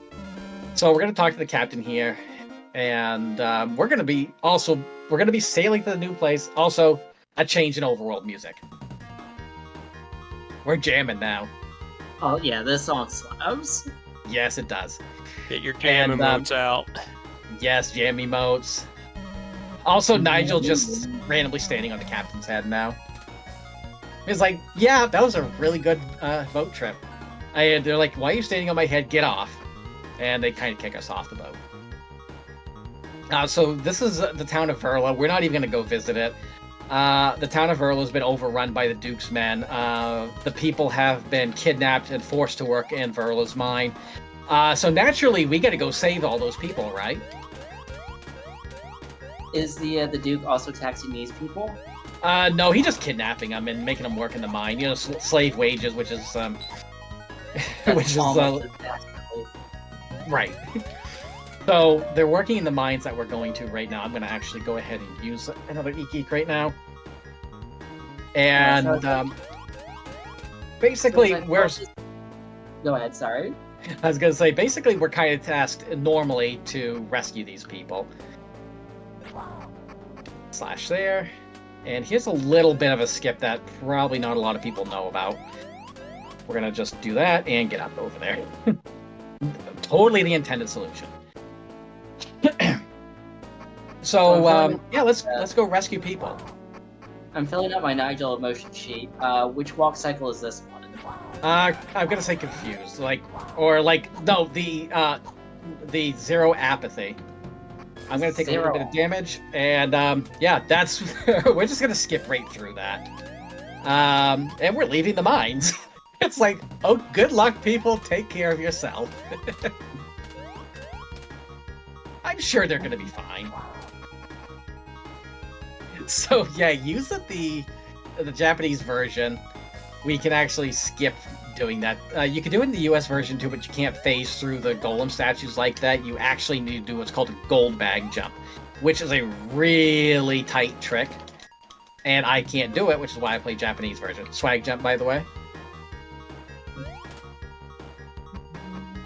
And now we are on our way to Destal, but we're going to stop by here real quick. Just jump right into the wall there and end up in here. Gonna buy our other livestock, and we're just gonna try and run away with it. I probably should pay it. I'm gonna just toss it at his counter. It's like, hey, I want this. It's like, okay, here it is. I've seen people shop like that at the grocery store, and it's actually really rude, not gonna lie. It's like, yeet. Give me a gold statue, please. Nope, okay. So we're coming up into a section I dubbed Mushroom Hell. And it is... gray mushrooms are the worst enemy in the game. And I've actually been soft-locked here because of the gray mushrooms. It was a horrible experience. Please leave me alone. Okay, we made it through Mushroom Hell. Let's go. So, this is the town of Destal. The Duke hasn't really bothered them. There is a guy here with a treasure chest, though, and I'm just going to kick him in the head until he moves. I'm sure he'll move eventually. He's like, why are you kicking me in the head? The Duke has not brought the evils of taxation to this town yet. No, this is the last sanctuary. No, they're dwarves, so it's like, yeah, the only thing they have are like, pickaxes and shovels. You would think dwarves, have a mountain of gold. At least if, the Hobbit told me anything. So, the Duke has come through here, though. And he's on his way to the Lake Shrine, which is where the final jewel is. Which, for some reason, he found the others while we were gone. Also, I love the Duke's animation right there. He's just in a chair on a raft. Like, what kind of safety gear is that? I know, it's like that is not OSHA regulation. I swear. That's not any regulation. That's just terrible. Not at all. So yeah, we're chasing the Duke, so we're gonna climb this mountain. Wow, I never fall there. How many times have I said never done that and then? So yeah, the Duke just threw his chair out into the water. He's like, why am I even sitting in this? You realize that chair made him look kind of dorky? Yeah, it did. So I can't get to the Lake Shrine from here. Did you see that jump animation he just did? Yeah, it's like he's impressive. Also, just a little shortcut here. You can't even see it. And there's a doll here, and livestock on the other side, which you can't even see. But the doll... So, I haven't explained what dolls do, because I haven't had to use them yet. They're like e-geeks, except they heal you at 100%, but you have to use them manually. You can't actually use them. Friday actually cannot use them. So we're still trying to follow the Duke, and the only way to go to follow him now is to go through the Destil Well, or sometimes called the sewers. And because, of course, you can't really have a game without a sewer, especially if it's a Ninja Turtles game.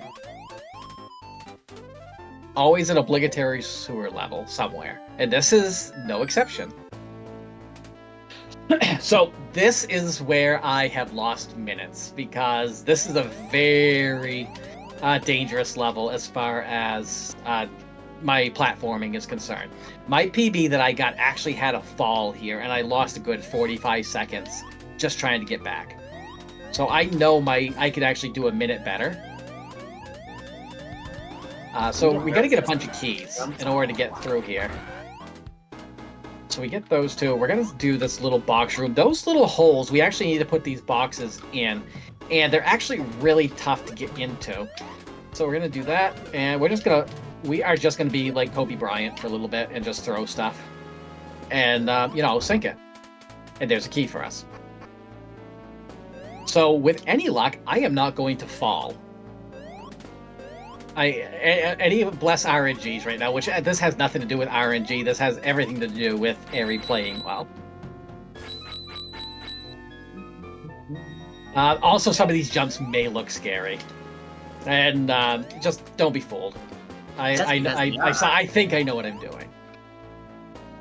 So we're gonna do this little corner jump right here. Okay, good.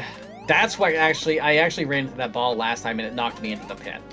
So we got past that part. However, we're not out of the woods yet. We still have a big pit here. These specters can just show up right as I'm jumping. And they've done it before. Showed up right in my path of jumping and knocked me right into the hole. So grab this doll here, buffer my jump on this platform, and jump across. So we're actually safe now. There's no risk of us falling down that hole. Why couldn't I have done that in my PB? Also, again, doors are suggestions. And we're going to do something called like a sneaky jump here. So I'm going to get right on this corner here. And I messed that up. I was not in the right spot. So you can actually skip. I'll show it in the next room. That's actually a little dangerous. Yep, I'm dead. Yeah, it's a good thing I have only e-geeks, though. I got the wrong pixel. So it's tight. And I never missed that, so I don't know what happened there. Actually, I can't say I never missed it because I did miss it the other day. Again, doors are suggestions, and we're going to be showing that again here in a minute. So let's try it again. This is another room that will do the same thing. Jump right over it. And there we go. So we can actually skip that whole combat scene, and I could have done that in the last one, but unfortunately. This one, however, can't skip. The second one, you just believed in yourself more, so it worked out. Right. So I'm actually going to go ahead and use another e-geek. And you, get your butts over here. Come on. There we go. Again, doors are suggestions. So everything I've been getting there are keys. And this is... I'm going to use an e-geek here. I don't want to go into the next dungeon with too many e-geeks because... Oh my god. Don't put the pot there, Ari. That's not a good place to put it. This is actually a really tricky spot to be in. Jump that there, please. Okay, thank you. So this button, I need one of the monsters to press in order for that to happen.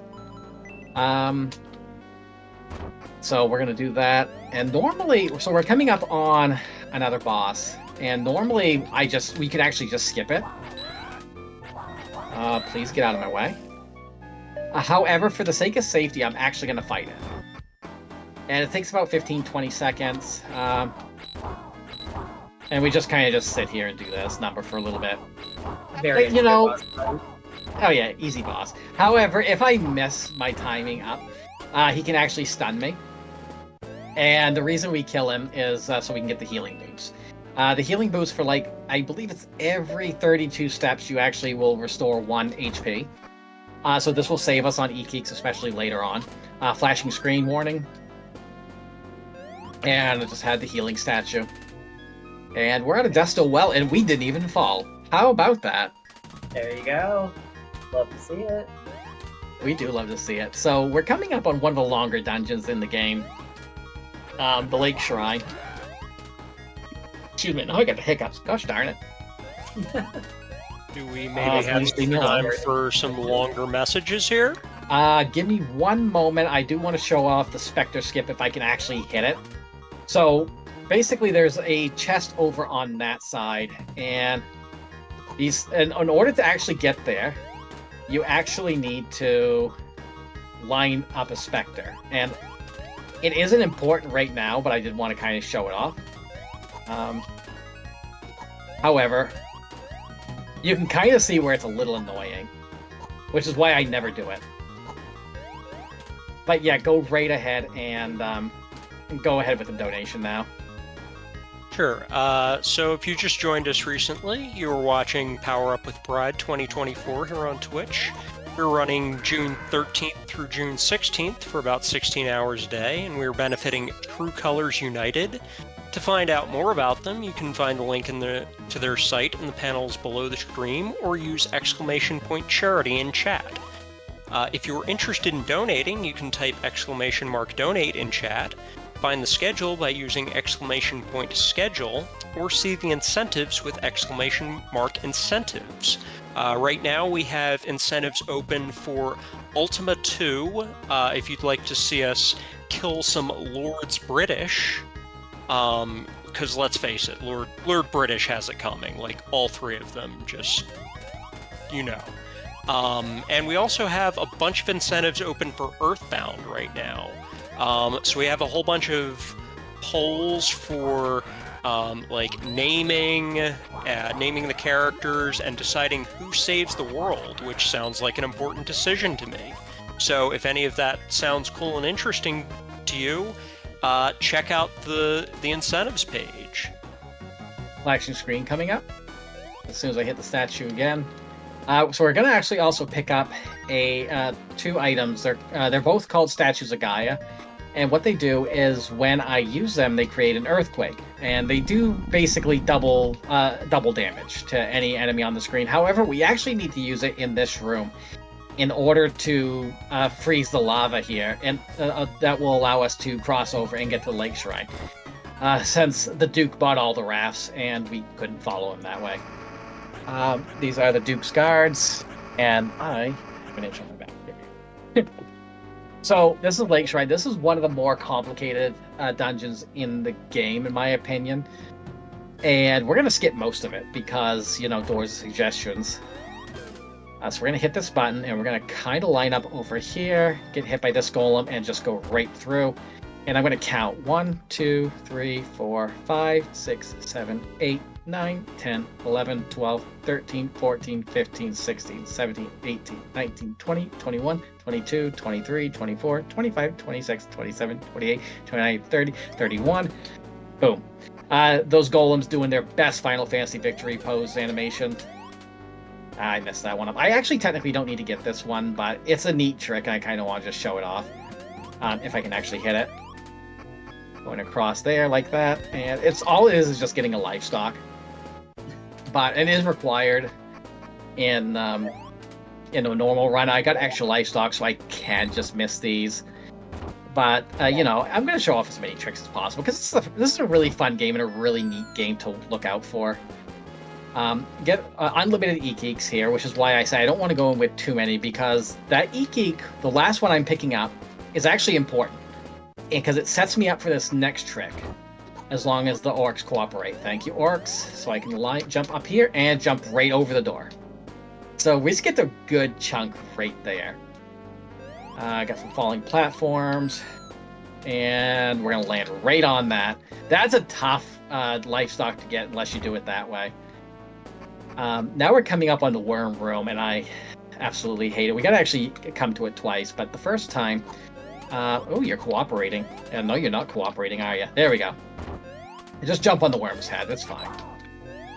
No, So no, before you no. entered the dungeon, you went through the area where you had to stop the flow of lava. If something happened and you didn't have your statues there, like you used them both outside or whatever, would you just be soft locked out of the game?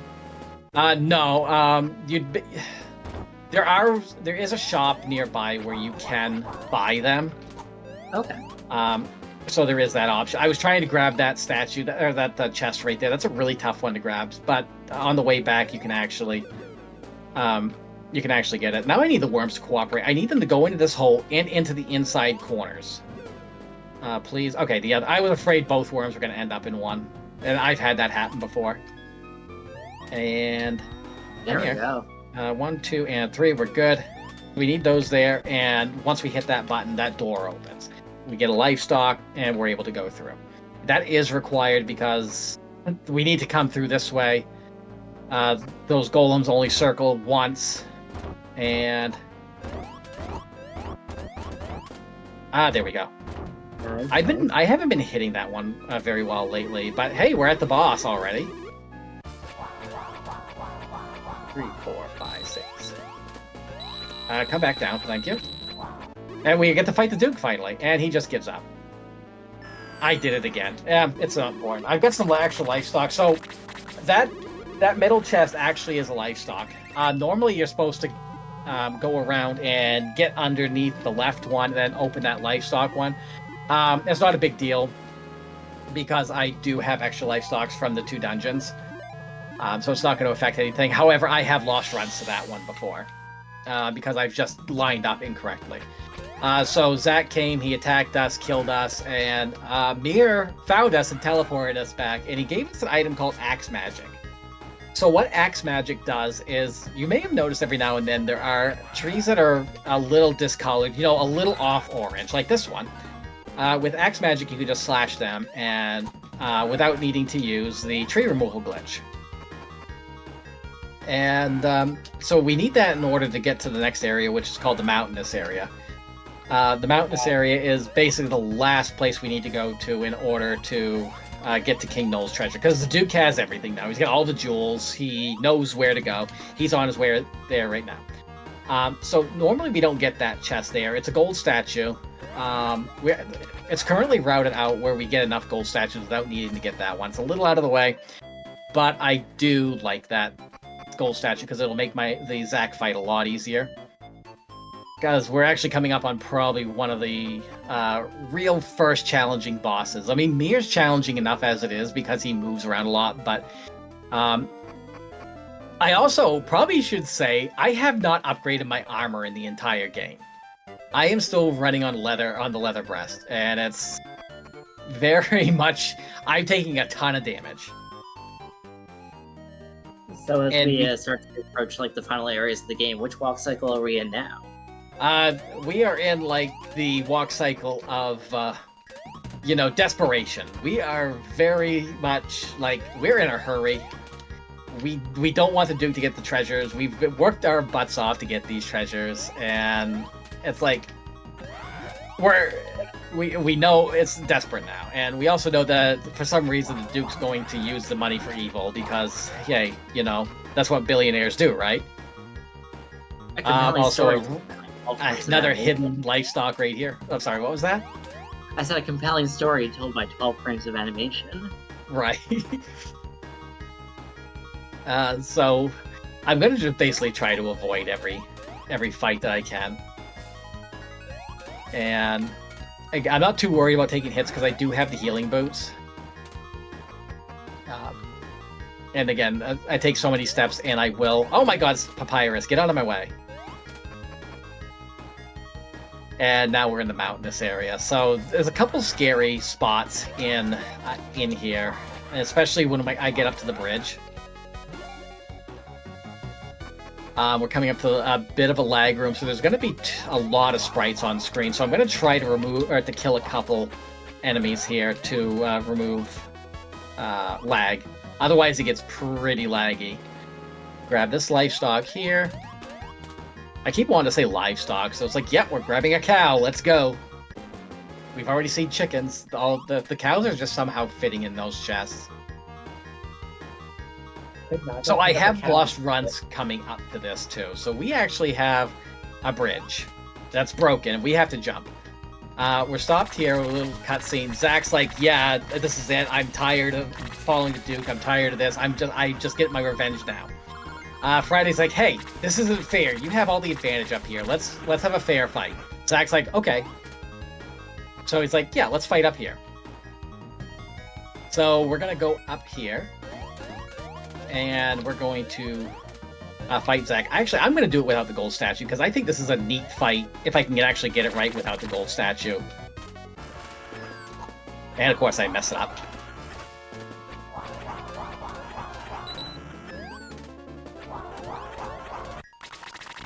There we go. Got him. It's nice. It's a bit of a tough fight. Gold statue, I can do it in like one cycle. But I'll save that gold statue in the event that I run out, because that can happen. Or if I miss this jump, because that happens too. Okay, I didn't miss it. I'll grab this one. The other chest is an e-geek, but I'm already capped out. Flashing screen. And so Zach gives us an item called the Eye of Gola, and this allows us to go to the next area, which might be familiar if you've been here since the very beginning of the game. This is the first dungeon that we were in. So we have to kill 4 wizards in order to open the door. We didn't have to do that at the beginning. This dungeon is now crawling with monsters. The Piccolo room's coming up. We dodge, because otherwise that skeleton can knock us right back into the previous room, and we have to kill those wizards again. So I call it the Piccolo room, because it reminds me to dodge. Oh my god, no. Alright, so that's what gray mushrooms can do. I've never had that happen. So I need to take a death because I don't have a mind repair. So I'm just gonna shout out to the mini ghost again. They're just gonna eat me. Nom nom nom. Wait, is this like a permanent status effect until you die? Yep. The only status effect that's not permanent is poison, I believe. And yeah, gray mushrooms can paralyze. They can curse. If they curse you, you cannot use your sword until you die or go to a church to remove it. And they can paralyze, poison, curse, confuse. Confuse basically reverses the directions of your D-pad. And I, unfortunately, am not an impressive enough gamer to be able to play this game with reversed D-pad controls. So we're finally getting... Remember that boulder we just stopped? Well, it's there. We're walking over it now and getting that livestock. So, golems, please leave me alone. No! Leave me alone! I said leave me alone. Stop. Stop doing your Final Fantasy victory pose animations. Oh, that's some crunchy slowdown right there. That is. So we're going to move over here, let this golem come over here, and we're just going to go right to the door. Normally we'd have to kill all those golems. Also, the Duke has the princess now. And in order to activate the portal to King Knowles, she has to sing a song. She refuses to do it, and then the Duke threatens to place a spider on her. And then she does it. Oh, look at all of that orange, it's so annoying. Big flashing screens. Yes, lots of them. And this is where if I'm on webcam, you can actually see the reflection on me as well. Unfortunately, I really wish there were ways to... I wish there was a patch that could just get rid of those flashing screens. And if it were, if the community would allow it to be played anyway, but it's like one of those things. This is what you get for playing 90s games and whatnot. You're gonna have flashing screens. It sucks. I hate it. And my viewers, I hate subjecting them to it. But, anyways, yeah, Friday and Princess Laura have a little bit of a fight because Princess Laura thinks that Nigel's a prince and it's here to rescue her when Friday's like, no, we just want money. We're here to get rich and basically eat the rich as well. We're just gonna get money. Also, the same flashing screens again. This should be one of the last ones, or last big ones anyway. We are gonna take a couple death abuses coming up, but my name is Nigel. And What was that? Steal from the rich, you give it to the me. Yes, steal from the rich, give to the me. I love that one. This is now Nigel's. Basically, I'm in the money walk because he's like, I feel it. I'm gonna get money soon. So we're in the town of Kazald, and it's very eerie. There's not a lot here. There is a shop and there's a church and whatnot. But this is the last gateway to King Noel's Palace and King Noel's Labyrinth. So we're gonna have some jam time music. I love this music. We're gonna say hi to this bubble right here, and we're gonna have him. Please, we're gonna have him kill us so we can just go right through this door. And victory. Second verse, same as the first. And yeah, otherwise we would have to kill all those things. And, you know, killing everything is just slow. So third verse, a little bit different. We can actually get these orcs over here and just go right through the door. And I got 6 e-geeks going into here. And I'm actually in a really good spot. And that is a doll. Nice. That is actually really good. I will take extra healing items. So we're going to go over here, kind of... And I missed that one. But I got that one. So, again, if it moves, you can stand on it. Nigel's feet don't care. Nope. No fall damage, only ball damage. Meanwhile, I fall 2 feet off the hill and I feel it for days. I fall 2 inches off or down the stairs and I'm like, ow. Alright, so we got some dark rooms here, and I actually have to turn the brightness up on my TV just to be able to see this. Because otherwise you have to try and find an item called Lantern, and nobody has time for that. That's a bit slow. Dark rooms are meant to be cheated. Yeah, I mean, again, inspiration for a certain Zelda game. So we're in a room here, we're gonna toss this. Wow, the bubbles are not cooperating. I've seen enough Trailer Park Boys to know Bubbles just doesn't cooperate. So now we have the skeleton room here. We need to kill 4 skeletons. They take we're actually very under-leveled here.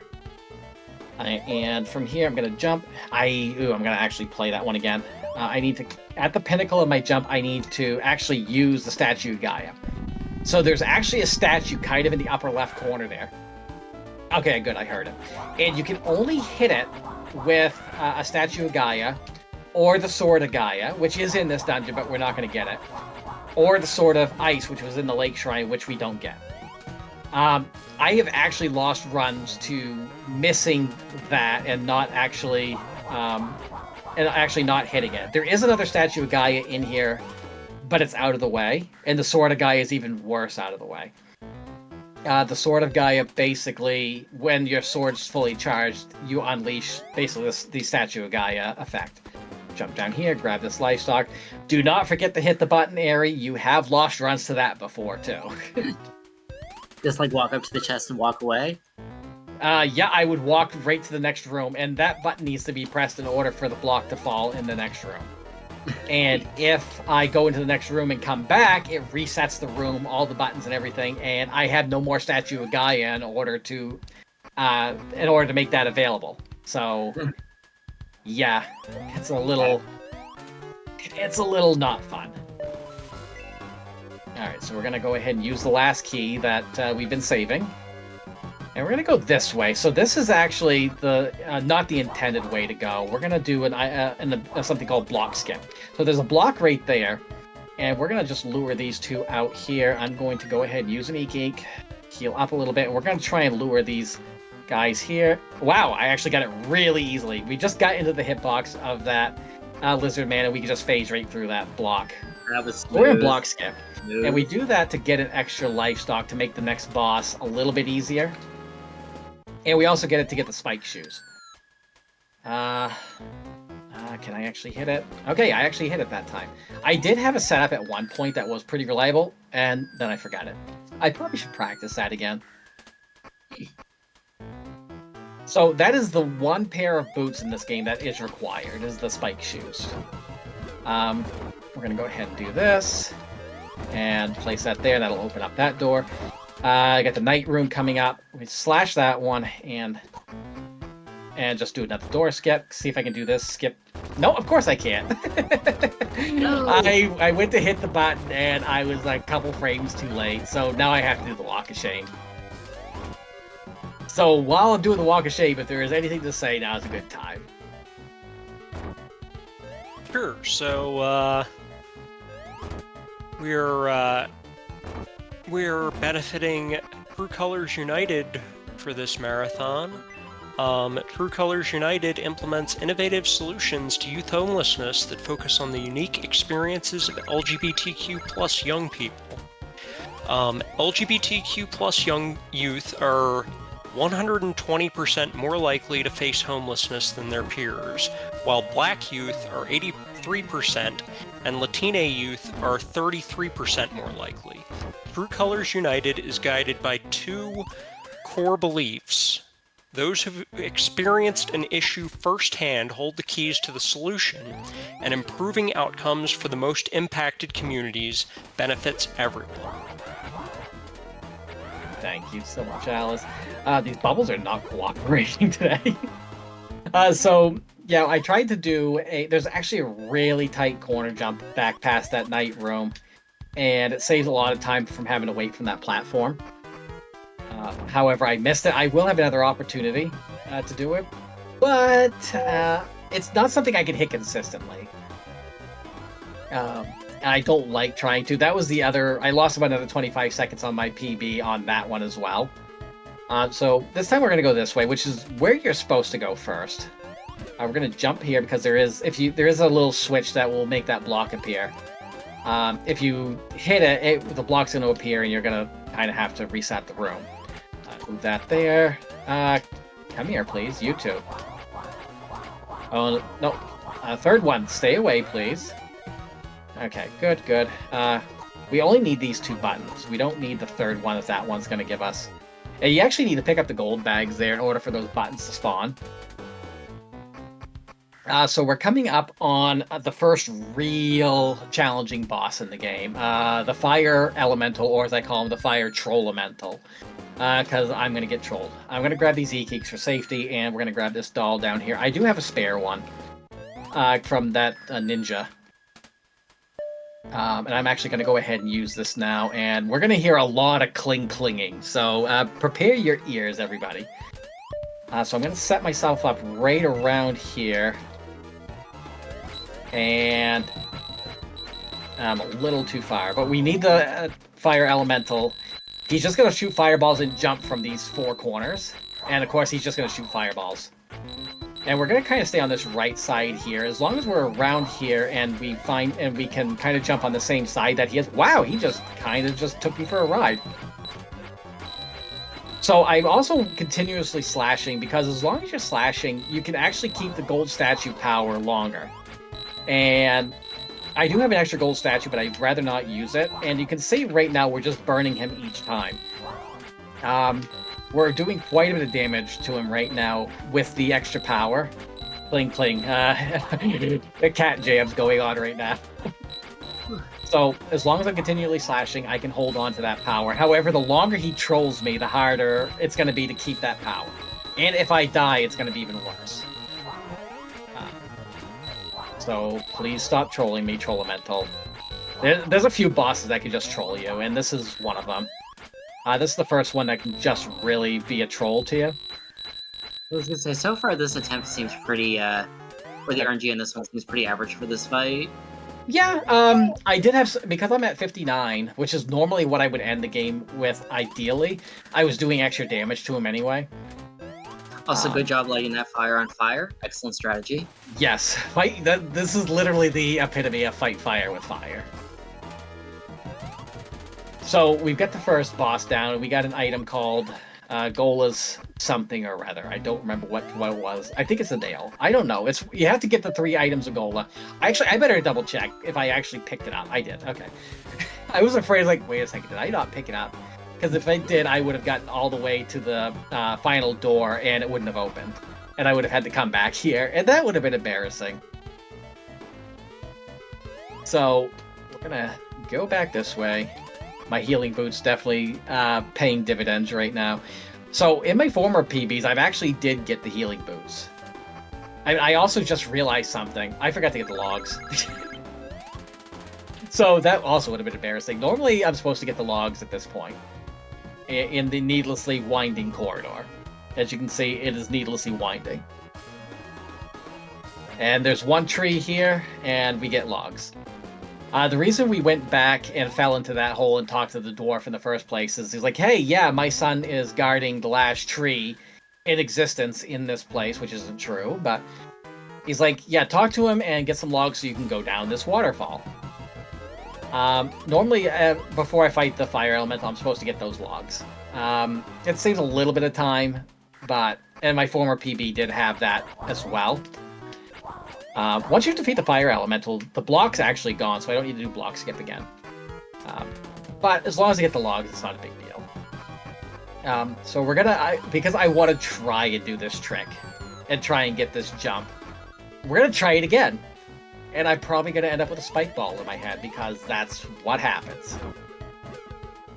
Grab this switch, move it there, and there we go.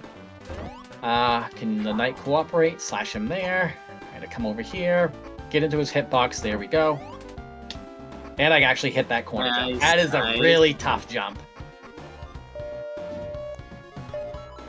Alright, I'm gonna put the spike boots on one more time. And we're gonna go for a raft ride. Emily, you excited about the raft ride? Always. Always. So we get the logs, and one log creates a raft. Just magically have a raft show up. And of course, we ride it over a waterfall. Woodwork. Because why not?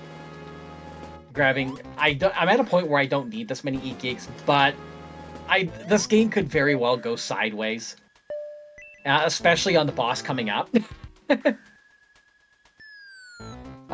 So we take the last log, come through here, and I'm gonna hug this corner right here. We meet Spinner. Spinner hurts. But if we kind of get him right in this corner right here, line him right up, we can just kind of bully him. Fighting him head on, he kind of likes to slash out and claw you, and he can one-shot me at this level. And it's scary. That just goes to show that Armored Armadillo is a pain in any game it's in. Yeah, exactly. So I picked up the Hyper Breast and I picked up a key. So the Hyper Breast is the strongest armor in the game, and we are going to use it because the final stretch of this game, the monsters just hit really hard. So I am sure it can be done without it, and it probably would save at least 5 to 10 seconds not getting it. But you have to play kind of spot on. Also, I love that you got your first equipment upgrade a mere 92% of the way through the run or something like that. Yeah, I mean there are other breasts that you can get in the game for protection. There's the steel breast you can buy in Mercator. The chrome breast is in Verla Mines, and the shell breast is actually in Lake Shrine. So all places I've been, they were just always out of the way. I think I still have yeah, I do. Okay. So now that we got the spike shoes, we can walk on snow. You need to come back here so I can just beat you up like that. And that is the last time I actually need snowshoes, so I'm actually going to go ahead and equip the healing boots now. And we're just going to use those the rest of the game. So we're actually coming up towards the end of King Noel's Labyrinth, so I'm sorry everyone, the best music in the game is about ready to end. And we got kind of another needlessly winding passage. A lot of really tight corner jumps that I'm going to make look very easy. I will say that this... Can I actually make it? Oh, no, I missed it. If I jumped a little bit higher before I grabbed the ladder, I can make that. But I at least had to try it. So... I will say I do play this on actual console because the controller is... This game was meant for a Genesis controller. I've played this on the Wii, I've played it on the Switch, I've played it on the Xbox 360, and getting some of these corner jumps it's not easy to do. do need to kill these skeletons in order to open the door. Because unfortunately, I can't make them follow me to... Oh my god, he stabbed me right through the block. Can you believe it? I mean, it's Landstalker, I can believe it. I also love that the skeletons have death cry even though they don't have lungs or a throat. I mean, the bubbles have the same one, too. It's amazing. It is, everything screams in this game. So, I think I did grab that key. If not, it's not impossible to get past here. But it's actually quicker to just grab that last key. And that is the last one we actually need. There's actually going to be no more door skips. Oh, by the way, it's Miro again.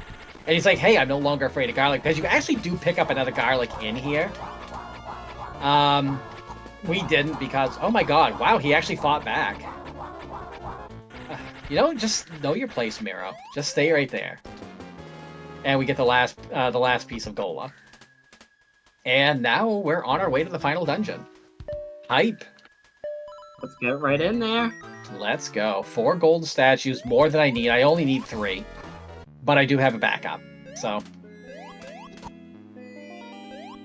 this one's got a lot of really tight jumps, and one false move, and I'm going to be falling a long way. Grab this last one. So we're going to end up with 60, because I did miss the Lake Shrine one. We're going to do Also, a little skip here. You can tell this is the final dungeon, because it is the most orange dungeon. Oh, gosh darn it, Emily. So we're going to do a little bit of a damage boost right here through that. It can be done without doing that, but the corner jumps in those particular angles are really hard. I am going to concentrate here for a minute after I kill these lizard men because we have some really tough platforming coming up. So I will probably be quiet as soon as I get to the top of that ladder anyway, because I do need to carry this. Okay, it lined up. I'm playing it slow right now. Okay, we're fine. So, Excellent. If I fall, the whole cycle gets really out of whack and it takes a long time to fix. And that's probably the last hardest part anyway. And we wait in this next room. And jump over this button, come over here. We kill these knights. And we kind of need to do another sneaky jump right here, because if we actually go too far in, we actually activate those statued lizardmen. And then we don't have to fight them, but they definitely, I don't want to have to take damage from them. So the hard part of this is actually really over with now. We come up to the Golem Room, this is the reason alone why I actually play on console. Because otherwise, doing this is actually very difficult on any other console. Very easy on... Clean now. Oh, that came out very clean. We're just going to take these... rate those. Take that little damage boost. Don't say it. Not saying it. Not saying it.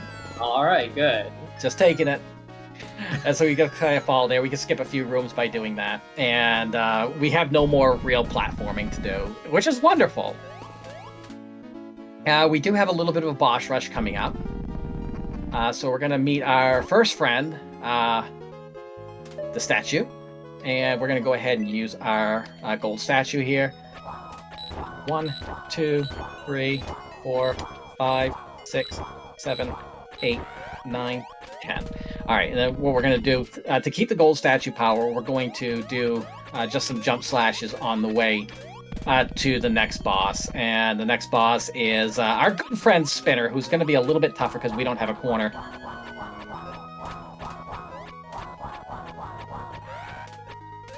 I got him. So, as long as you can kind of stay off to his side a little bit and kind of pin him against the wall, you can keep that gold sword or gold statue power and just wreck him. So we're at the final stages of the game. We have the 24 stairs, and I have counted them. I believe it is 24. Not sure why. And again, another needlessly long thing. I guess probably to make it... I think they did it so you at least get one loop of this music.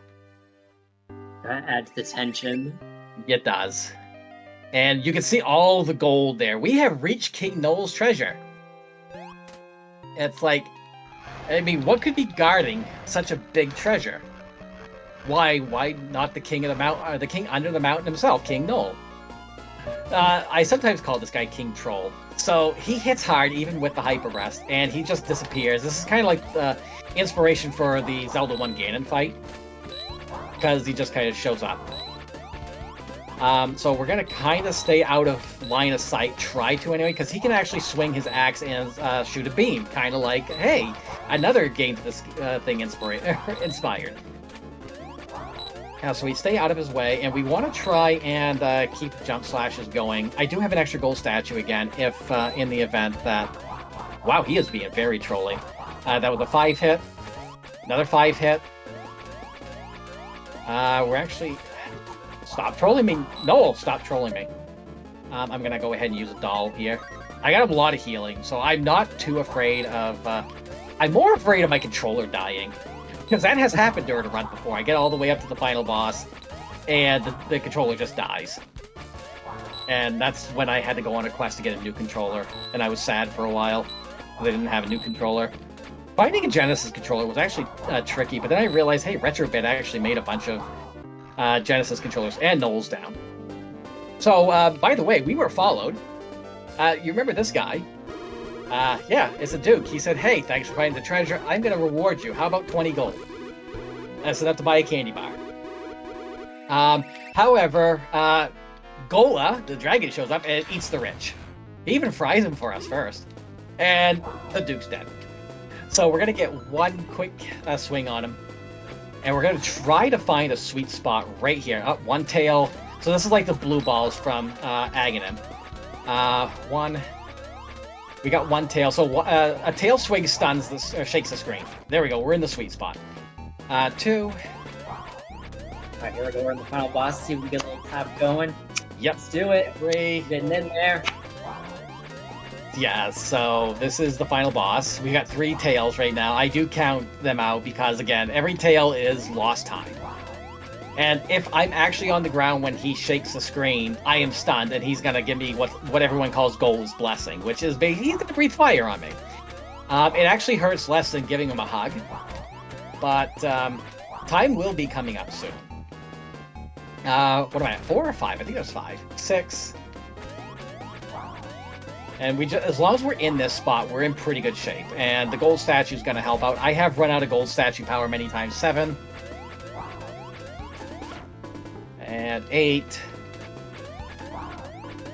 I've gotten anywhere from like 7 all the way up to, and that's going to be time. Did it! I've gotten anywhere from like 7 all the way up to like 15 or 16 stuns, and once it gets past 10 stuns, you end up starting to lose gold statue power, and then you have to fight him without that, and you're only dealing half damage at that point, and it just becomes the fight just drags out. So yeah, you are rewarded with King Knoll's treasure, and congratulations! We have eaten the rich, and now we could rob from the rich and give to the me at that point. Give to the me. That's give what we're to here the for, me. Heck baby. yeah. Yeah. But anyways, that is Landstalker: The Legend of King Knoll. A really fun game to play if you can get over the isometrics.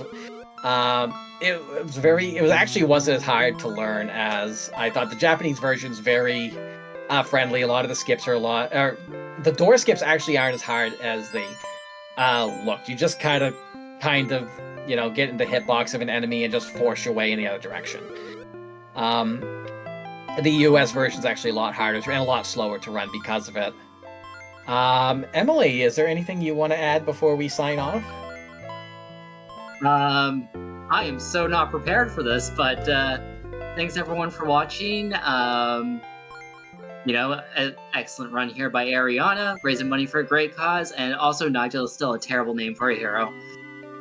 Nigel is a terrible name. I want to give shout-outs to Queen Peels, my wonderful girlfriend, who I'm sure was watching this entire time.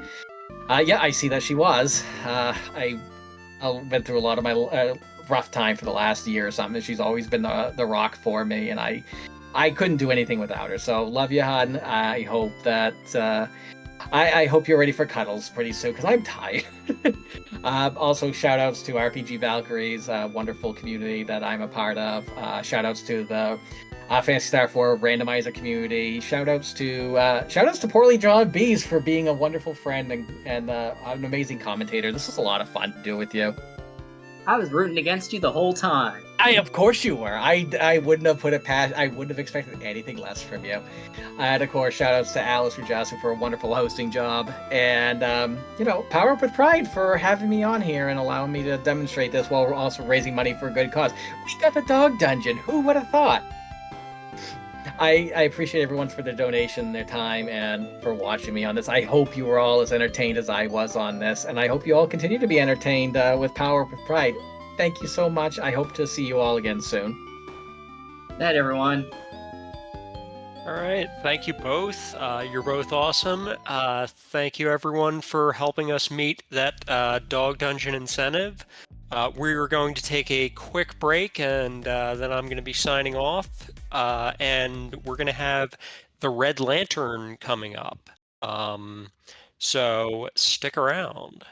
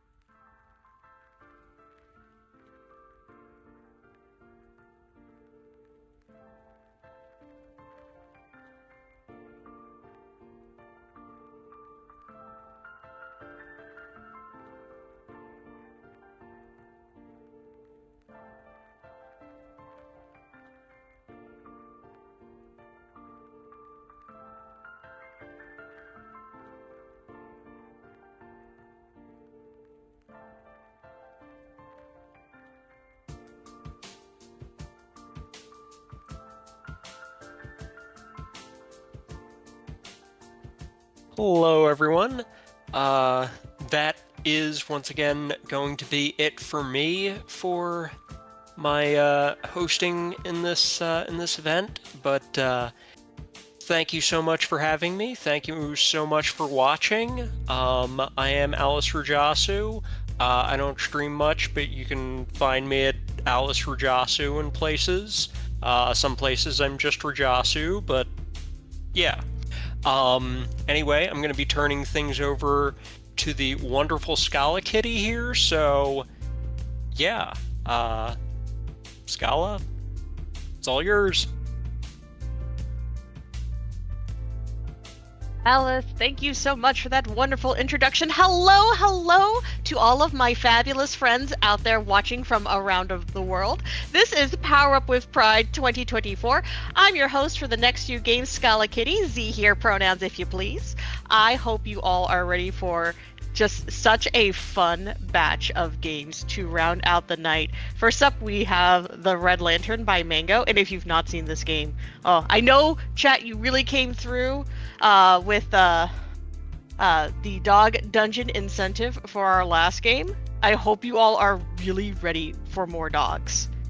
I hope so, chat, because there will be more dogs very, very soon. But I will also remind you all that we do have, for the game afterwards, Ultima 2, Revenge of the Enchantress, we do have an incentive to, follow the true Ultima tradition and kill Lord British. And we will not kill but a single Lord British. We can kill up to 3 Lords British if you so choose, chat. So, if you would like to, I will go ahead. I will drop the donate link in chat. You have those incentives along with a whole collection of polls for the names of our party and our the one who shall save the world for Earthbound PK Scramble. So you have a lot of really good options to put your money towards as we continue to raise funds for True Colors United and their absolutely admirable mission to try and bring an end to LGBTQ youth homelessness. We're going to be finishing up, setting up for the Red Lantern in just a moment, and we'll be back very soon.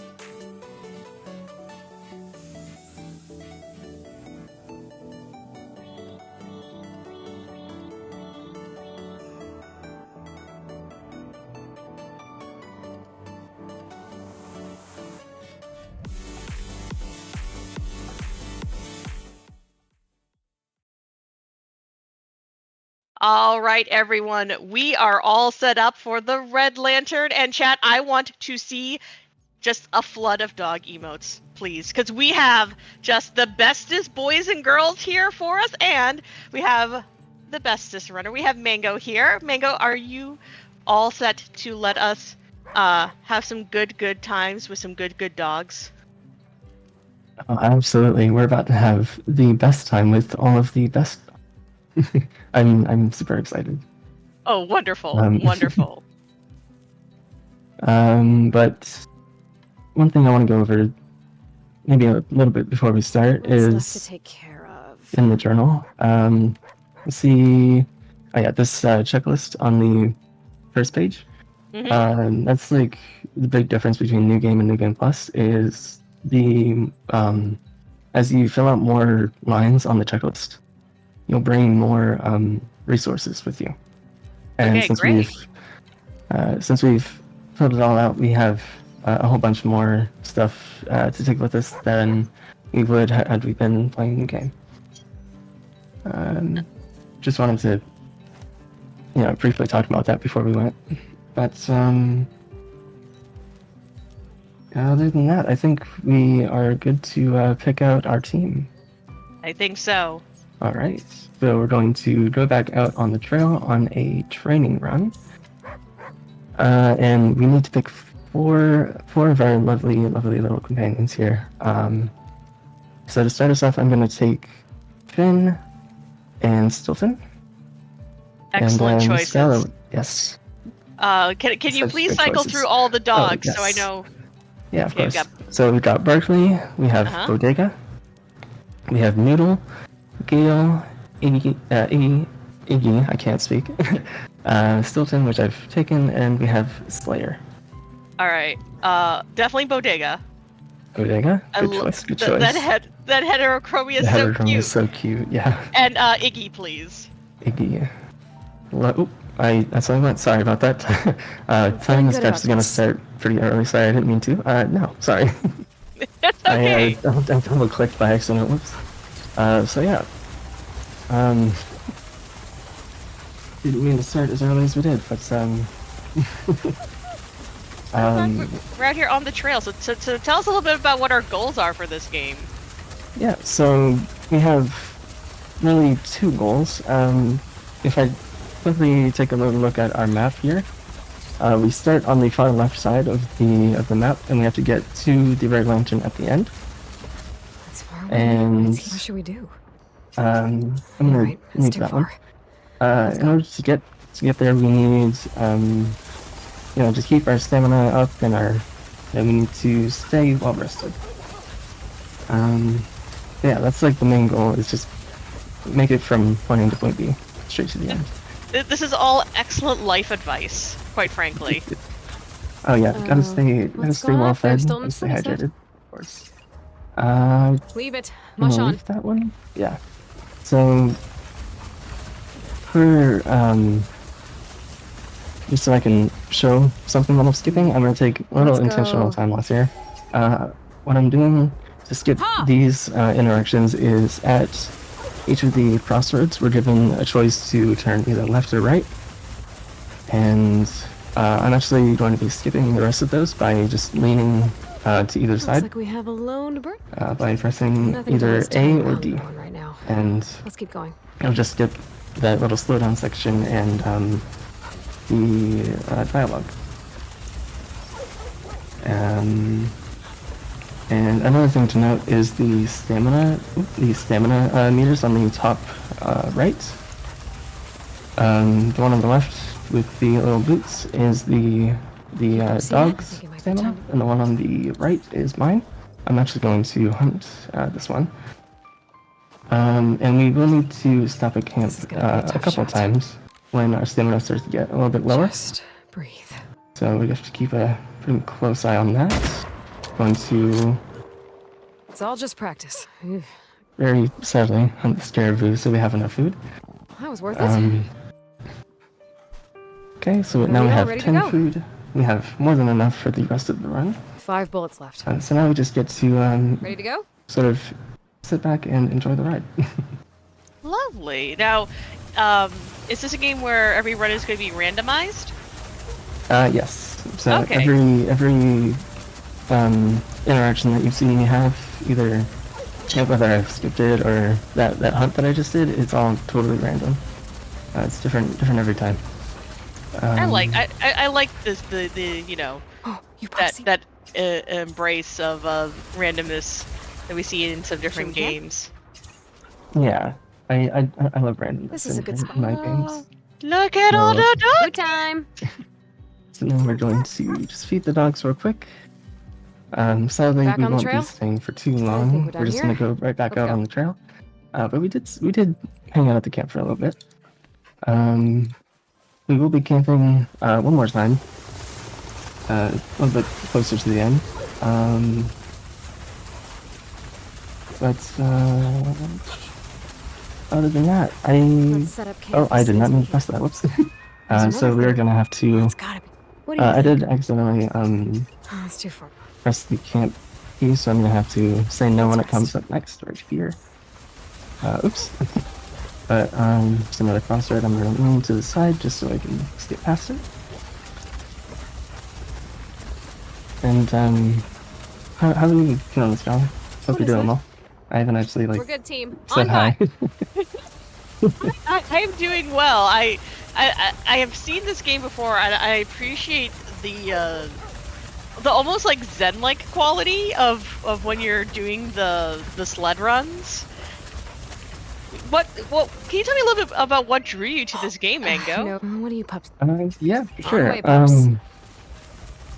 I don't actually remember where I found it at first, but what drew me to speedrunning this game was actually a marathon run by Selkooth Mind. Oh yes, Belle does a fabulous job with this game. Yeah, sounds wonderful. Something's over there. But it was actually her. I forget which marathon it was exactly, but it was like her running this game was like a big inspiration for me to pick it up as well. I love that. Mm-hmm. And I as someone who is sort of taken to running like smaller games, I like that sort of ripple effect where you sort of see one person run it and then like you want to run it too, and I like the sort of small passionate communities you can get around these types of games. Yeah, for sure. Like I personally like enjoy speedrunning the smaller games more than like bigger ones, I guess you could say. And yeah, this is definitely one of the like the ones that I enjoyed the most. And I'm glad that I picked it up. We'll make a camp at the next safe spot. Yeah, we're glad that we get to have you. Yeah, I'm glad to be here. Thank you for having me. Yes. Well, we did do just a bit of fun with the schedule to have some dog-themed games right next to each other. That was that's awesome. entirely intentional. Oh, that's great. Love that. This is a good spot. So, real quick, Might be time we to get did, Belle, shall we? you might have seen that we got tired on the Alright, trail, so we're everyone going feeling to just take a little break, have a nice little nap. Food time. We're going to feed the dogs one more time, and we're going to Back on the trail. go right back I out. think we're done here. And one thing that I didn't mention the first time is I'm actually using like keyboard control to leave the camp a little bit earlier. Because what you're supposed to do is you're supposed to like click on the sled, but for some reason the prompt for it doesn't show up right away. So it's just faster to use the keyboard to save like a little bit of time. Hey, a little wolf friend. That's not good. It's okay. You can stay over there. We don't mind. So this is one thing that I was worried about Mush, seeing. mush. Oh no! Yeah. No! So we may need to camp one more time. But yeah, that's another little bit of randomness to this game. Is you can get Patch this up. you can get attacked if you are out at night. I shouldn't have risked. Ready to So go? we have become injured. One thing to note about that is if we get injured again before we heal, we do have some med packs down here that we can use to heal. But if we get injured again before we do, we will fail the run because we'll become too wounded and That's supposed to be a delicacy. What do you think, Pups? we'll get sent back to Do the your start. thing. So I may, just for safety, camp again now Let's and rest. And This heal. looks pretty good. Just because I don't want to lose the run. So we're gonna patch ourselves Should up. be good enough. And I'm Fire would be- actually going to Can't wait. eat as well because I'm my ready to stamina's a cook bit some- low. So we're just gonna give Musher one bit of food, and on we the can go trail? right back out, Ready to go? just for a little bit of extra safety. With that as Oh well. yeah, Um, totally understood. yeah, because this route that I'm taking is like super precise and All right, let's keep going. and Ah! by the end, well, like if it goes, according to the route and everything, we will end up with like no stamina left by the end. So may help just to feed ourselves a little bit more. No, completely understand. Just in case. Yes, just in case. I mean, Just in when case. you're doing marathons, you know what? That's the just in case time. Oh, definitely. Actually, in a little bit of practice earlier, I did You can't see anything. What do you Pups see? have something Over happen there? that I've never actually seen before, in which I did get attacked twice in the same Oh, run, no! which I've actually never seen before. So, just a little bit of extra safety never hurt. I mean, it's better to have that happen though during practice. Oh, definitely, yeah. I for sure. definitely, when I was running Haven, I definitely ran into a like corner case in a marathon, and it was just like, oh, okay, great. How do we deal with that? Luckily, it was something I could recover from, but it was still. It's still then I had to then figure out, okay, forever going forward, how do I avoid having that happen to me again? Oh, and speaking of the double encounter here, Oh gosh! Oh gosh!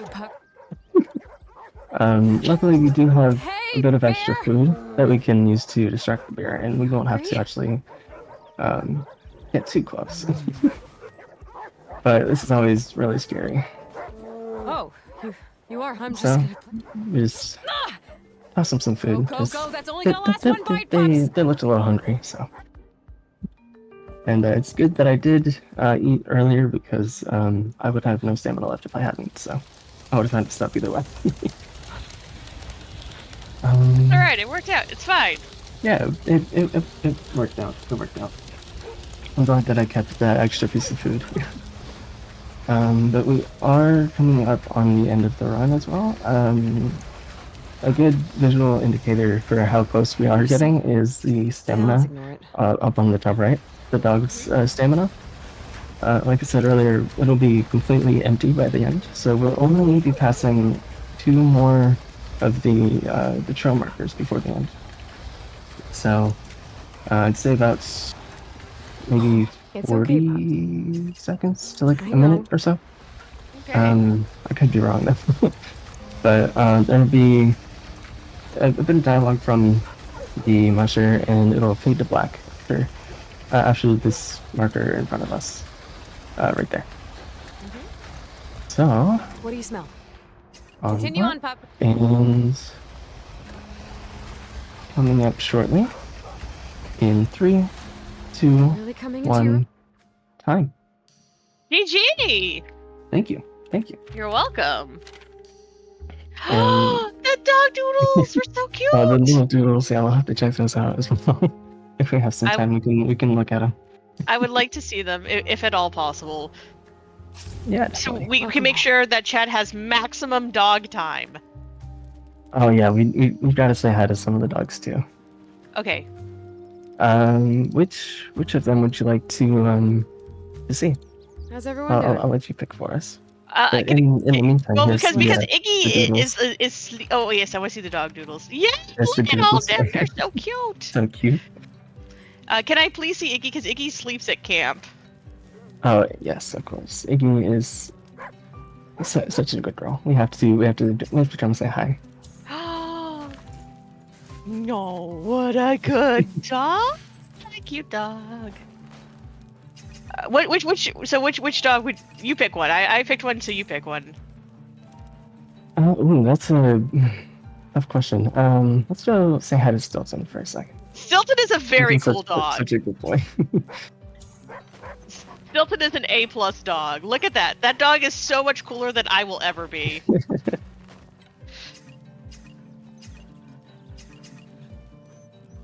So, yeah, what did you think of the run, Stella? I hope you enjoyed our time with the dogs. You're ready. I did. You've I got was this. excited that I got to host for this because like I said, I had seen this game, and I think this game is really interesting and charming, and I just love all the personalities that the dogs have. Next attempt. You know, they're so precious. Yes, but Mango, if our wonderful folks watching would like to see more of you and your runs, where can they find you? Ooh, you look very ready Yeah, for this if you next would attempt. like to see more of me, I mostly speedrun indie/puzzle platformer games. Over on Twitch, twitch.tv/TheMaskedMango, with 2 E's because I thought it looked cool. And I think I'm it also looks on. cool. Thank you. I'm also on Twitter and YouTube by the same name. Awesome.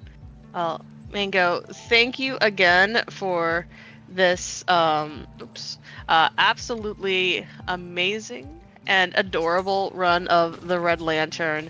And thank you as well, chat, for tuning in, staying here with us at Power Up with Pride 2024. We will go ahead, go back to intermission, and we will get the next run of Ultima 2, Revenge of the Enchantress set up. So we will see you all real soon.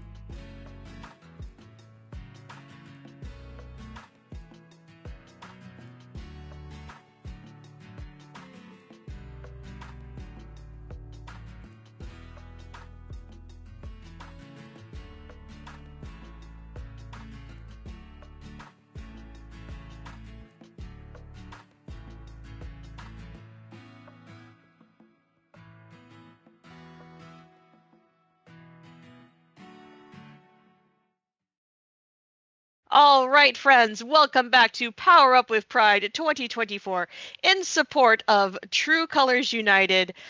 We have an absolutely amazing retro treat for you all. We're going to be playing Ultima 2 Revenge of the Enchantress with Oregon Mike. Mike, please tell me a little bit about this game and why we should be very excited that we get to kill Lord British.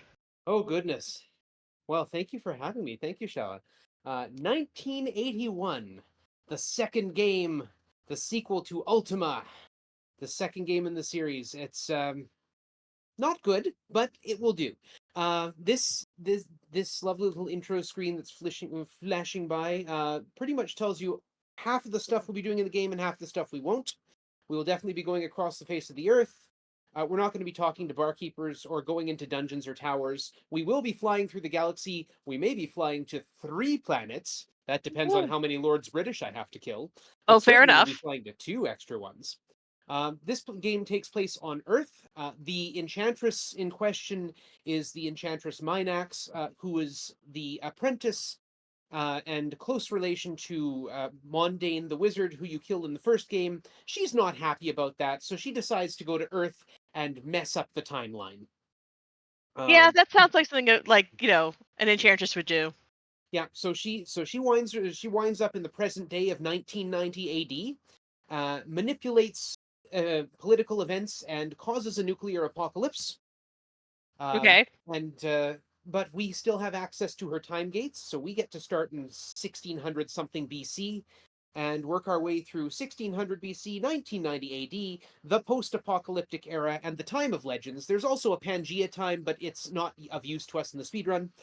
And that's pretty much that. I mean, that's the whole game. We got to go stab an enchantress until she stops moving. Okay, I have just one question. Are you sure you have not invited me to a Chrono Trigger run? Oh my! I think that would be an interesting crossover, actually. She would be a very fun crossover, but Mike, before we get started, we had a very, very generous donation come in from dear and delightful staff member Alice Rujasu, who donated $150 and says that they love being a part of this event and love getting maximum dog content. So let's redact a Lord British. Remove from the timeline 1 Lord British.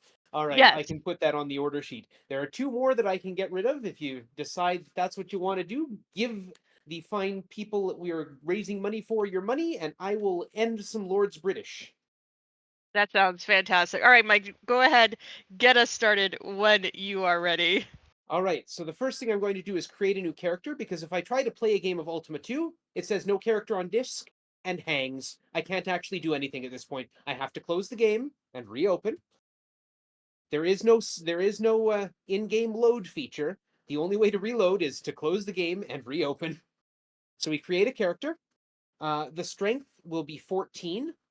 The agility 36. You'll notice I have initially 90 points, now 40. 10 across the board. Otherwise, we have to do a minimum of 10. Otherwise, everything would be much easier. But no, every stat has to have a minimum of 10. The character must be male, and if you'll notice when I select male, the strength will go up by 5 points. If I were to select female, charisma would go up by 10. Because in 1981, men were strong and women were pretty, I guess. I don't fully believe it. I wasn't around yet. Close, but not yet. We need an elf character, and that will bring our agility up by 5 points. And we need a fighter type. That will bring our strength up another 15. And the character will be named Power Up with Pride. I want to take a moment and talk about those numbers. The numbers you see are not the numbers the computer sees. Those are numbers written in binary coded decimal. And anyone who's familiar with old computer programming just shuddered. Binary coded decimal, instead of looking at that number as, say, 34 and converting that into a binary or a hexadecimal number, the binary coded decimal looks at that as a 3 and a 4, which is fine so long as you have a piece of code in your program to deal with that 3 and 4 and convert them into 34. That part of the code isn't in this game. So the game is looking at that 34 as 34 in hexadecimal, which means that 3 it's treating as 3 16s and not 3 10s, and the 4 as 4 1s, which is fine. So that means we don't have 34 strength. We in fact have 52, and our agility is not 41 but 65, and those 10s are also 16s. So anyway, those 10s don't actually matter. But anyway, that's yes. All right. So okay, so we just had to learn Ultima math. Got it. That's not Okay, great. consistent across the whole series. That's just this game. Okay, Ultima 2 math. Yes. I do like though that our character is very strong and very fast and an elf, as someone who loves elf characters. Well, good. We're going to, before we start, press Control and S. This will mute all sounds in the game. Sounds are slow. We do not want sounds. So this game will be played at maximum volume in complete silence. All right, and I will start playing a game of Ultima 2 in on a countdown. Shall we count down from 3? Here we go. 3, 2, 1, let's go. All right, I double fist the keys, so I use both the keypad and the arrow keys just to move that much faster. The game doesn't buffer inputs, but it does respond when I move that quickly. And we go to the first town, Town Linda. We're going to come up here. We're going to try and steal some plate armor. Chain will do fine as well. We are thieves. No luck, no luck, no luck, no luck. No guards, no guards. Oh, there's the guards. The guards are showing up. We have to leave. So we close the game down. I figured I'd try that once. We won't keep doing it. The game auto-saves whenever you enter or leave a town, so I didn't lose much time there. So we'll skip the armor portion. We'll try and steal a weapon. Steal weapons. Did I get a phaser? Did I get a light sword? No. There's lightsabers in this? Absolutely. And phasers. Okay, great. All right, so I love our very strong and very fast elf Jedi. There came the guards again, so unfortunately we still have to start again. Any of these would, of course, if I were actually doing a PB or world record run, those would be like complete resets, start the game over again. We're just going to purchase a light sword because we can afford it, and make sure we ready it. Otherwise, we're still punching things. Aw, purchasing. Yeah, I know, it's no fun. But, you know, if we have to kill 3 Lords British, we'll need to grind for that money anyway. Oh, I got paralyzed by that thing, so I had to stand there. I'm getting a lot of random encounters. Okay, come on. Thank you. All right, this is where we're going to do the most of our grinding. This thief gets killed, and then we run away before the guard can get us. And then we leave town and enter again, and he's back. He's just trying to sell us a watch, but we're going to, you know, take out our lightsaber and stab him anyway. It's really funny if I get a phaser, because this game doesn't have support for long-ranged weapons, so you then basically pull out your phaser and stab him with it. I don't understand this, but all right. You also notice the guards don't particularly care what goes on until I actually land a hit. They just, you know, if I'm missing, they don't care. I am looking for enough money to buy a reflect suit, because we have to go into space. And if you don't have a spacesuit, when you take off, you explode. And, yes, that is definitely how space works. That is Absolutely. science right there. Yeah, that is science. Totally science. Yeah. So yeah, imagine this guy's day, right? He gets up, goes out, grabs his collection of watches to go and sell by the gates of town, and then some fighter walks in, stabs him with a lightsaber, leaves, and then he wakes up again in the world's worst Groundhog Day loop. That's pretty much the world's worst Groundhog Day loop. Yeah. So I couldn't catch him there because the guard was too close, and I need food. So I'm going to go steal some food. No, I'm not. The guard's already caught on to me. That's not nice. I'm going to need food. You'll notice my food is ticking down every few steps, every few actions I take. If that food ever reaches 0, I'm dead. Game over. You can actually get yourself into an unwinnable situation, a soft-locked situation, where your food is too low to reach it to anywhere that will sell you food.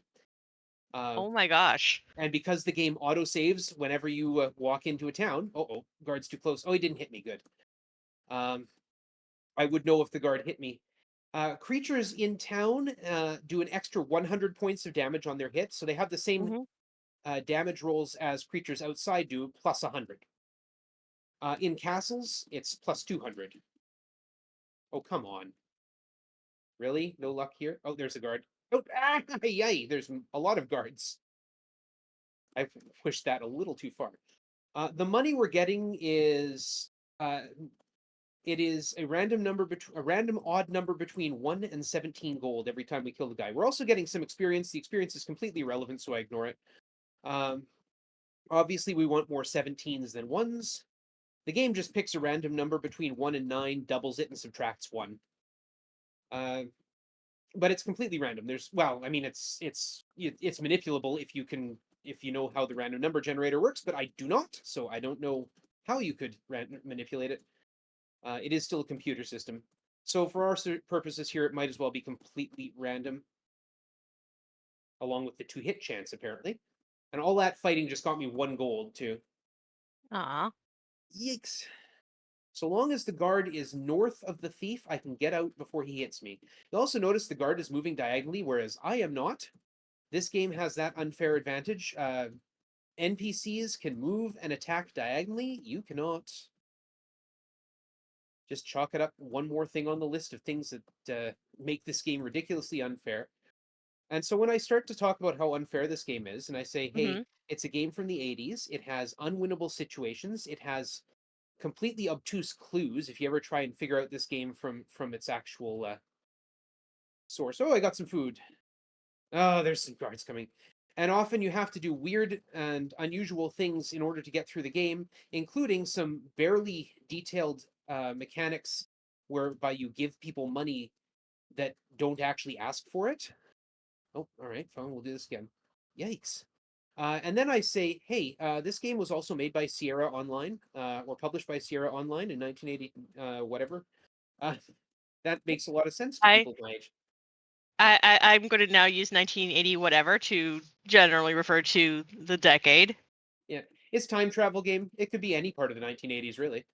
Yeah, exactly. It is a quantum level of 1980s we're dealing with here. Yeah. So yeah, the number I'm looking for money is 1,658. So 1,508 gold goes into purchasing that reflect suit that I mentioned. And if you're wondering why we don't just steal the reflect suit, we can't. The game doesn't let you steal anything better than plate mail armor, so you actually have to purchase a reflect suit or a power suit if you want to go really fancy, but that takes a lot more money. Old speedruns of this used to kill this thief up to about 3,000 gold. So you can imagine this poor thief stood there and got about 300 deaths on his hand. Why? This poor man. We have so many watches. We don't need any more watches, Mike. Now wait a second. Hold up. This is 1980 whatever. Are we sure they are not swatches? Well, that's the interesting thing. Because he's a thief, he's not just giving us money and experience. He's also dropping a random item in our inventory. So there's a whole host of items in the inventory. You saw me get my legs paralyzed. You can get magical boots that prevent that. They just sit in your inventory, and oh my goodness, I'm having such bad luck with the food. There are magical boots that just sit there in your inventory. Yes. There are a whole bunch of things that do nothing, like gems. There's a variety of things. There's magical helmets. Oh my. Magical helmets that let you view the town, so you can get an overhead map of the area you're in, which is also nice. But what we're looking for are some very specific items. We're looking for a blue tassel. So a blue tassel, you wear it on your hat, and it means that pirates will recognize you as one of their own, so you can use a ship. We can. Yeah, you wear a blue tassel on your hat, and you're a pirate. I love this. This is great. I love our new OC. This is fantastic. Oh, it gets better because we also need a skull key. So we need a skull key because, as everyone knows, you cannot get into an airplane without a skull key. Absolutely, completely, totally valid. Okay, great. So we're also a pilot. Yep, and you need brass buttons because you can't actually fly a plane without brass buttons. Yes, also very much required. Any pilot could tell you that. Absolutely. I used to work at an aviation museum. Brass buttons were everywhere, just on all the things. Yes, I can absolutely understand that. Now were they on the planes though? Yes. We'll just go with yes. It's been a decade since I've worked there. I assume some of the buttons were made of brass. Some of those planes were pretty old. Okay.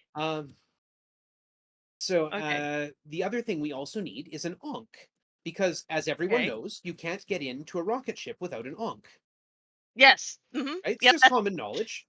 Oh yeah, that's what you learn when you go to NASA. Yep. So we're getting a lot of overworld monsters this time. There's a sea serpent coming at me from down there. So we need an Ankh, and of course, if you're going to make that rocket ship go anywhere, you need some sort of fuel. In this case, trilithium. Yep. Yep. Totally makes sense. That Now, sounds like a thing normally- I've heard about in other sci-fi series. Absolutely. In this particular game, you're supposed to find trilithium either at the tops of towers or the bottoms of dungeon on the 16th floor, where there's a whole bunch of treasure chests full of trilithiums. Now, trilithiums are, of course, an item that just sits in your inventory. It would be kind of silly if someone forgot to take that out of the list of things that a thief could give you when you kill them, right? Right. Because that would completely invalidate the need for towers and dungeons. Yes. So we've got 8 trilithiums right now. Fabulous. Great. I love this. Also, I would love to welcome in our raiders. This is Power Up with Pride 2024. We are currently playing Ultima 2 Revenge of the Enchantress. I need everyone to know that I have been taking notes about our original character, who is an elf Jedi pirate pilot who is very strong, very fast, and has about like 1 million watches at this point. Imagine if Yoda from episode 2 were a starship pilot who also sailed the seas and just randomly killed people. There you go. See, I've been more imagining like the Legolas type elf. To be Sure, that fair, works. Yeah. but thank you everyone for joining us. We are currently raising money for True Colors United, who is our charity of choice for this event. If you've give me just 1 second. Okay. So, you've not heard of True Colors United. Their team works at a federal, state, and local levels to ensure vital funding, policies, and systems and protections are in place that meet the needs of LGBTQ plus and BIPOC youth experiencing or at risk of homelessness. So and especially something that we really loved here at Power Up Pride, they partner with young people, with national, state, and local advocates in advancing policies that bring us closer to a future where we have housing justice as a reality for all. What a Also, fantastic charity. They're such a fantastic charity. We also appreciate that their CEO stopped by to have a chat with us earlier. But right now, we are also we have a very interesting incentive for this run. For every $150 we raise, we will redact a Lord British. we already will be redacting one. Is it time? Are we going to redact? No, it's Lord not British? time yet. Okay. This is Lord British. We talk to him. Okay. He takes 50 gold from us and gives us hit points in exchange. Okay. That's Lord British's whole function in this game. Okay. Fair. So we have got the reflect armor we need to go into space. Yes, and we're here at very Port important. Boniface. And of course, you've all seen how the guards react when I try and steal things. So when I try and pull up the grass, they still get mad at me. Which is good, because I have to kill guards, because as everyone knows, the only people in the world that carry keys are in fact guards. Right. I mean, why are the guards mad? We're just out here, we just want to touch grass. Touching is one thing, stealing is the other. One of the other things we got is strange coins, 14. Good. Okay. Strange coins let us negate time. Yes, well, I would think it would be that and our many, many, many watches that we have. It could indeed. So, negating time works rather oddly in this game. It doesn't actually stop time or anything fun like that. What it does is it takes all hostile creatures towards you and prevents them from moving. If you get close enough for them to attack, they still attack. I got a little bit messed up here. Let's see if I can fix it. Okay. I'm killing guards for their keys. I'm using the ship, and I had to stop because the ship has cannons. I had to stop firing my cannons long enough. We're going to negate time and go around these sea serpents. There we go. Because the game doesn't respond to the fire command the way it responds to the attack command.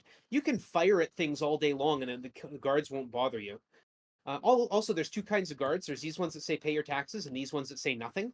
The ones that say nothing, supposedly, they are a mutant sent by Minax to a mutant spy sent by Minax that an invulnerable mutant spy, no less, that will stalk you and kill you. In fact, it's probably just a glitch, but they justified it. So we're now in a plane. We're just going to launch. I And we're going love to it fly when this games plane to justify Australia. glitches. Okay, And yes, that's clearly Australia. yep, and now we're at the time of legends, going through a time gate, and we're going to kite all these monsters up here. We stop here because we want to take the time gate to the aftermath, which is here. And here I just is love that. Pirates Yes. Harbor. Pirates Yes, Harbor yes. is absolutely not Red Square. That's not Moscow at all.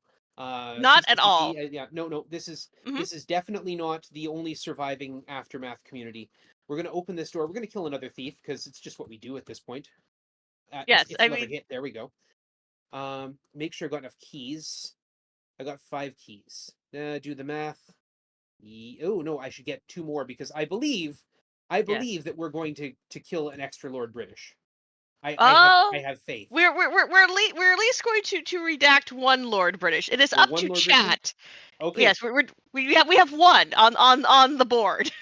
If chat would like more Lord British destruction, that is up to you. Oh my God, the hyperwarp. Yeah, the hyperwarp. We're orbiting Earth. We need to hyperjump to Uranus at location Okay. 946. Prepare for hyperwarp. Engage.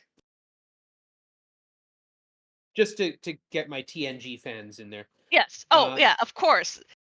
Now we have to land, and if we do not land in open ground, we die. Yeah, understandable. Sierra Online, right? So, so this is the town of New Jester, the only civilization on Uranus. These jesters are not attacking; they're not hostile, but they are set to pursue. So they will follow me as closely as they can, which is extremely closely. Do we literally have just a cloud conga line behind us? Yeah, pretty much. Add it to I love the OC, and then we get into the Right. ship and fire our cannons at them until they all die because they give us money. This has been one of my big contributions to the run was finding a second grind, because grinding on that thief is slow, but we need to do it because it's the only way we can get enough money along with trilithiums to get into space. If anyone's interested, my PB on this is about 18 and a half minutes. So if you're interested for a shortish RPG, I would love to have some competition. By all means, join me on this. I just love this for I love any game where, like, if you try to describe what you are doing, it just becomes more and more outrageous. Well, of course, yeah. Yeah, I mean, it's like, why wouldn't you want? I mean, I love everything about our hero. Truly, they are the hero that we needed in 1980 whatever. It's 1980 something. It's good. Except It's right now we're good. in the aftermath, so this is I think canonically to the story, this is the year like 2230 or something like that. Okay. I can't remember exactly what it is. It's 23,000 AD. No matter how much you use the healing chamber, you're still hungry. You're still hungry, yeah. Yes, got it. Well, look at my food. My food keeps ticking down, so yeah, we just use the ship's cannons, and again, because the game reacts differently to the fire command than to the attack command, I'm not getting these jesters turning hostile at me. So they're just standing there and taking cannonballs. I guess they think it's part of their act. I mean, yeah, that sounds like part of the act. I mean, even more so than killing Lord British, removing jesters is definitely a part of Ultima tradition for speedrunners. Whoops, this guy is the invulnerable jester. He doesn't talk. And if we do make people upset, he will attack us. There's 2 ways to make a town upset, and that's successfully landing a hit on someone with an attack command, or failing to steal badly enough that they find you. If the town is upset, you cannot successfully steal, and all the guards will come at you. In hostile mode, no less. Alright.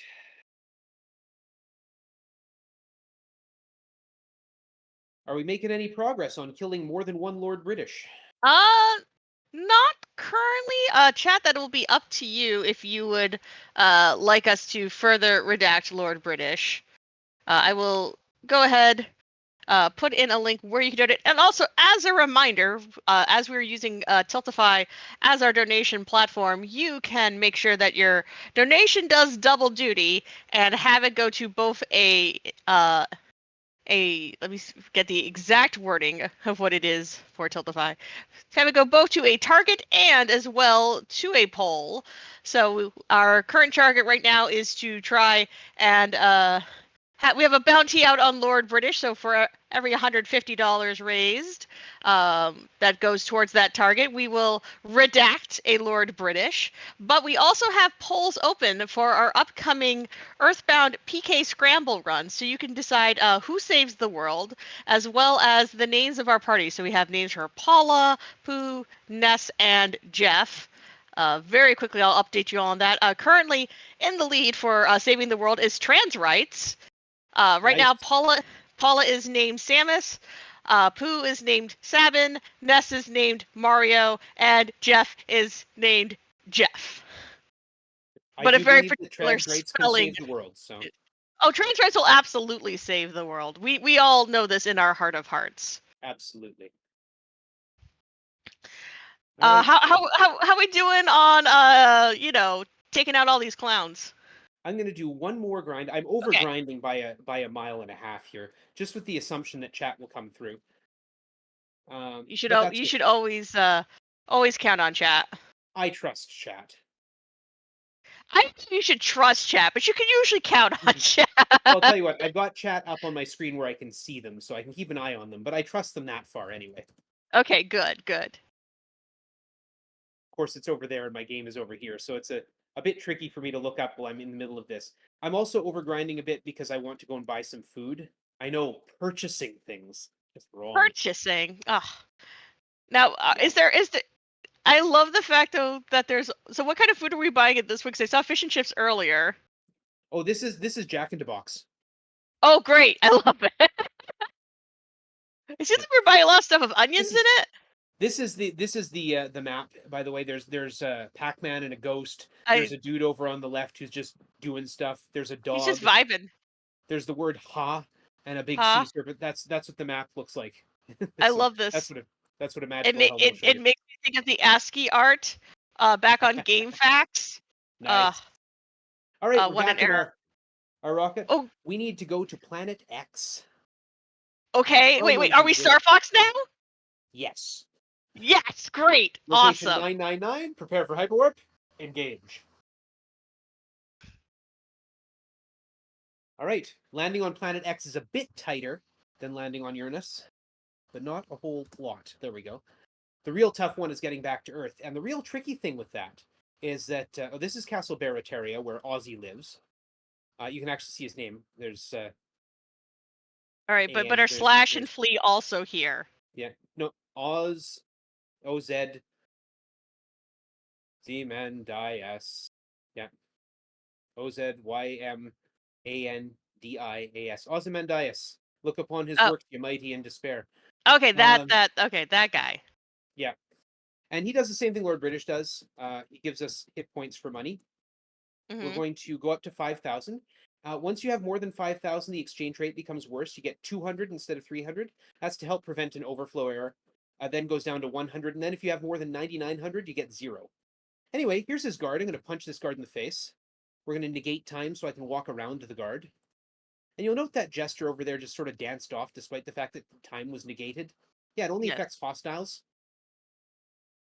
Wait, are you saying that clouds are immune to time manipulation? Apparently. Okay, great. I love the rules of this universe. Fabulous. And we're going to negate time one last time.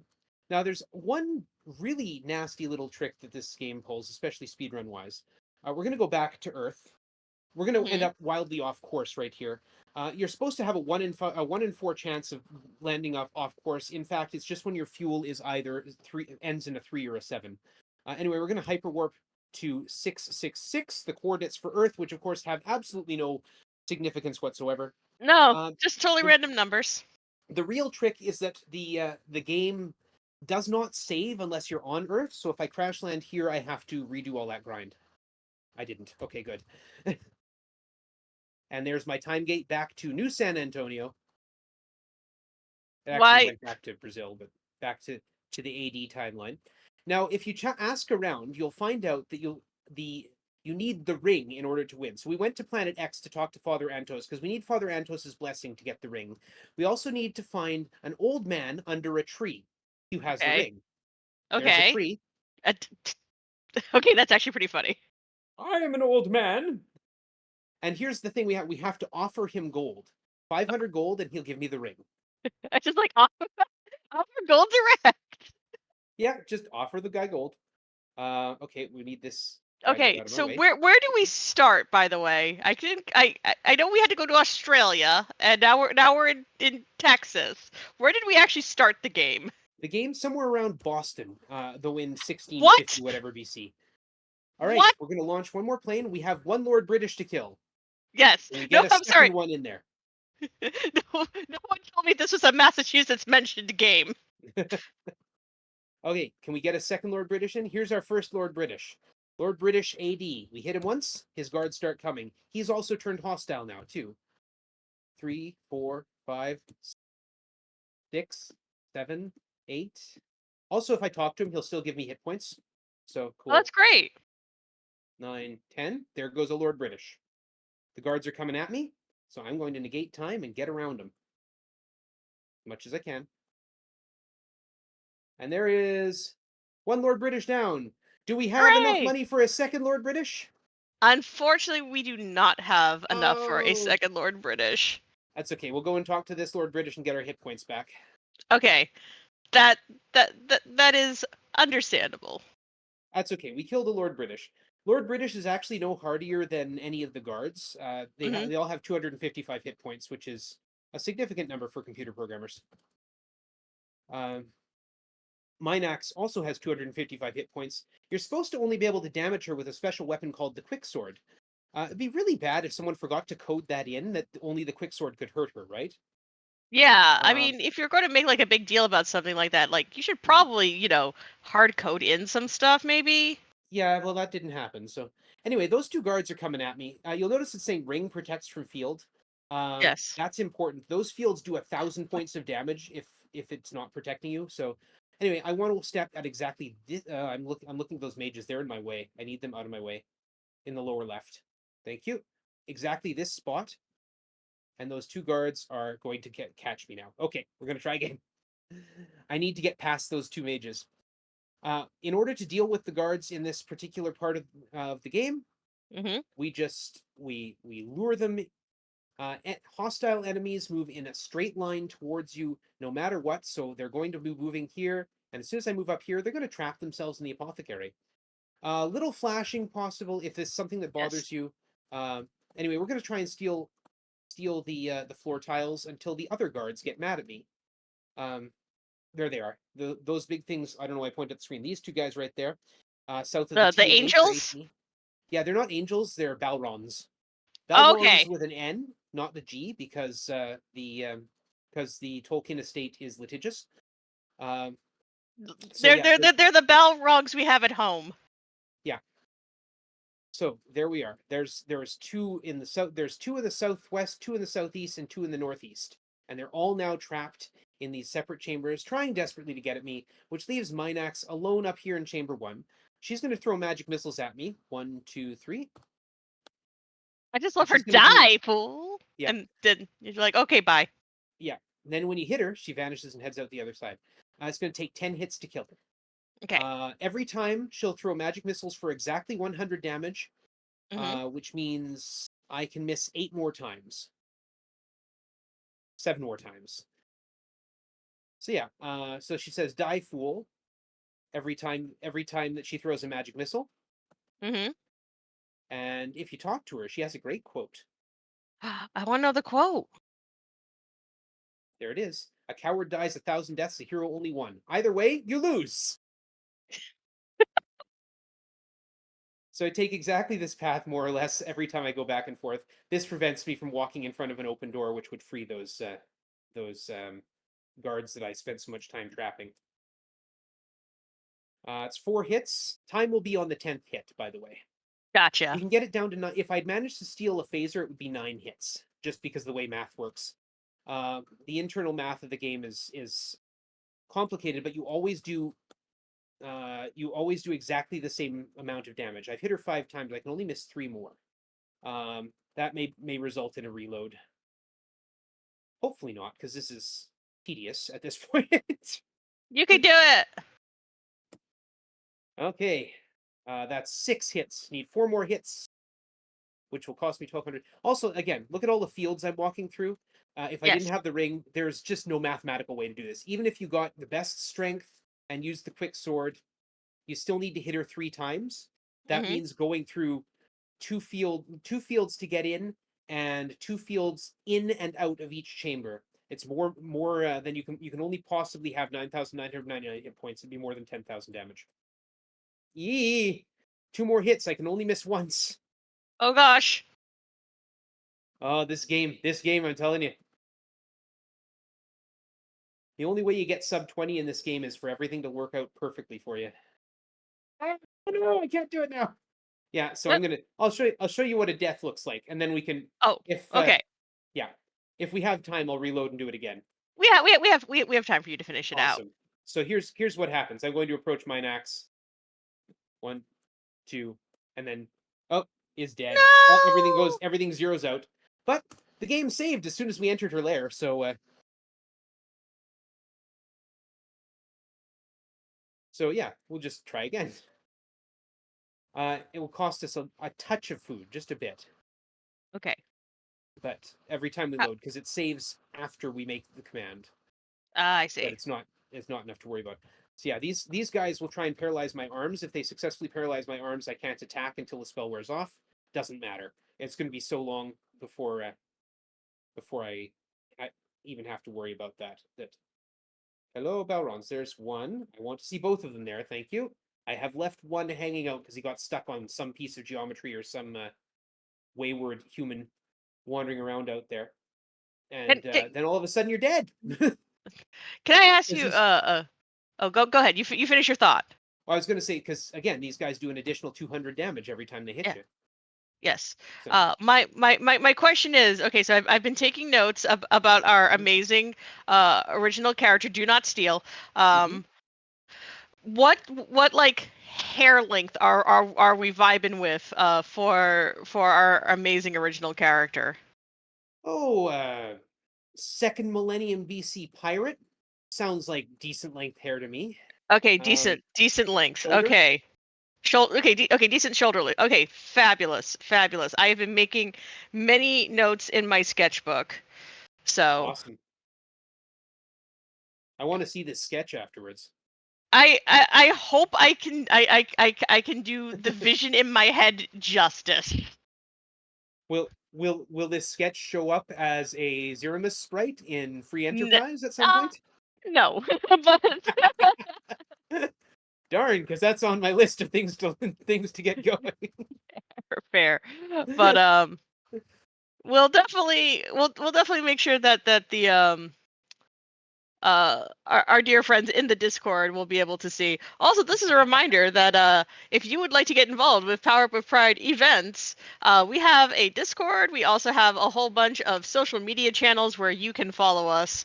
So I'm sure I'm going to make the social media team both love me and question me for my choices that will be coming up later on.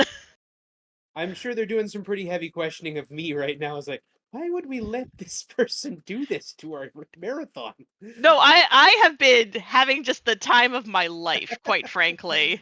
This is the type of old school RPG run that I love. I love the ones that are just super like fun and wacky. You have to remember I run Loom, so and Loom is awesome. Next hit should be the winner. Okay, great.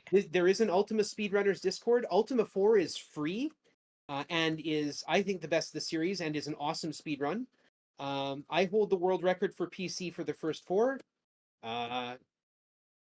There we go. Mine axe is dead, all her work shall die. And this is the ending cutscene. You have saved the universe and now completed Ultima 2. Seek now to conquer the wicked Exodus found in Ultima 3 and Ultima 4? 3D 4P. 3D 4P. Is that Yeah. is that like HD 2D? I guess, yeah. Close enough. We assume that 3D for 3 dimensions, 4P for 4 player. In Ultima 3, you actually get to make a team of 4, which is fun. So yeah, so that's Ultima 2. With one Lord British killed, there's also a Lord British in the past that I can kill, and you can hunt him down on Neptune in the aftermath as well as Richard Garriott and in his IRL disguise at computer camp. I love all of this. This is great. Mike, this has been truly an amazing experience. Please let folks know where they can find you if they would like more Ultima and more Ultimath. I am on Twitch at Organ Mike. I am on YouTube, though I am very slow at putting things on YouTube. I do retro game speedruns. I'm currently working on just a standard playthrough of a game called Avernum, or Avernum 2 at this point. I've done the first one. I also occasionally stream music, because I'm a musician. That's what the organ part of Organ Mike is. I play at a local church, and I stream practice sessions from there and sometimes record things. That's part of my life that has not been happening a lot this year, but I should get more into it over the summer, hopefully. Or just put that as on the to-do list and along with the rest of the projects right now. Oh yes, I know this feeling. Well, Mike, that was absolutely amazing. Thank you again for that fantastic run of Ultima 2 and for being a true inspiration. Oh, well, for sure. Thank you. Thank you very much. And thank you for hosting for me. I much appreciate it. And your lovely commentary to go along with everything. Oh, I love this type of hosting, and I love this type of run, so thank you. It was absolutely fantastic. Chat, I would like you to stick around. We are gearing up for our next game, which is going to be Hyper Princess Pitch. So I hope you all are excited for another fantastic game as we move on towards the end of our Saturday night. So please stay tuned, and we will see you all very soon.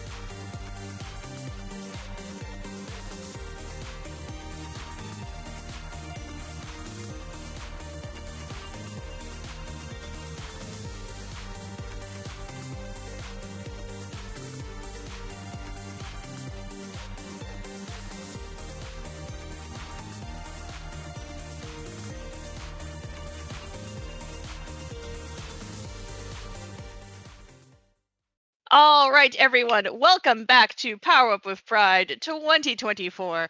I hope you are all really excited for more retro-inspired wonders.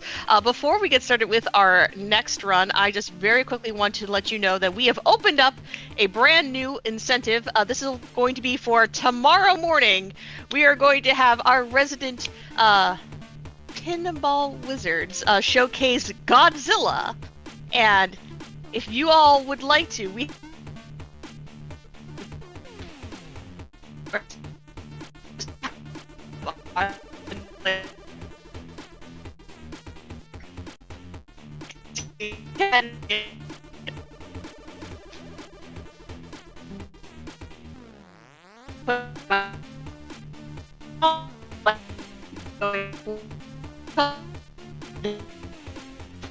on implementing innovative solutions for youth homelessness, focusing especially on the unique experiences of LGBTQ plus young people.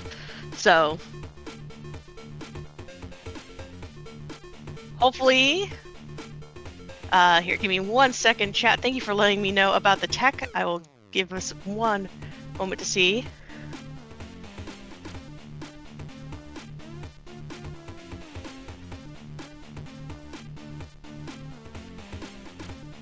All right, chat. Please let me know if the audios have been corrected.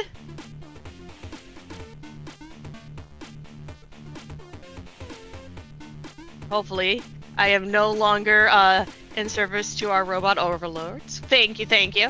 So just as a reminder, we have opened up a new incentive for Godzilla for tomorrow morning. If you would like to see some amazing co-op pinball action, I hope you all will donate towards that. And as a reminder, all of your donations are going towards True Colors United. They are implementing innovative solutions to for youth homelessness, focusing on the unique experiences of LGBTQ young people.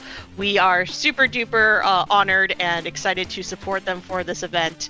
But for right now, we have Wandering Mind here with Hyper Princess Pitch. Woo! And can you tell us a little bit about this game?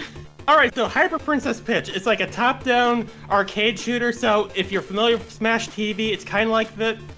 This is a very loose remake of a 1995 MS-DOS game called Operation Carnage, though instead of fighting aliens, we are fighting mecha elves and Mecha Santa in this Christmas-themed game, and this game is really fun. There are going to be a lot of explosions.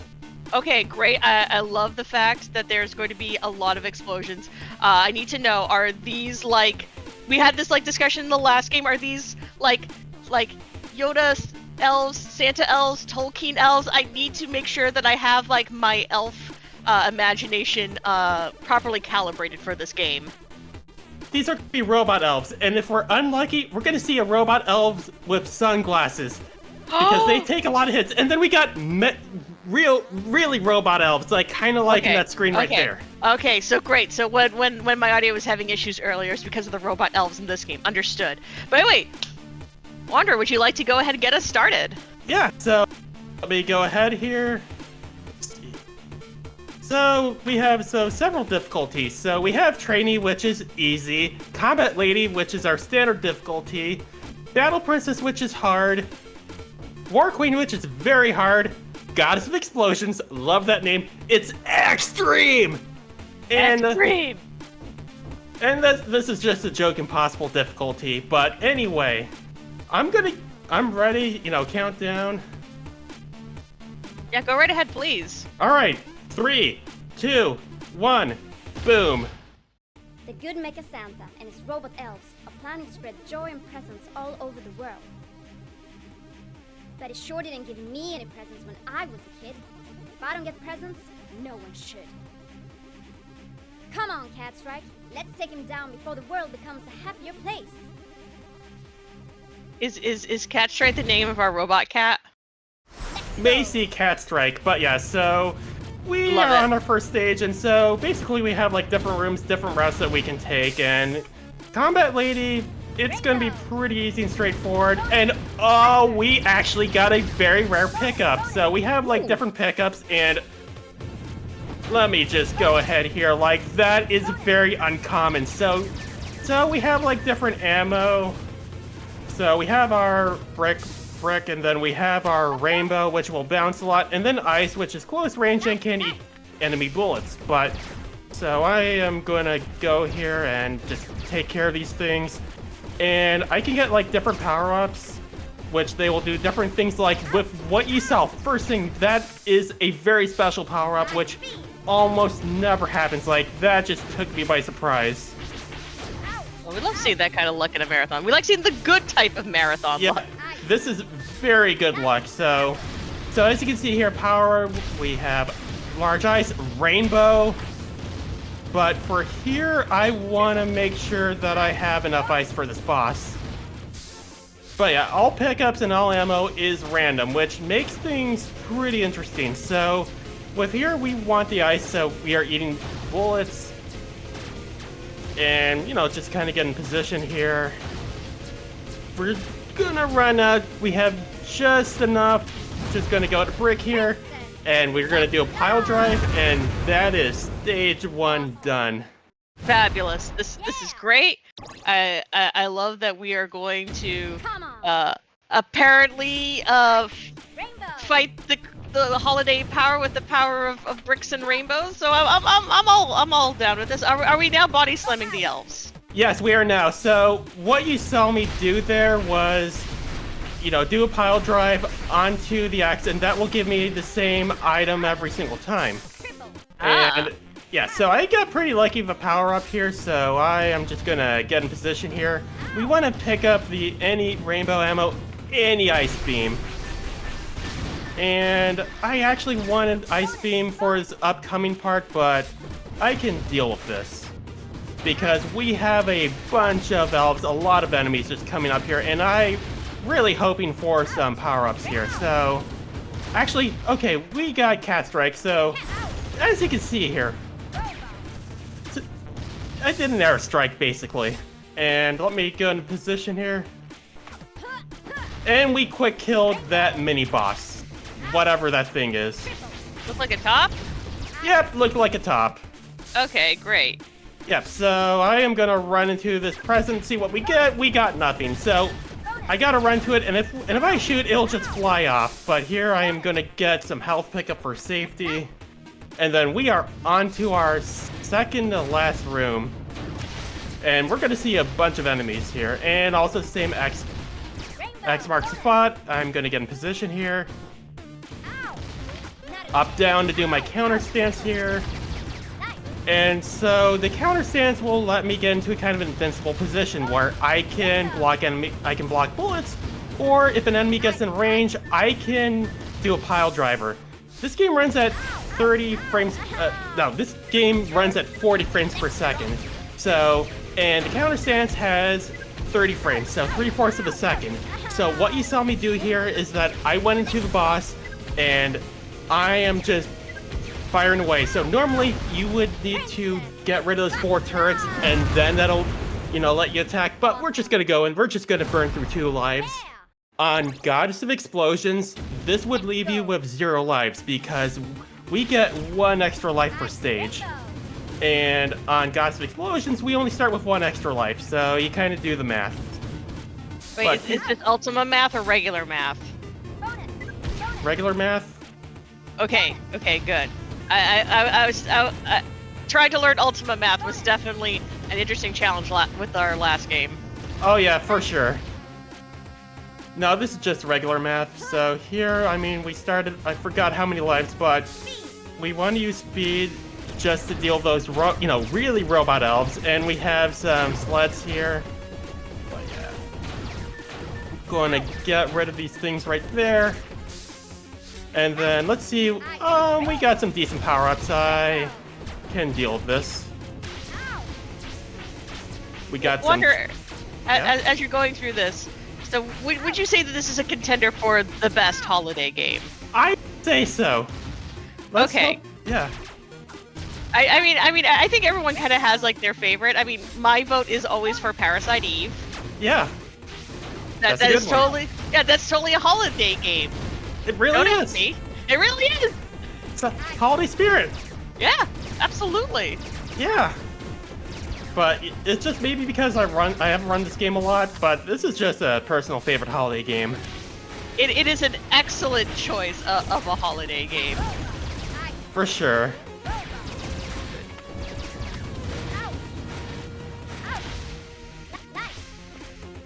Gonna get in position here. But yeah, so if we die, that's a good example. We explode, and then we do another explosion. So the counter stance. Yeah? I mean, that all makes complete and total logical sense. For sure. So I got a power up, which I will take that. We got a triple. I will take that.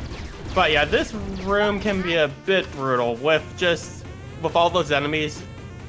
Like, I mean, so with the gold brick, so we can do a gold brick and we can do an instant counter stance. And now we are onto our boss here. And we're just gonna do some ice attack here. It's gonna, shoot out some green beams, which are unblockable. And then we have it charging up. And then we do a counter, that'll do some damage, and that'll let us do the bonus stage. I love that counter. Also, is Hyper Princess Peach part of the Nier Automata universe? You know what? Why not? I mean, the thing is, I'm like Yoko Taro would say, so it's fine. Yeah, it is canon.